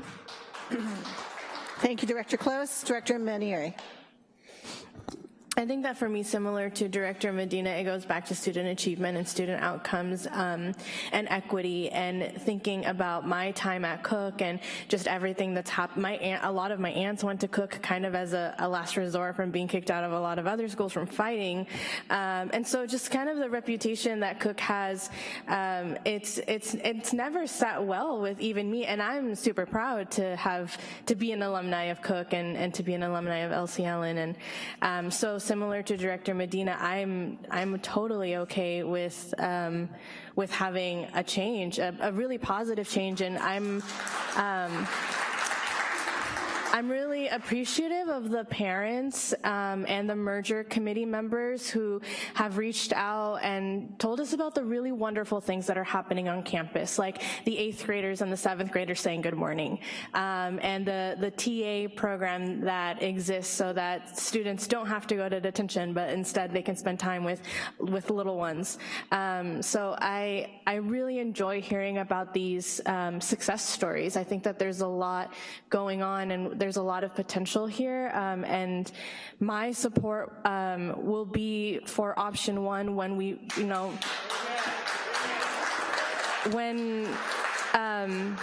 when we're also able to have information around fiscal impact, and I think that we also need to be responsible in that way and just really know what we're getting ourselves into, because I agree promises shouldn't be broken, and I don't want to get into a situation where then we're making more promises that we may or may not be able to keep. I want us to have consistency and have a really strong and clear path paved forward for our students and for our community. So I would love to have more meetings around this, and I'm all for a special meeting so that we can flush this out. You've definitely created a sense of urgency for me, and so I'm really committed to making sure that we address this problem efficiently and as sooner rather than later, because it has to be done mainly and most importantly for the students that are going to go into 7th grade next year.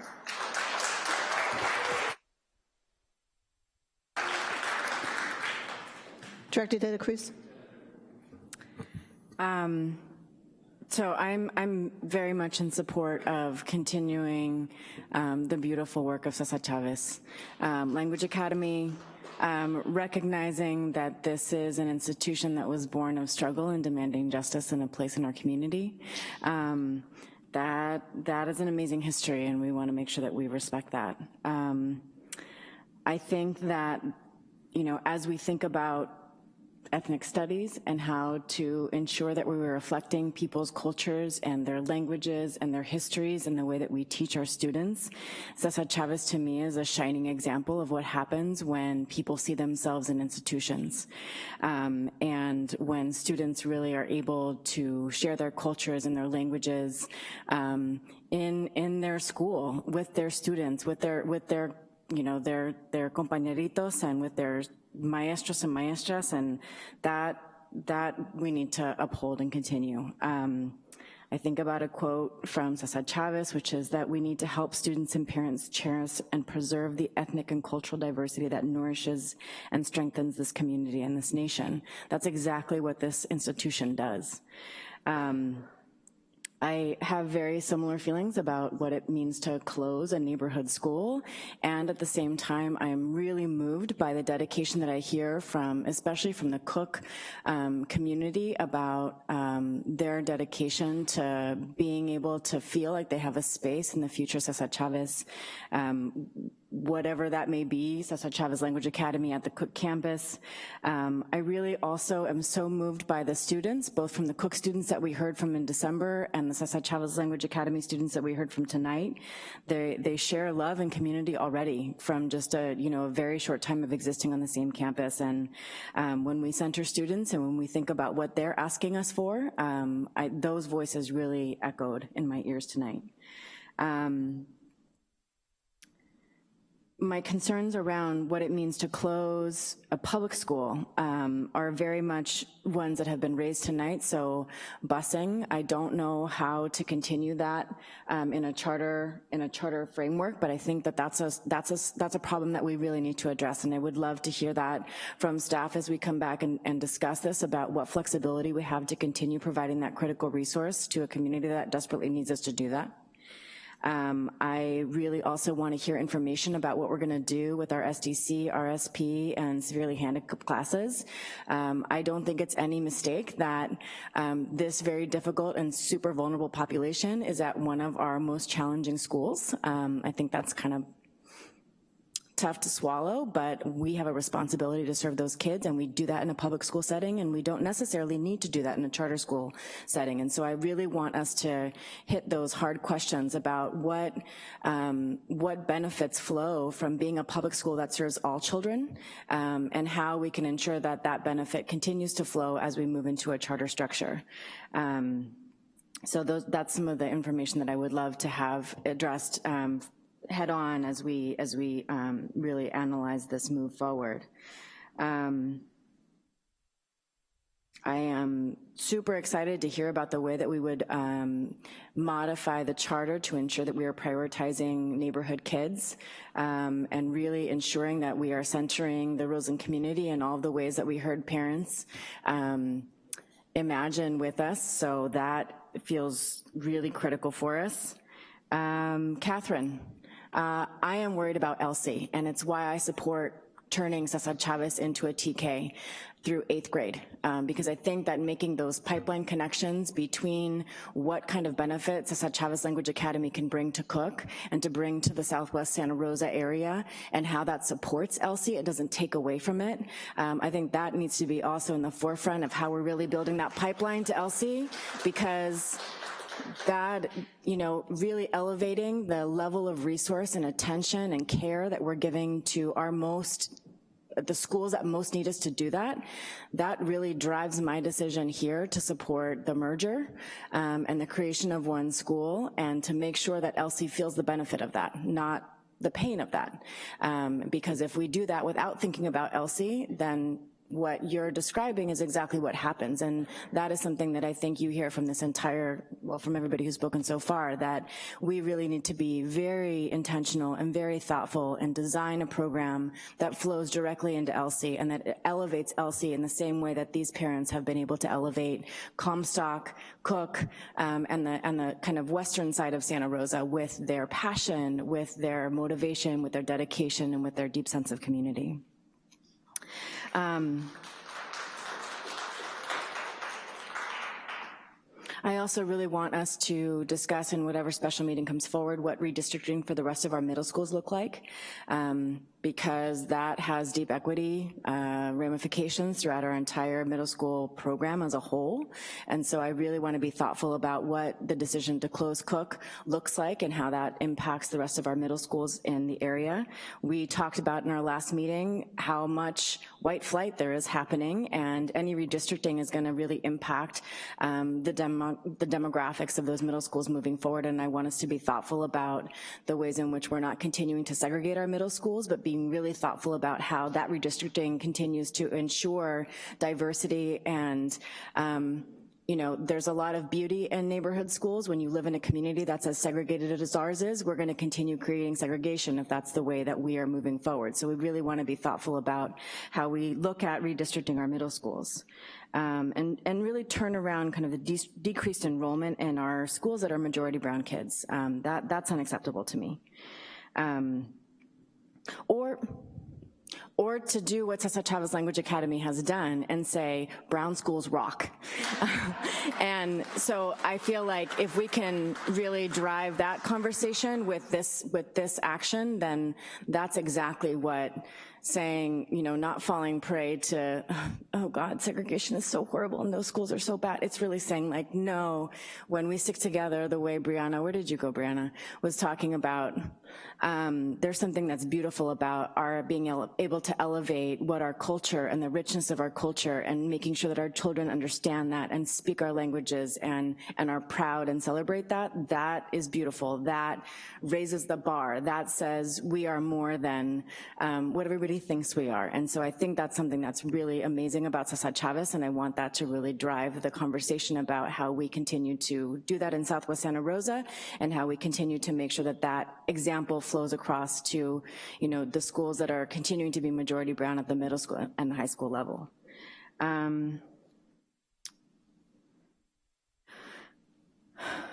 Let's see.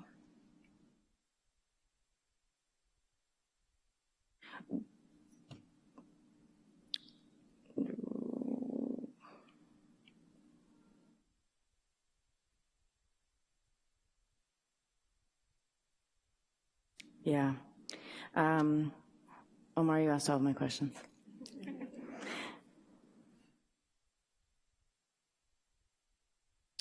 I would also love for us to be able to imagine, I know Principal Rocha, I hear your concern. I think there's also been a lot of great work that's been done to increase the pipeline of bilingual teachers. So as we move forward into the future, I want us to think about not only like next year 7th graders, but 20 years from now. Does Cook have the capacity to ensure that we're growing the TK through 6 dual immersion program that Cesar Chavez Language Academy has done so beautifully? How do we continue to expand that? Cook has the capacity, so let's really dream big and make sure that we're planning for that kind of expansion. There is a serious desire in our community to do exactly what you're doing. You've got wait lists. That's amazing. Let's figure out how to really kind of pull those folks in, not from other schools, but in, and make sure that we're giving people what they really need in this community. I would also love us to dream even bigger and think about, is this a language kind of charter school generally? Do we pull the French charter in? Do we create a Mandarin program? Is there some way that this is really kind of an international program that drives, again, you know, the development of language as a community builder? And yeah, when we're focused on student outcomes, a merger that really solidifies Cesar Chavez's place at Cook Middle School is my choice. So let's figure out how to make that happen, and as fast as possible, because we've got 7th graders who need to figure out what their electives are, and those kids, we're thinking about their futures. So adelante, si se puede, y gracias por todos sus voces hoy noche, porque sin ustedes, toda esta conversación, sin ustedes no tenemos la información para seguir adelante haciendo nuestro trabajo. So, como dijo Cesar Chavez, no necesitamos sistemas políticas perfectas, pero sí necesitamos participación perfecta. Y ustedes trajeron esto hoy noche para inspirarnos en mirar lo que sí se puede hacer con esa participación de nuestra comunidad. So, gracias por eso, porque nos inspiras.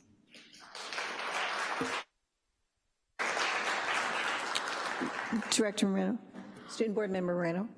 All I wanted to say that I mean, personally, I never been to a charter school, you know, but based on what I'm hearing, like with the students and everybody talking, like I feel like that would be a good choice, just based on how I'm a student and like how I would picture it. If I was promised that I was gonna go with K through 8th, I would like it as, you know, them keep their promise, and I really think that would be like a really good choice.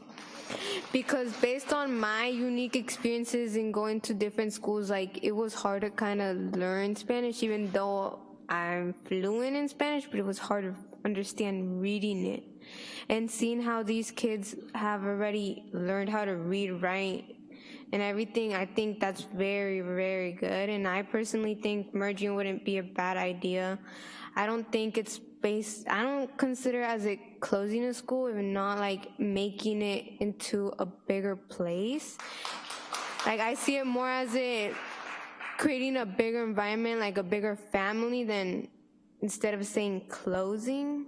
I see it like if it was creating a new school, but like how they, you know, Jenny Close said, like to keep Cook and, you know, its name there, I would think that would be great too.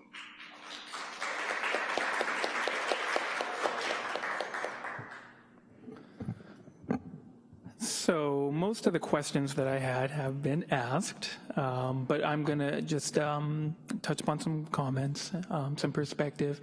I want to thank you all, members of the community, members of the public, CCLA and Cook, on your interest on this issue and for hanging in there throughout the evening on this long evening on this important issue, and also to thank the merger committee and the principals and the staff. We appreciate your work on this issue. A couple of things that were mentioned in public comment that stood out for me, one being called out on where I send my kids to school, Anastasio. Thank you. I am a believer in neighborhood schools, and this is why my kids go where they go. Some of this has to do with the presentation that we had from the Safe Routes earlier. My kids walk to school, they ride their bike to school. That's one of the values that I have. But I do want to add that I have made referrals to CCLA, and some of those families were in the room tonight. So back to neighborhood schools, I appreciate the interest that was expressed in returning Roseland schools to the Roseland community. This may cause some turf wars, but I am concerned that it's going to present some challenges around transportation. Again, issues that have been brought up tonight. I would like to see at our February meeting, we have some numbers, something that we can actually look at concrete to help us guide us through addressing this issue. And I do appreciate that we're hearing from district staff on the cost, that this is important to you as well. Most importantly, throughout the merger, I agree with comments that were said about being respectful of all students and all staff, and I want to make sure that that's what's guiding us through this. Every perspective is valued, and we're demonstrating that by having this very long evening tonight. Everyone needs to feel included. So on the charter idea, I've never been a super fan of charters, but I am a supporter of charters, dependent charters, if they provide a service that the district cannot. And the service has to have value, and it has to have a benefit to the district, something that we can truly say we benefit from. And a second is I am supportive of a dependent charter if it can demonstrate improvements along the lines of whether it's attendance, test scores, student outcomes, serving the underserved. And this is why I support CCLA. I did take a look at some numbers, and I looked at data source, and I wanted to look at comparing scores to other schools in our district and to state averages. And, you know, we know on attendance, we've had that in presentations. CCLA has great attendance. It's something that we should strive for. It's built into the culture. And also test scores. I was looking at, these are SBAC scores, on, you know, starting at 3rd grade, 4th grade, and 5th grade on English language, arts, and literacy, and mathematics. Now, I will say on the English language scores, the trajectory is just going up. It's amazing. You need to be commended on the success that CCLA is doing on test scores. And the hope is that this will continue over as we get into the higher grades. Mathematics, this area is not so great. We talked about that before, Principal Rocha, when you presented for us. This is an area that we need to focus on. But it's not just CCLA that needs to focus on this. Actually, we saw this from another charter school in the district. But we also know that when we're dealing with the populations that we are dealing with, the CCLA, the populations, demographics that they're dealing with, that this is a challenge, and this is a challenge that the district needs to give more attention to.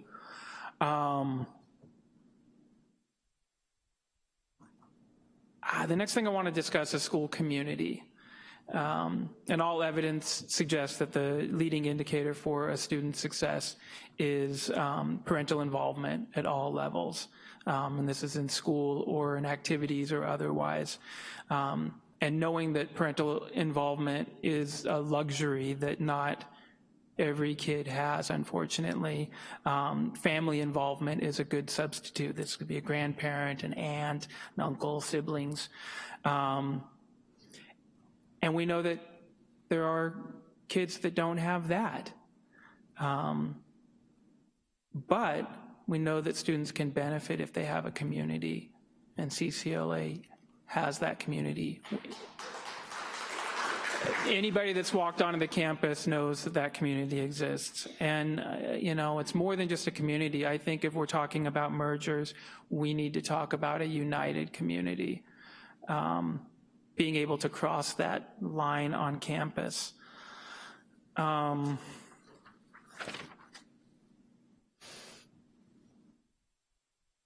And I think that the school community is, you know, it's credit that the district, we can't take any credit for it. This is all you guys. And so you deserve, you know, everything, all the credit for creating the community.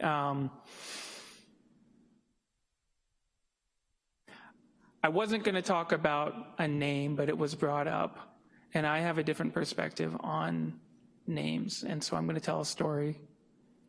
You know, it's going to tell a story. It's getting late, but I'm going to tell a story about George Washington, and it's not going to be a history lesson on President Washington, and it's not that George Washington, and it's not a story about George Washington Carver, another George Washington, but this is a story about George Washington Sheffield. My brother, George Washington Sheffield, my father, George Washington Sheffield, my grandfather, great-grandfather, George Washington Sheffield. And the name goes back because of tradition. And when we're talking about what's in a name, a lot of times we're talking about tradition and identity. Sometimes we're talking about respect and honor. And so we ask ourselves, what's in a name? George Washington Sheffield.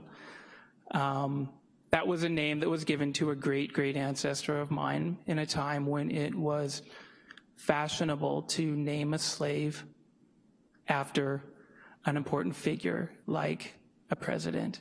No disrespect to the president, great people in history. My family member's name was George Washington. There are other names, Jefferson, Jackson, Cleveland. These are names that you hear in, you know, common African-American names. And the problem with that was that it was fashionable because it's kind of like, you know, you name a pet after a celebrity, you know?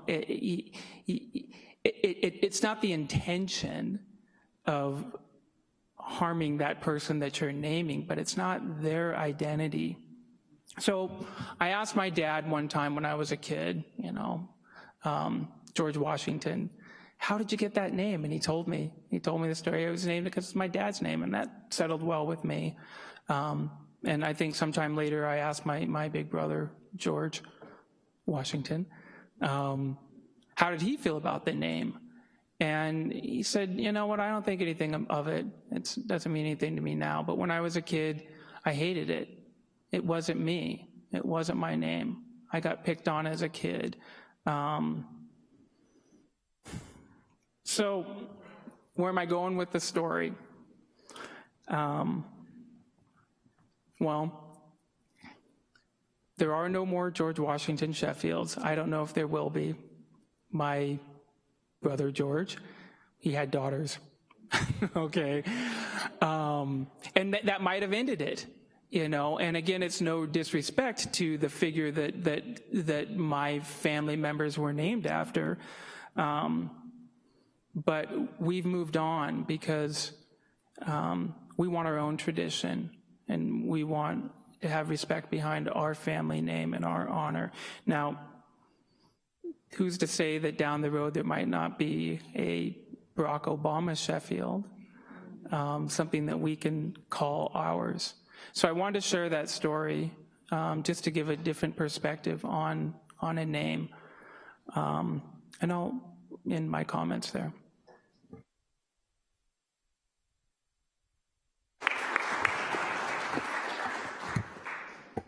Thanks for sharing your story. I was so into your story, I've like lost my train of thought, and it's almost 11. Well, I think it's pretty clear the direction that is coming from the board. And I think the coolest thing that I've learned in a year, a little more than a year of being on the board is and this is very freeing, is I don't have to walk in here with my mind made up. And I can sit in here and I can listen to students and teachers and community members and educators and listen and learn and try to make the right decision at the right time in the right way. And I didn't really know when I walked in here. I've definitely got a traditionalist side to me that I share with you. Sorry, my brain's like poof. And so, yeah, I have a really hard time thinking about closing a chapter. But I have to say that, you know, the coach in me was kind of keeping score tonight.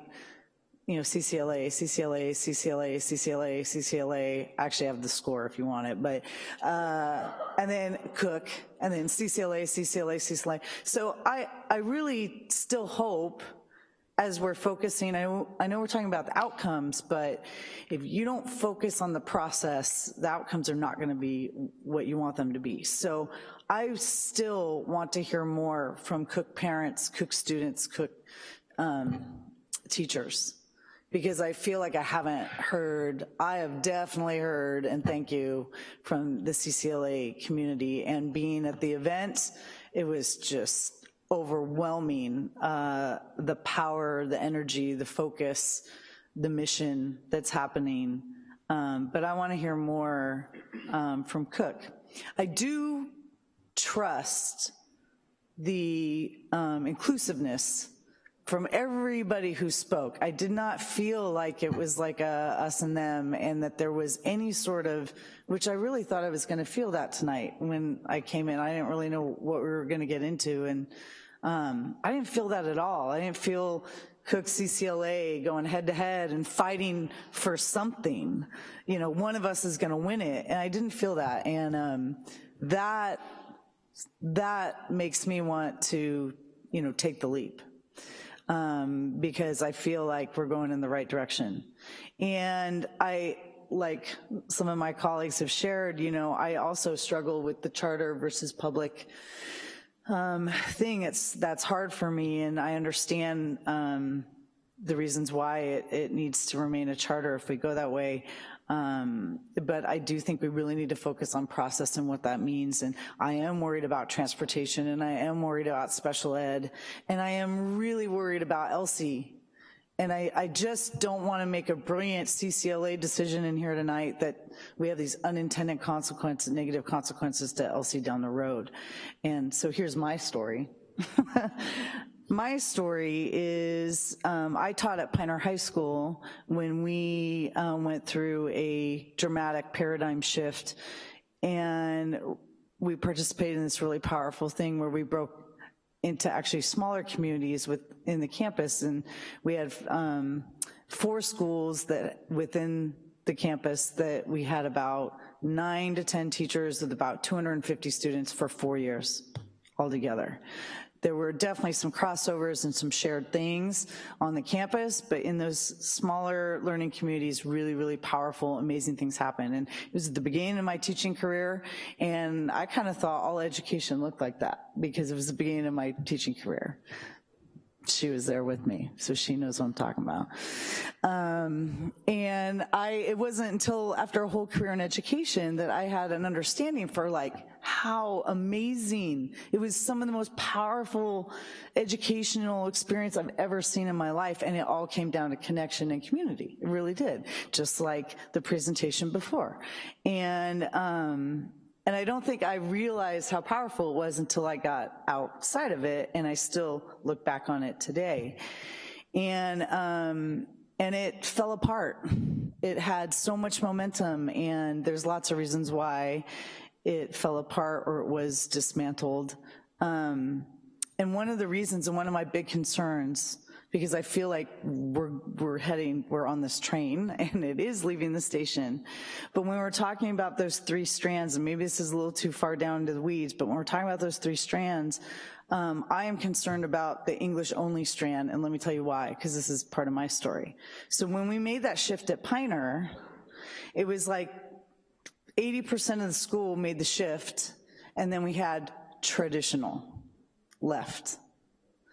And it was at the time to appease people who didn't want to make the shift.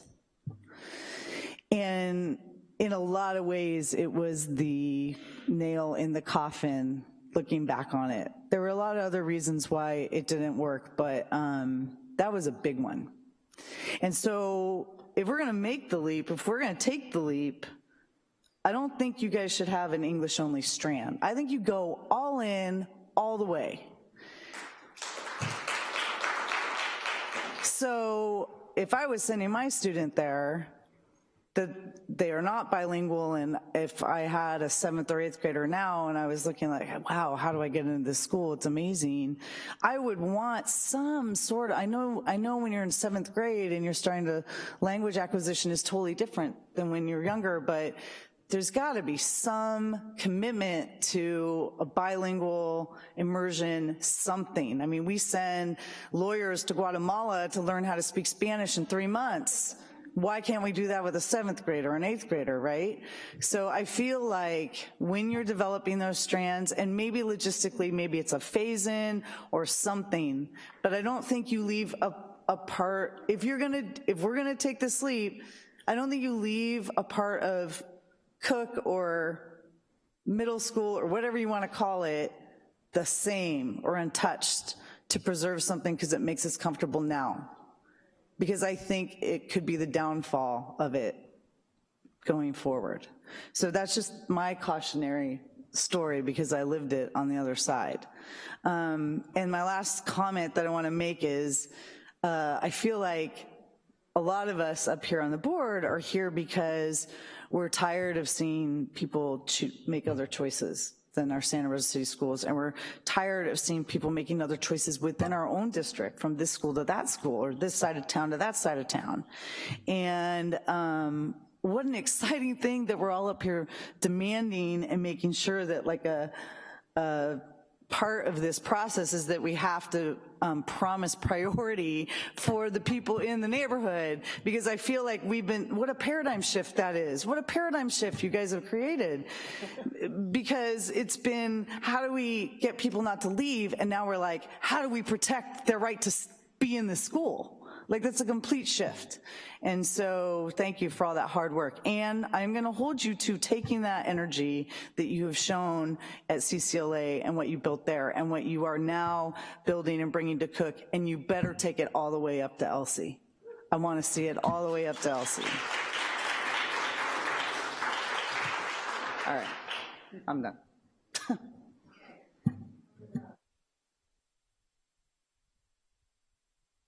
We're moving on. We have other meetings on this discussion. This will come back to us. Thank you to the board members for taking up the challenge. You are taking up the challenge in a very bold way. Really appreciate that. Thinking differently for different results. I too support a merger. We are talking about unintended consequences, however, and process. True that about process. So I just want to sum up, what are the CCLA students and families getting? How do we extend that to more students? Cook has worked very hard over very many years. What are we doing for that? I want to hear more about from that, the staff and the families and the students of Cook, and I'd like them to come speak to us about what it looks like to them and what they're worried about. The whole mindfulness thing as Cook is really coming to mind in terms of really good work for kids over there. That staff is working hard. I do not see any way that two schools are going to exist on one campus. It's not going to happen. We just can't do that. I like the CCLA inclusivity. Whose voices have we yet to hear? We need fiscal info, we need attendance info, who goes where. We need a pathway through this. We can't just say it and then just make it up later. We have done that before, it doesn't work so well. So we need some clarity, so that's a lot of work for staff coming up, and we have a very short timeline. I also suggest that maybe we don't do it like right away. We have a March 15th deadline coming up for jobs and transfers and like that, then maybe we just stair-step this in over 2 years. The 7th graders are taken care of, and we move it into the 2nd year and do it. So that's another thing to think about. I don't know what that looks like, and if we can do that or not. So there you go. Just a question. Superintendent Kittimore. did you just say not right away, or I'm unclear as to what that meant? Like the decision not right away, or? We are bringing this back. I want us to bring us back with the kinds of things we've asked for. We have many more questions and much to discuss. So I'm proposing to bring it back for next. When are we bringing it back? Do we have a date? The first February meeting. So that's kind of my concern, that I don't necessarily want to wait that long. And that's kind of what I mentioned earlier. I want something before. What is it that you, sorry to yell, what is it that you, by waiting until that meeting, what do you think is not going to happen? So my concern is around, I believe the date of the month of February is when traditionally reaching out to students to come to the school, right? So I feel like we're pushing it out longer. I want to know when can things be finalized, because I think there needs to be some sort of like public information campaign or marketing around the school so we could start having students choose to go there before they make decisions to go somewhere else. And that's kind of my sense of urgency that I brought. Right. And that's part of like the plan that I'd like to like start to be presented. And yes, maybe it could be multiple meetings, but the sense of urgency is primarily around that and the decisions that parents and students need to make. I just wanted to be clear about that. So we have to have a public hearing in order to close the school. But here's the thing, I don't, and this is why the superintendent gets to be in charge with her staff around program. That's not the board's purview, right? We can move forward with the 3 gate paths. You guys have been planning it. You've been working together as a merger team. Move forward with it. Create your scheduling sheets that indicate those 3 pathways and include everybody. Include Cook students, include CCLA students, and any other students who we can get to come to the school. So move forward. Do you have your scheduling sheets completed for that? Well, do it. And while you're at it, go to Wright, go to Pioneer Olivet, go to Bellevue, go over wherever we need to go. You, as the merger committee, have decided with different people those 3 paths. And I know I heard what Director McCormick said, and I respect that, but you guys are out there, that's what you've developed. Move forward with it. In the meantime, we can do a public hearing prior to the 12th, okay? And that's where you get to hear the other voices. That's where we got to bring everybody in to give that opportunity by board policy. What's the policy, Steve? 7310, 70? Okay, say it one more time so that board members can go study it. So we have board policy about closing, and I think we're okay when I look at that, and we're gonna bring forward the information that it talks about, but the public hearing. So we've got to have that public hearing. So we can do that. Prior to that, we could maybe hook it, I'll talk to board president about when we can have it, so that your decision on the 12th is really about closure or not closure. But I'm saying to the staff, you don't have to wait to register kids, okay? Coming into this, and this is the beautiful part about this board, I did not know who was where. I mean, I had an idea about a couple, but I did not know about the entirety of the board around the closing of Cook, which is a technicality, I get that, but it is one that we have to face, and it's one that we have to do so we can move forward about combining budgets, about hiring, about particular kinds of service releasing, all of that by March 15th. I mean, we have to know, so that I see what you say about the 12th. Does that make sense? Can the staff-wise, are we good with that? You guys have worked through those 3 pathways, correct? Okay, so families understanding, your 6th graders are signing up from CCLA, understanding that what your process is, Vicki, Ms. Principal Zanz, for the feeder schools is the same, and for the 7th grade moving to 8th grade, okay? Sure. So does that include everything that Cook offers with regard to transportation and special ed and special day students? So like, I feel like that is my next point, that it is our duty and responsibility to meet the needs of our special education students. And I believe that between the Cook staff and the CCLA staff, they will not fail these children. I believe that. We will ensure the support of it, but you at the sites together will ensure we're not going to be like the other charters and turn kids away. It's not going to happen. So we understand what we need to bring forward in terms of information and impact. We will schedule a public hearing prior to the 12th. I think that the point that Ms. Howell brought up around even thinking about taking kids, the neighborhood kids, out and dispersing to other middle schools, I will not support that. And they can disagree with me because I'm just the superintendent. But by doing that, we will not see Elsie survive. We won't. So we can't, that's gotta be out of our minds. I don't want that disrupted and them to others, and then nobody's gonna feed to Elsie Allen. The last point I wanna make, can you move to the next slide around the Elsie program?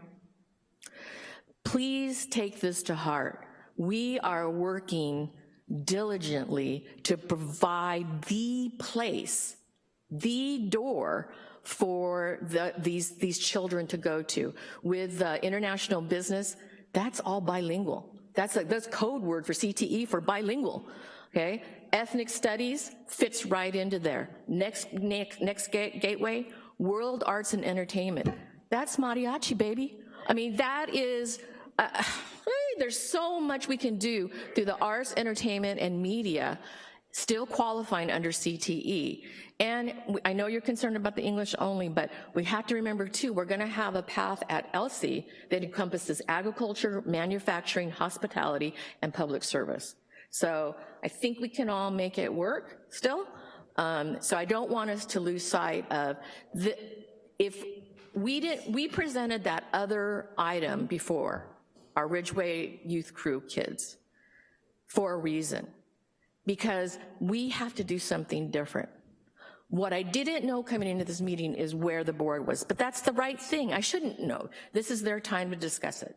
So we definitely have direction. We know where we want to go. Elsie is only going to benefit. The Southwest is only going to benefit. Let's listen to the kids, what the Ridgeway kids said about change, engagement, relationships, being seen. This pathway, TK to 12, we can do it. We can extend the meeting again.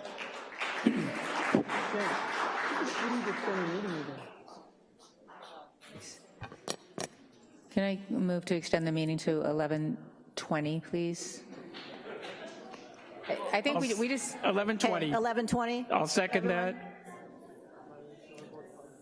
We got a lot there. Noes? Okay, just grimaces. All right, 11:20. What?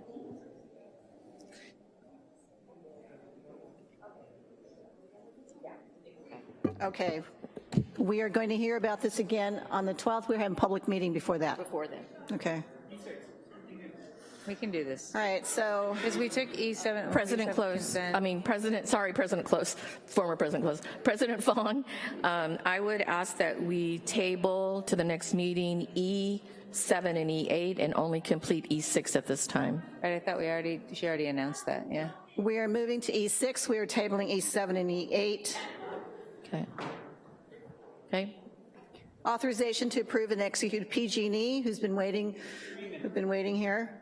On-bill financing contract for district-wide energy projects, PG&E. What? By CCLA, by Cook.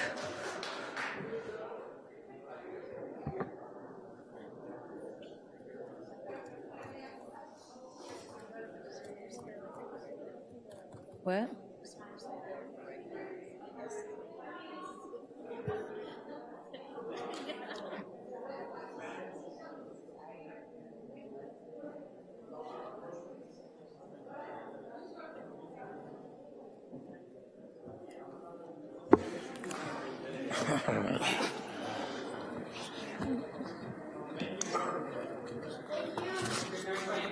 Good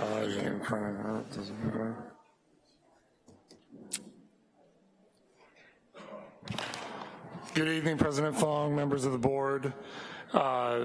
Tonight, along with Director of Facilities Mike Braff, are bringing forward the PG&E on-bill financing program. If you may recall, earlier, actually last year now, in February of 2019, we brought the Prop 39 expenditure plan and selection of Sizerco to do that project that covered approximately half of our school sites with lighting and other retrofit projects to our school sites. We also mentioned at that time there was another program that we could apply for through PG&E that would address the other sites in our school district that didn't qualify or were not selected for the Prop 39 funding. So tonight we're bringing the PG&E on-bill financing back for approval to complete the remainder of sites that were not covered by Prop 39 grant. Important to note, as it's on this slide, that Santa Rosa City Schools was approved for one of the largest OBF loans in the state of California of approximately $4.4 million to finish these lighting projects. Deputy Rick? Yes. Excuse me. We didn't actually, we need to actually call for a vote. It's 11. So. Oh, 11:20? Yeah, we didn't actually vote. All right, so we had a motion. Motion to extend to 11:20. We had a second. Second. Director Shaffer. Okay. Director De La Cruz. All those in favor? Aye. Opposed? Nay. 11:20. So going through this on the slide, you can see that between Prop 39 and PG&E on-bill financing, we'll complete approximately $9 million in lighting upgrades and other retrofits to our systems, including controls at some of our school sites through this program. This is just an overview of the schools that were taken care of, if you will, with our Prop 39 grant funds, including interior LED lighting upgrades, lighting controls, exterior LED lighting upgrades, and exterior LED lighting controls. The reason why we wanted to go forward, I already mentioned, because only about half of our sites received the Prop 39 funding. And this gives us an opportunity with very little expense out of pocket and realize from the savings of the energy efficient light bulbs and controls will pay for itself over the course of this loan program. The PG&E OBF program will address these schools on this slide, including Elsie Allen, Maria Creo, Santa Rosa High School, Montgomery, Comstock, Santa Rosa Middle School, Slater, Biella, Lincoln, Brook Hill, Lehman, Steel Lane, and the Lewis Educational Center with these new lights and controls. Here's a timeline. I thought it was in here, I believe it's in the board cover. The payoff is about $450,000 from memory annually, with an anticipated savings of over $800,000 a year. So not only are we going to see no additional out-of-pocket expense on a monthly basis for the loan program, we'll actually be able to recover other monies as well through the savings of the program. I would be happy to answer any questions on this. I realize I went fast and I apologize. Do we have any questions? Director Manier. Just for clarity, so then what we'll be paying monthly on the PG&E bill is going to be offset by the savings of the new equipment. So we're going to be like at zero then until we pay that off completely, and then that's when we start receiving the savings, or are the savings like automatic? No, the anticipated savings are about excuse me, about 50% of the cost. So over a year annually, we're projected to save over $800,000 with payments on an annual basis of about $400,000. Just to highlight, I think it's one of the slide, or page 8, I guess, just at the very bottom, net savings to district over 20-year period, approximately $18 million. Yes. I just wanted to say that. Yes, you're correct. So we know we're heading in the right direction. Yes. I also just want to bring up that we're looking statewide at facilities bonds, and we could direct some, and maybe this is future discussion, but maybe we can have a discussion on the use of facility bonds around energy efficiency and modernization. Thank you. I agree, and we will be bringing back information at the next board meeting on the Prop 13 K-12 school facilities bond measure. All right, this is an action item. Move to approve the authorization and I can't even see it. Execute PG&E on bill financing contract for district-wide energy projects. I'll second. Moved by Director McCormick, seconded by Vice President Sheffield. Let's vote. Director McCormick? Aye. Director Sheffield? Aye. Director Manieri? Aye. Director De La Cruz? Director Close? Director Medina? Aye. President Fong? Aye. Thank you very much. Thank you. We have postponed E7 and E8. We are the consent items. There was a request to pull F2. Is that still there? We're pulling F2. Director Medina? So we're going to move approval of the others, so we need to move approval of F3 through F14. Move the approval of F3 through F14. Okay, second. So that was moved by Vice President Sheffield, seconded by Director Manieri. Roll call vote, please. Director Sheffield? Aye. Director Manieri? Aye. Director De La Cruz? Aye. Director McCormick? Aye. Director Close? Aye. Director Medina? Aye. President Fong? Aye. All right, F2, approval of personnel transactions. I think Director Medina, you had the question. Yeah, so my question is really just around, like, in that item, continually reported how many positions are, available and posted, and it goes back to, in terms of personnel and filling those positions that are unfilled, what are the types of things that we're doing that are actively recruiting? I'm interested in that.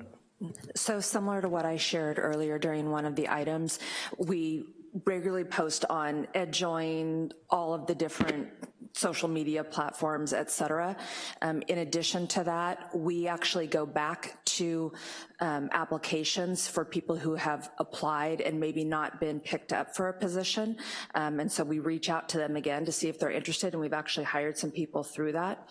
Additionally, we attend job fairs. We have one coming up in Humboldt soon. We do that at the county office as well.